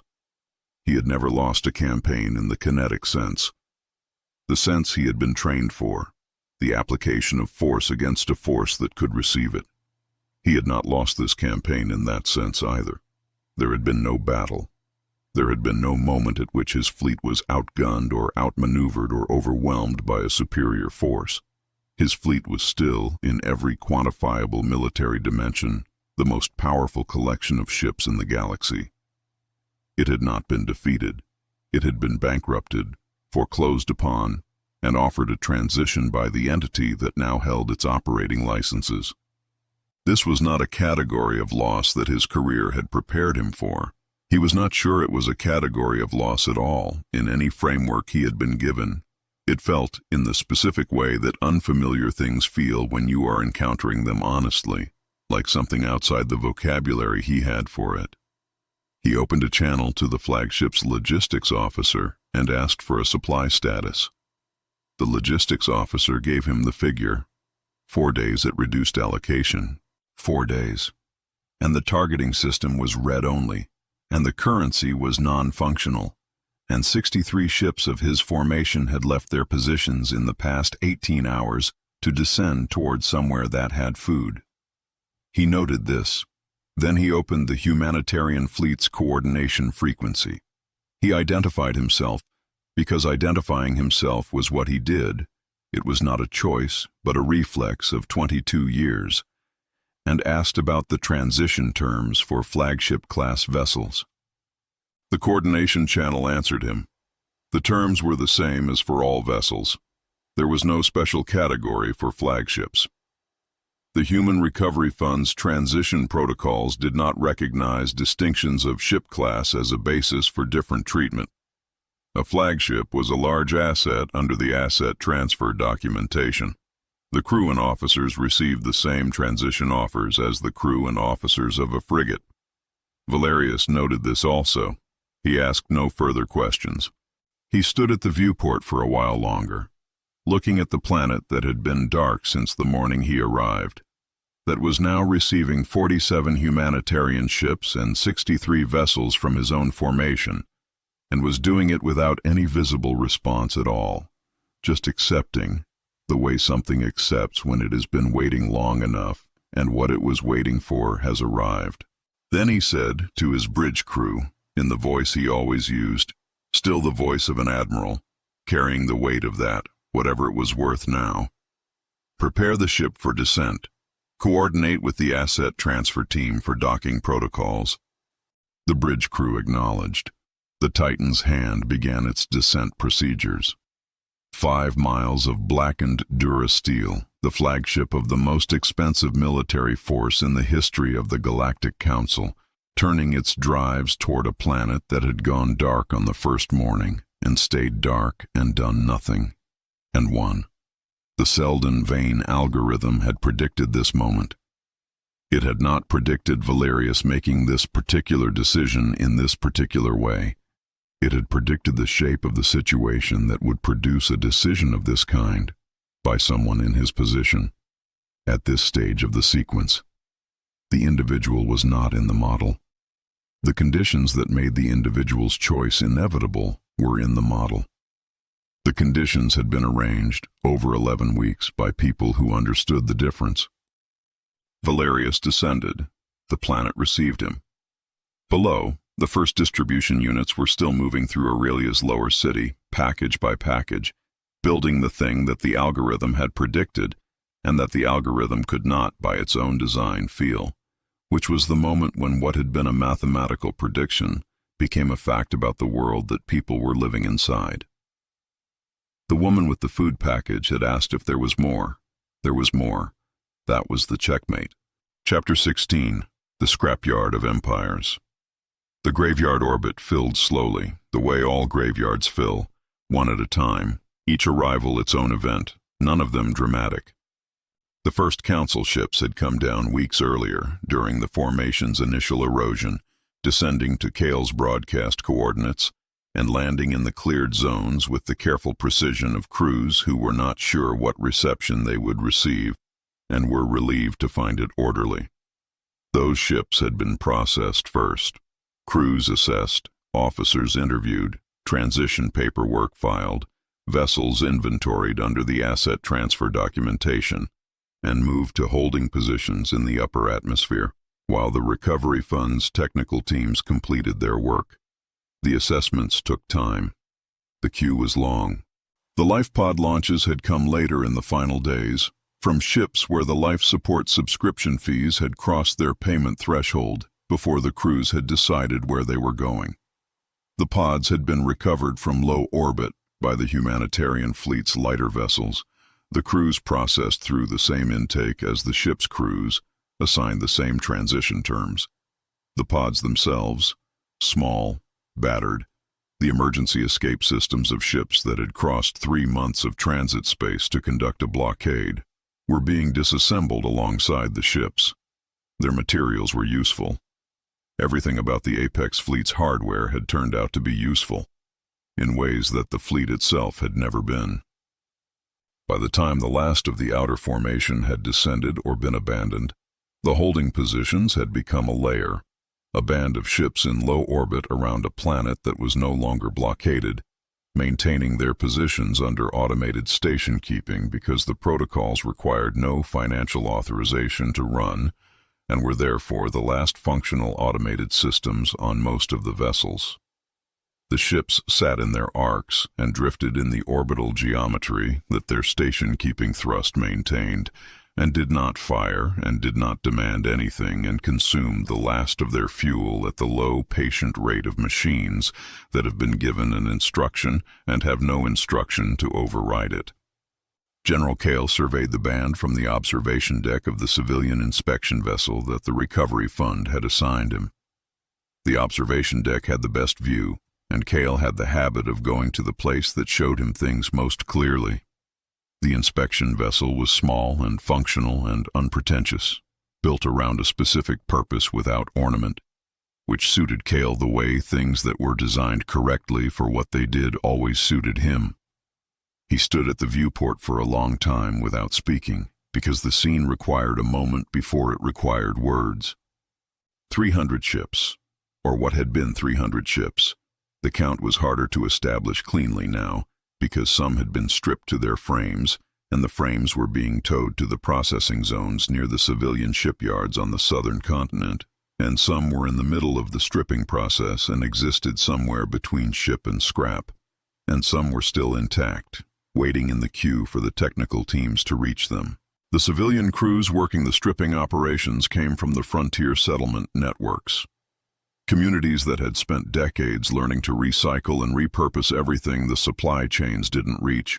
Communities that had developed an intimate familiarity with materials recovery and component salvage out of the operational necessity of living at the edge of infrastructure.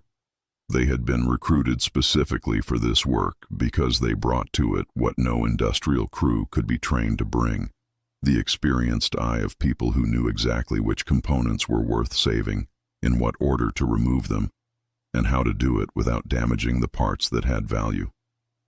They moved through the Apex Fleet's vessels with that expertise. Hull plating cut in the specific dimensions that the Frontier's construction sector needed. Drive components removed and staged by class and condition for the engineering firms that had already submitted orders.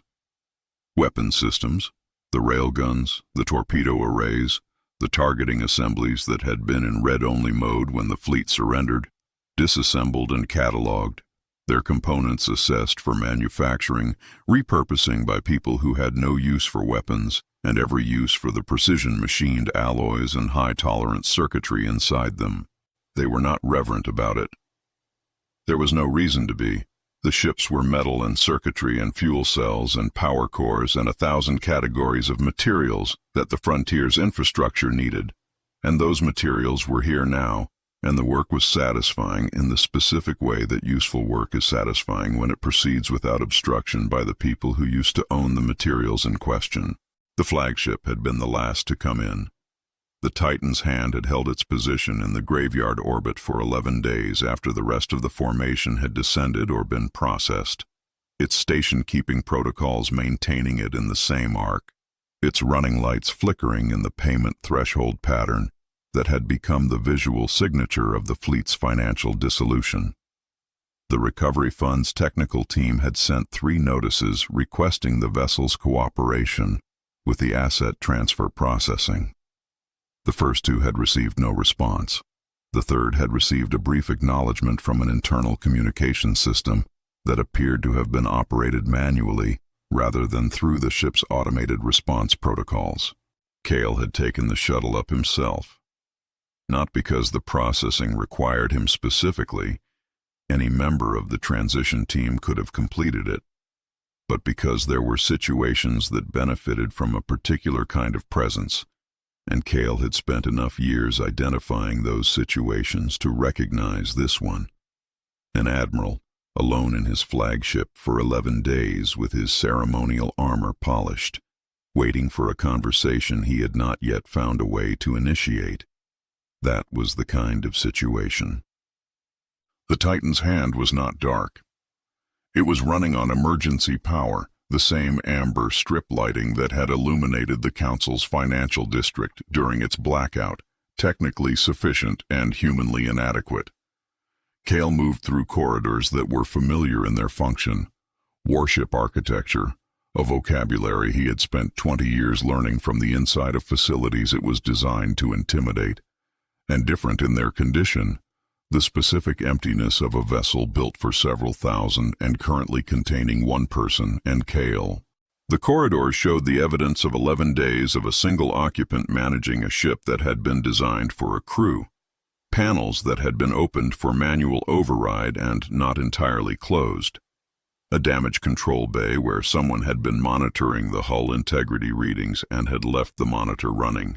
The officer's deck had the particular quality of a place that was being maintained rather than lived in, straightened rather than comfortable, the specific neatness of a person who is keeping something ordered, because the ordering is the last available form of control.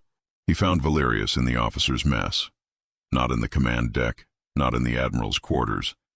In the officers' mess, at a table, with a cup of something synthesized from what the ship's food production system could still generate at 7% capacity.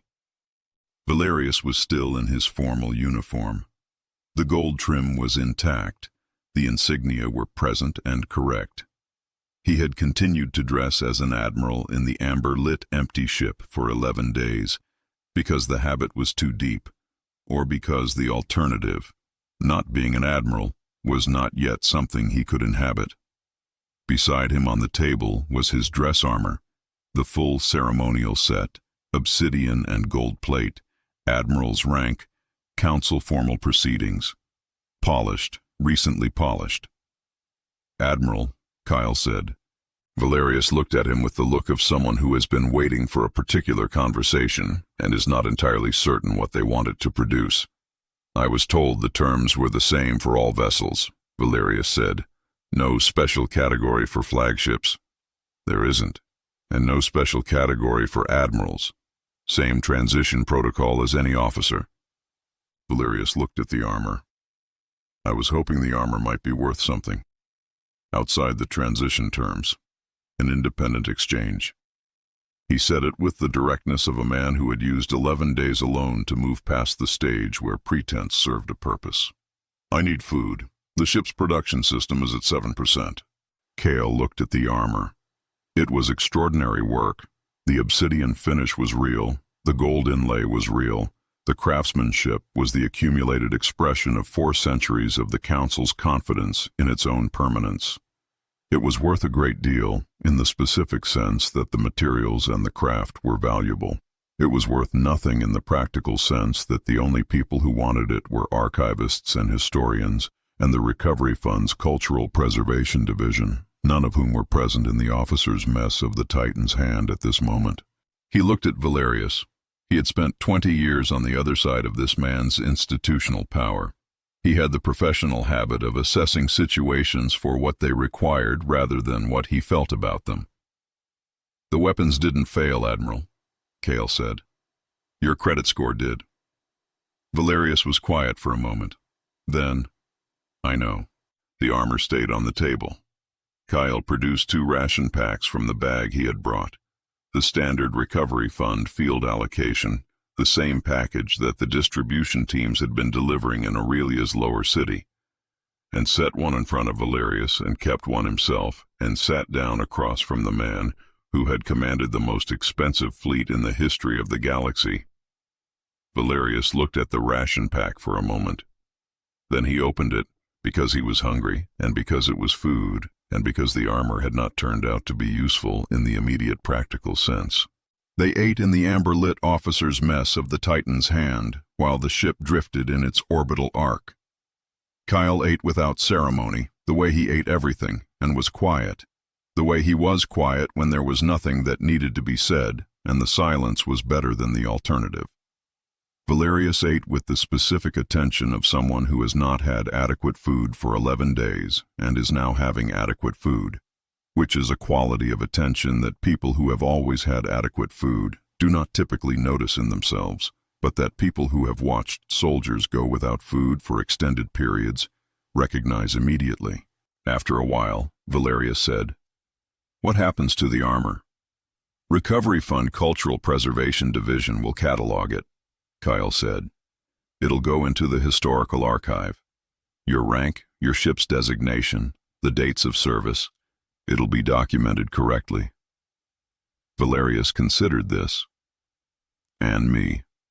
Transition protocol, same as anyone else. You'll have options." Kyle set down his ration pack. "For what it's worth, none of the crews who came down have been treated as prisoners. They're not. The operation is over. The transition is administrative." Valerius was quiet for a long moment, looking at the armor. "I keep thinking," he said, "about what I should have looked for, what I should have seen." He said it not as a question, but as a thing he had been working on, alone in the amber light, for 11 days. There must have been a point where something was visible. There were several, Cale said. The right sensors, reading the right data at the right moment. He paused. But the sensors were reading the ledger, and the ledger was ours. Valerius nodded slowly, the nod of a man confirming something he had already understood but not yet fully articulated. Outside the viewport, the graveyard orbit turned in the dark. In the weeks that followed, the technical teams worked through the queue. The stripping operations produced a volume of reclaimed materials that the frontier's manufacturing sector had not seen in a generation. Fuel cells sufficient to power the outer settlement's infrastructure for a decade. Hull plating sufficient to construct housing for 50,000 families in the expansion zones. Drive components, navigation arrays, the precision-machined alloys and high-tolerance circuitry from weapon systems that had never been fired. All of it inventoried, staged, allocated to the projects that needed it most, moved through the distribution network that the Recovery Fund had been building since before the fleet arrived. The frontier settlements that had been watching the blockade from the outer systems, the communities that had gone dark alongside the planet, that had held their silence and done their part and waited, received the first allocations. It was not a dramatic redistribution. It was the ordinary process of materials moving from where they were to where they were needed, administered by the same logistical infrastructure that the frontier had always used, carrying goods that happened to have come from the most expensive military force in the history of the galaxy. The settlers who received the first fuel cell shipments did not know necessarily which ship the fuel cell had come from. They knew they had power for the coming year. That was the relevant fact. The Apex Fleet's official reclassification came through the asset management system at the end of the third week of processing. The asset record for the 7th Apex Fleet, logged since the legal proceedings as a collection of high-value military vessels, was updated. The new category was industrial waste, not as a diminishment, but as an accurate description of the current state of the assets and the purpose to which they were being put. Industrial waste, in the Recovery Fund's asset taxonomy, meant materials with significant reclaimed value currently undergoing recovery processing. It was a productive category. It was the most productive category the fleet had ever been in.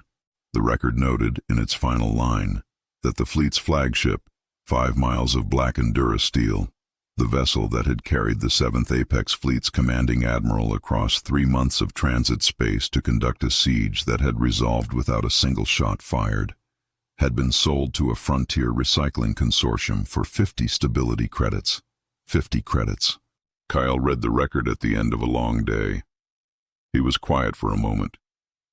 He thought about the morning the fleet had arrived, the sky going dark, the cold blue glow, the weight of 300 ships pressing down from above. He thought about the briefing rooms full of people who had understood what they were looking at.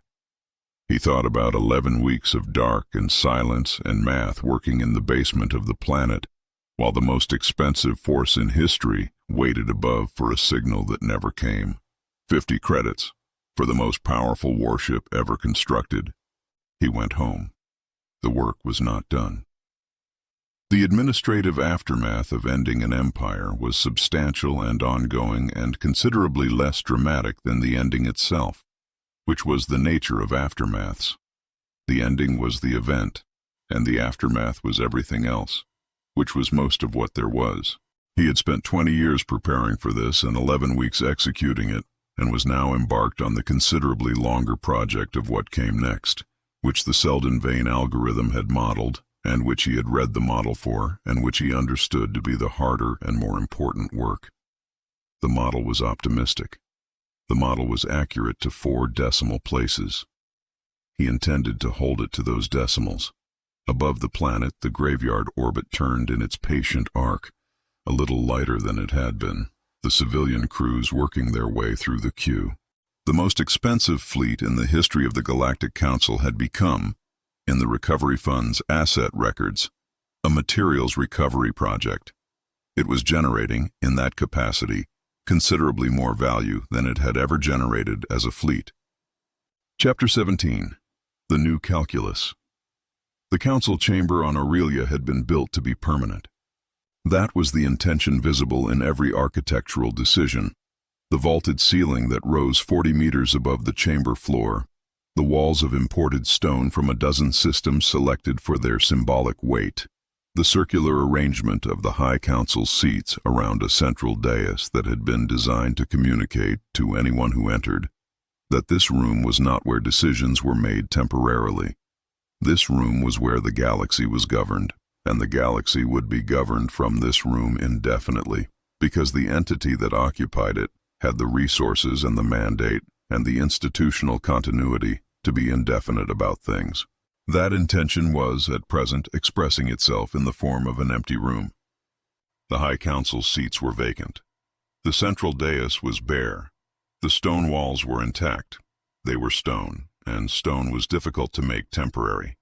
But the systems that had given the chamber its operational function were dark or absent.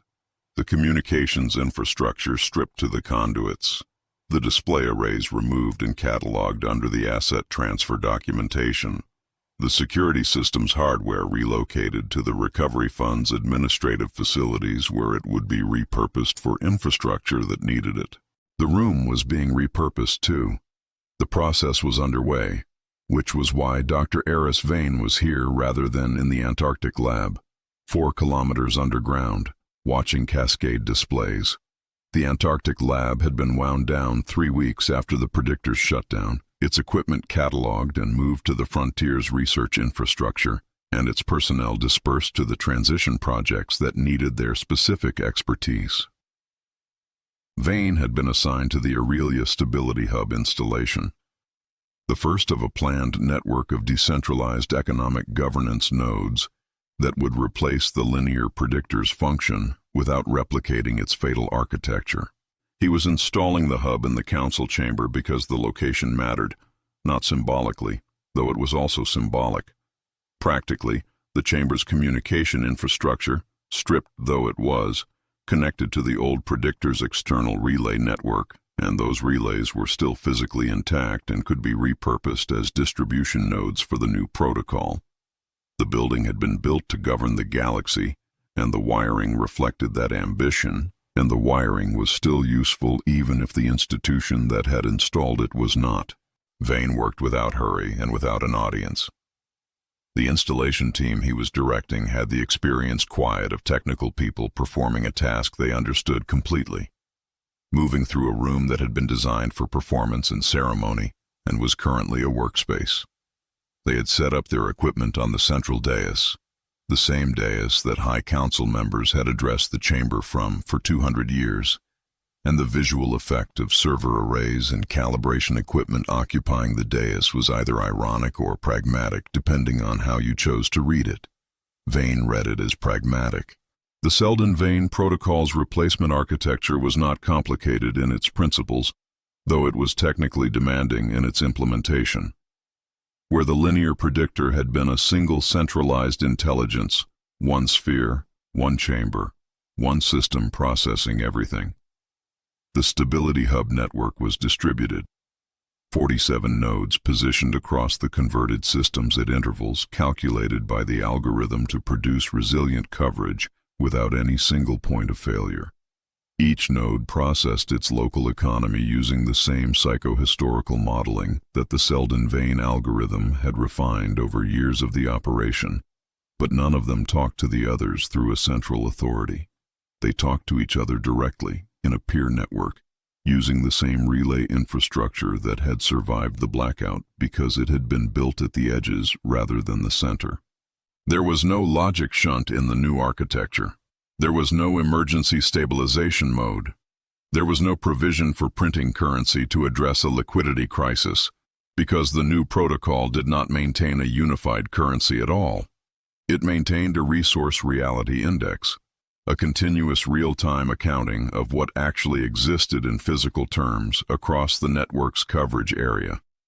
And it managed exchange rates against that reality, rather than against a model of projected future value. You could not inject phantom transactions into a system that anchored its valuation to physical assets. because the physical assets either existed or they did not, and the protocol checked. The checking was the architectural innovation, not the complexity of the checking. The checking was simple, trivially simple by comparison with the predictor's modeling sophistication. The innovation was that the checking was compulsory, continuous, and could not be overridden by a growth protection protocol, because there was no growth protection protocol. There was simply the check. Is this asset real, and is its claimed value consistent with the physical reality index? 2 questions. Every transaction. No exceptions. The predictor had been an extraordinary instrument for managing a complex economy. The new protocol was an extraordinary instrument for ensuring that the economy it managed was real. The predictor had assumed reality and modeled it. The new protocol verified reality and reported it. The auditor's discovery, the trillion credit discrepancy in the reconciliation table, the flag that the old system had classified as terrorism and suppressed, would have been a routine daily output of the Stability Hub, not a rare anomaly requiring a meticulous junior analyst working by hand against reference manuals. A standard line in the morning variance report, automatically generated, requiring a human response, impossible to suppress because the suppression mechanism had been removed from the architecture on the grounds that a system designed to protect growth was a system that could be used to protect false growth. And the distinction between the two was the difference between an economy and a confidence trick. The auditor was, as far as Vane knew, in a colonial administrative post on a system that was now part of the Stability Hub's coverage area. His flag was still in the old system's holding queue, pending, patient, accurate, on a server that would be decommissioned in the next administrative cycle. The archive would preserve the flag correctly. It was a primary document of the operation. Vane had not sought him out. The algorithm had not modeled the specific individual, and Vane's practice was to operate within what the algorithm modeled and not to improvise around its edges. The auditor had done his job correctly. The record would show it. What happened to him afterward was in the category of individual variables that psychohistory left to the individual. Outside the chamber's windows, tall, arched, the kind of windows that had been designed to frame an appropriate view of the city below and to communicate, to anyone looking out, the elevation from which governance occurred. The trade ships were visible.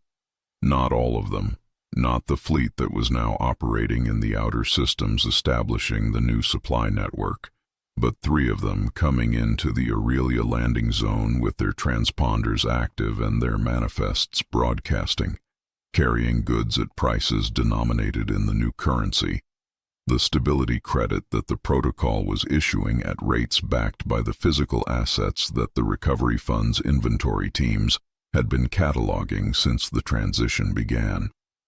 The goods were real. The currency was backed by real goods. The exchange was between 2 parties who both knew what the other party was offering. The protocol confirmed the transaction and updated the resource reality index and moved on to the next transaction, patient and exact and indifferent to the symbolic weight of the moment. Vane watched the ships come in for a moment. He had watched ships from windows before, in other contexts, for other reasons. This was different. These ships were moving freely under a sky that was not occupied. The trade routes had been dark for 11 weeks and were now reopening, cautiously, with the particular carefulness of infrastructure that has been interrupted and is not entirely certain what it will find when it resumes. The caution was appropriate. The resumption was what mattered. His lead engineer appeared at his shoulder. Protocol is reading stable. Variance within 2 decimal places of baseline. Vane looked at the calibration display. The resource reality index was running clean. A simple, clear representation of physical economic reality, without the cascading complexity of the predictor's growth modeling, without ghost transactions, without phantom future value. Just what existed, just what was being exchanged, just the numbers that were true. He stood with that for a moment. After months of watching a cascade display that rendered the end of an empire as a waterfall of red and gold resolving into geometric patterns, there was something almost uncomfortable about data this simple. It did not feel like the same kind of instrument. It was not. That was the point. Cale arrived an hour later from the processing facilities where he had been reviewing the final asset inventory numbers. He stood in the doorway of the council chamber for a moment before he came in, looking at the server arrays on the central dais and the installation team working around them and the stripped conduits in the walls where the old communications infrastructure had been, and his expression was the expression he usually had when he was looking at a situation and assessing what it required. "Clean installation," he said, "within parameters." Kyle walked across the chamber floor to where Vane was standing and looked out the window at the trade ships. They watched the ships together without speaking for a while, which was a thing they had done before, in different contexts, with different ships, in the Antarctic dark. This version was better. The accuracy report came back, Vane said. "I saw it. 99.9%. Yeah." Cale was quiet for a moment, then, "The auditor." The algorithm assigned it a probability so small it was rounding down to 0. The system suppressed him before he could escalate. The algorithm had also predicted that. Vane looked at the trade ships. Both predictions were correct. Cale said nothing.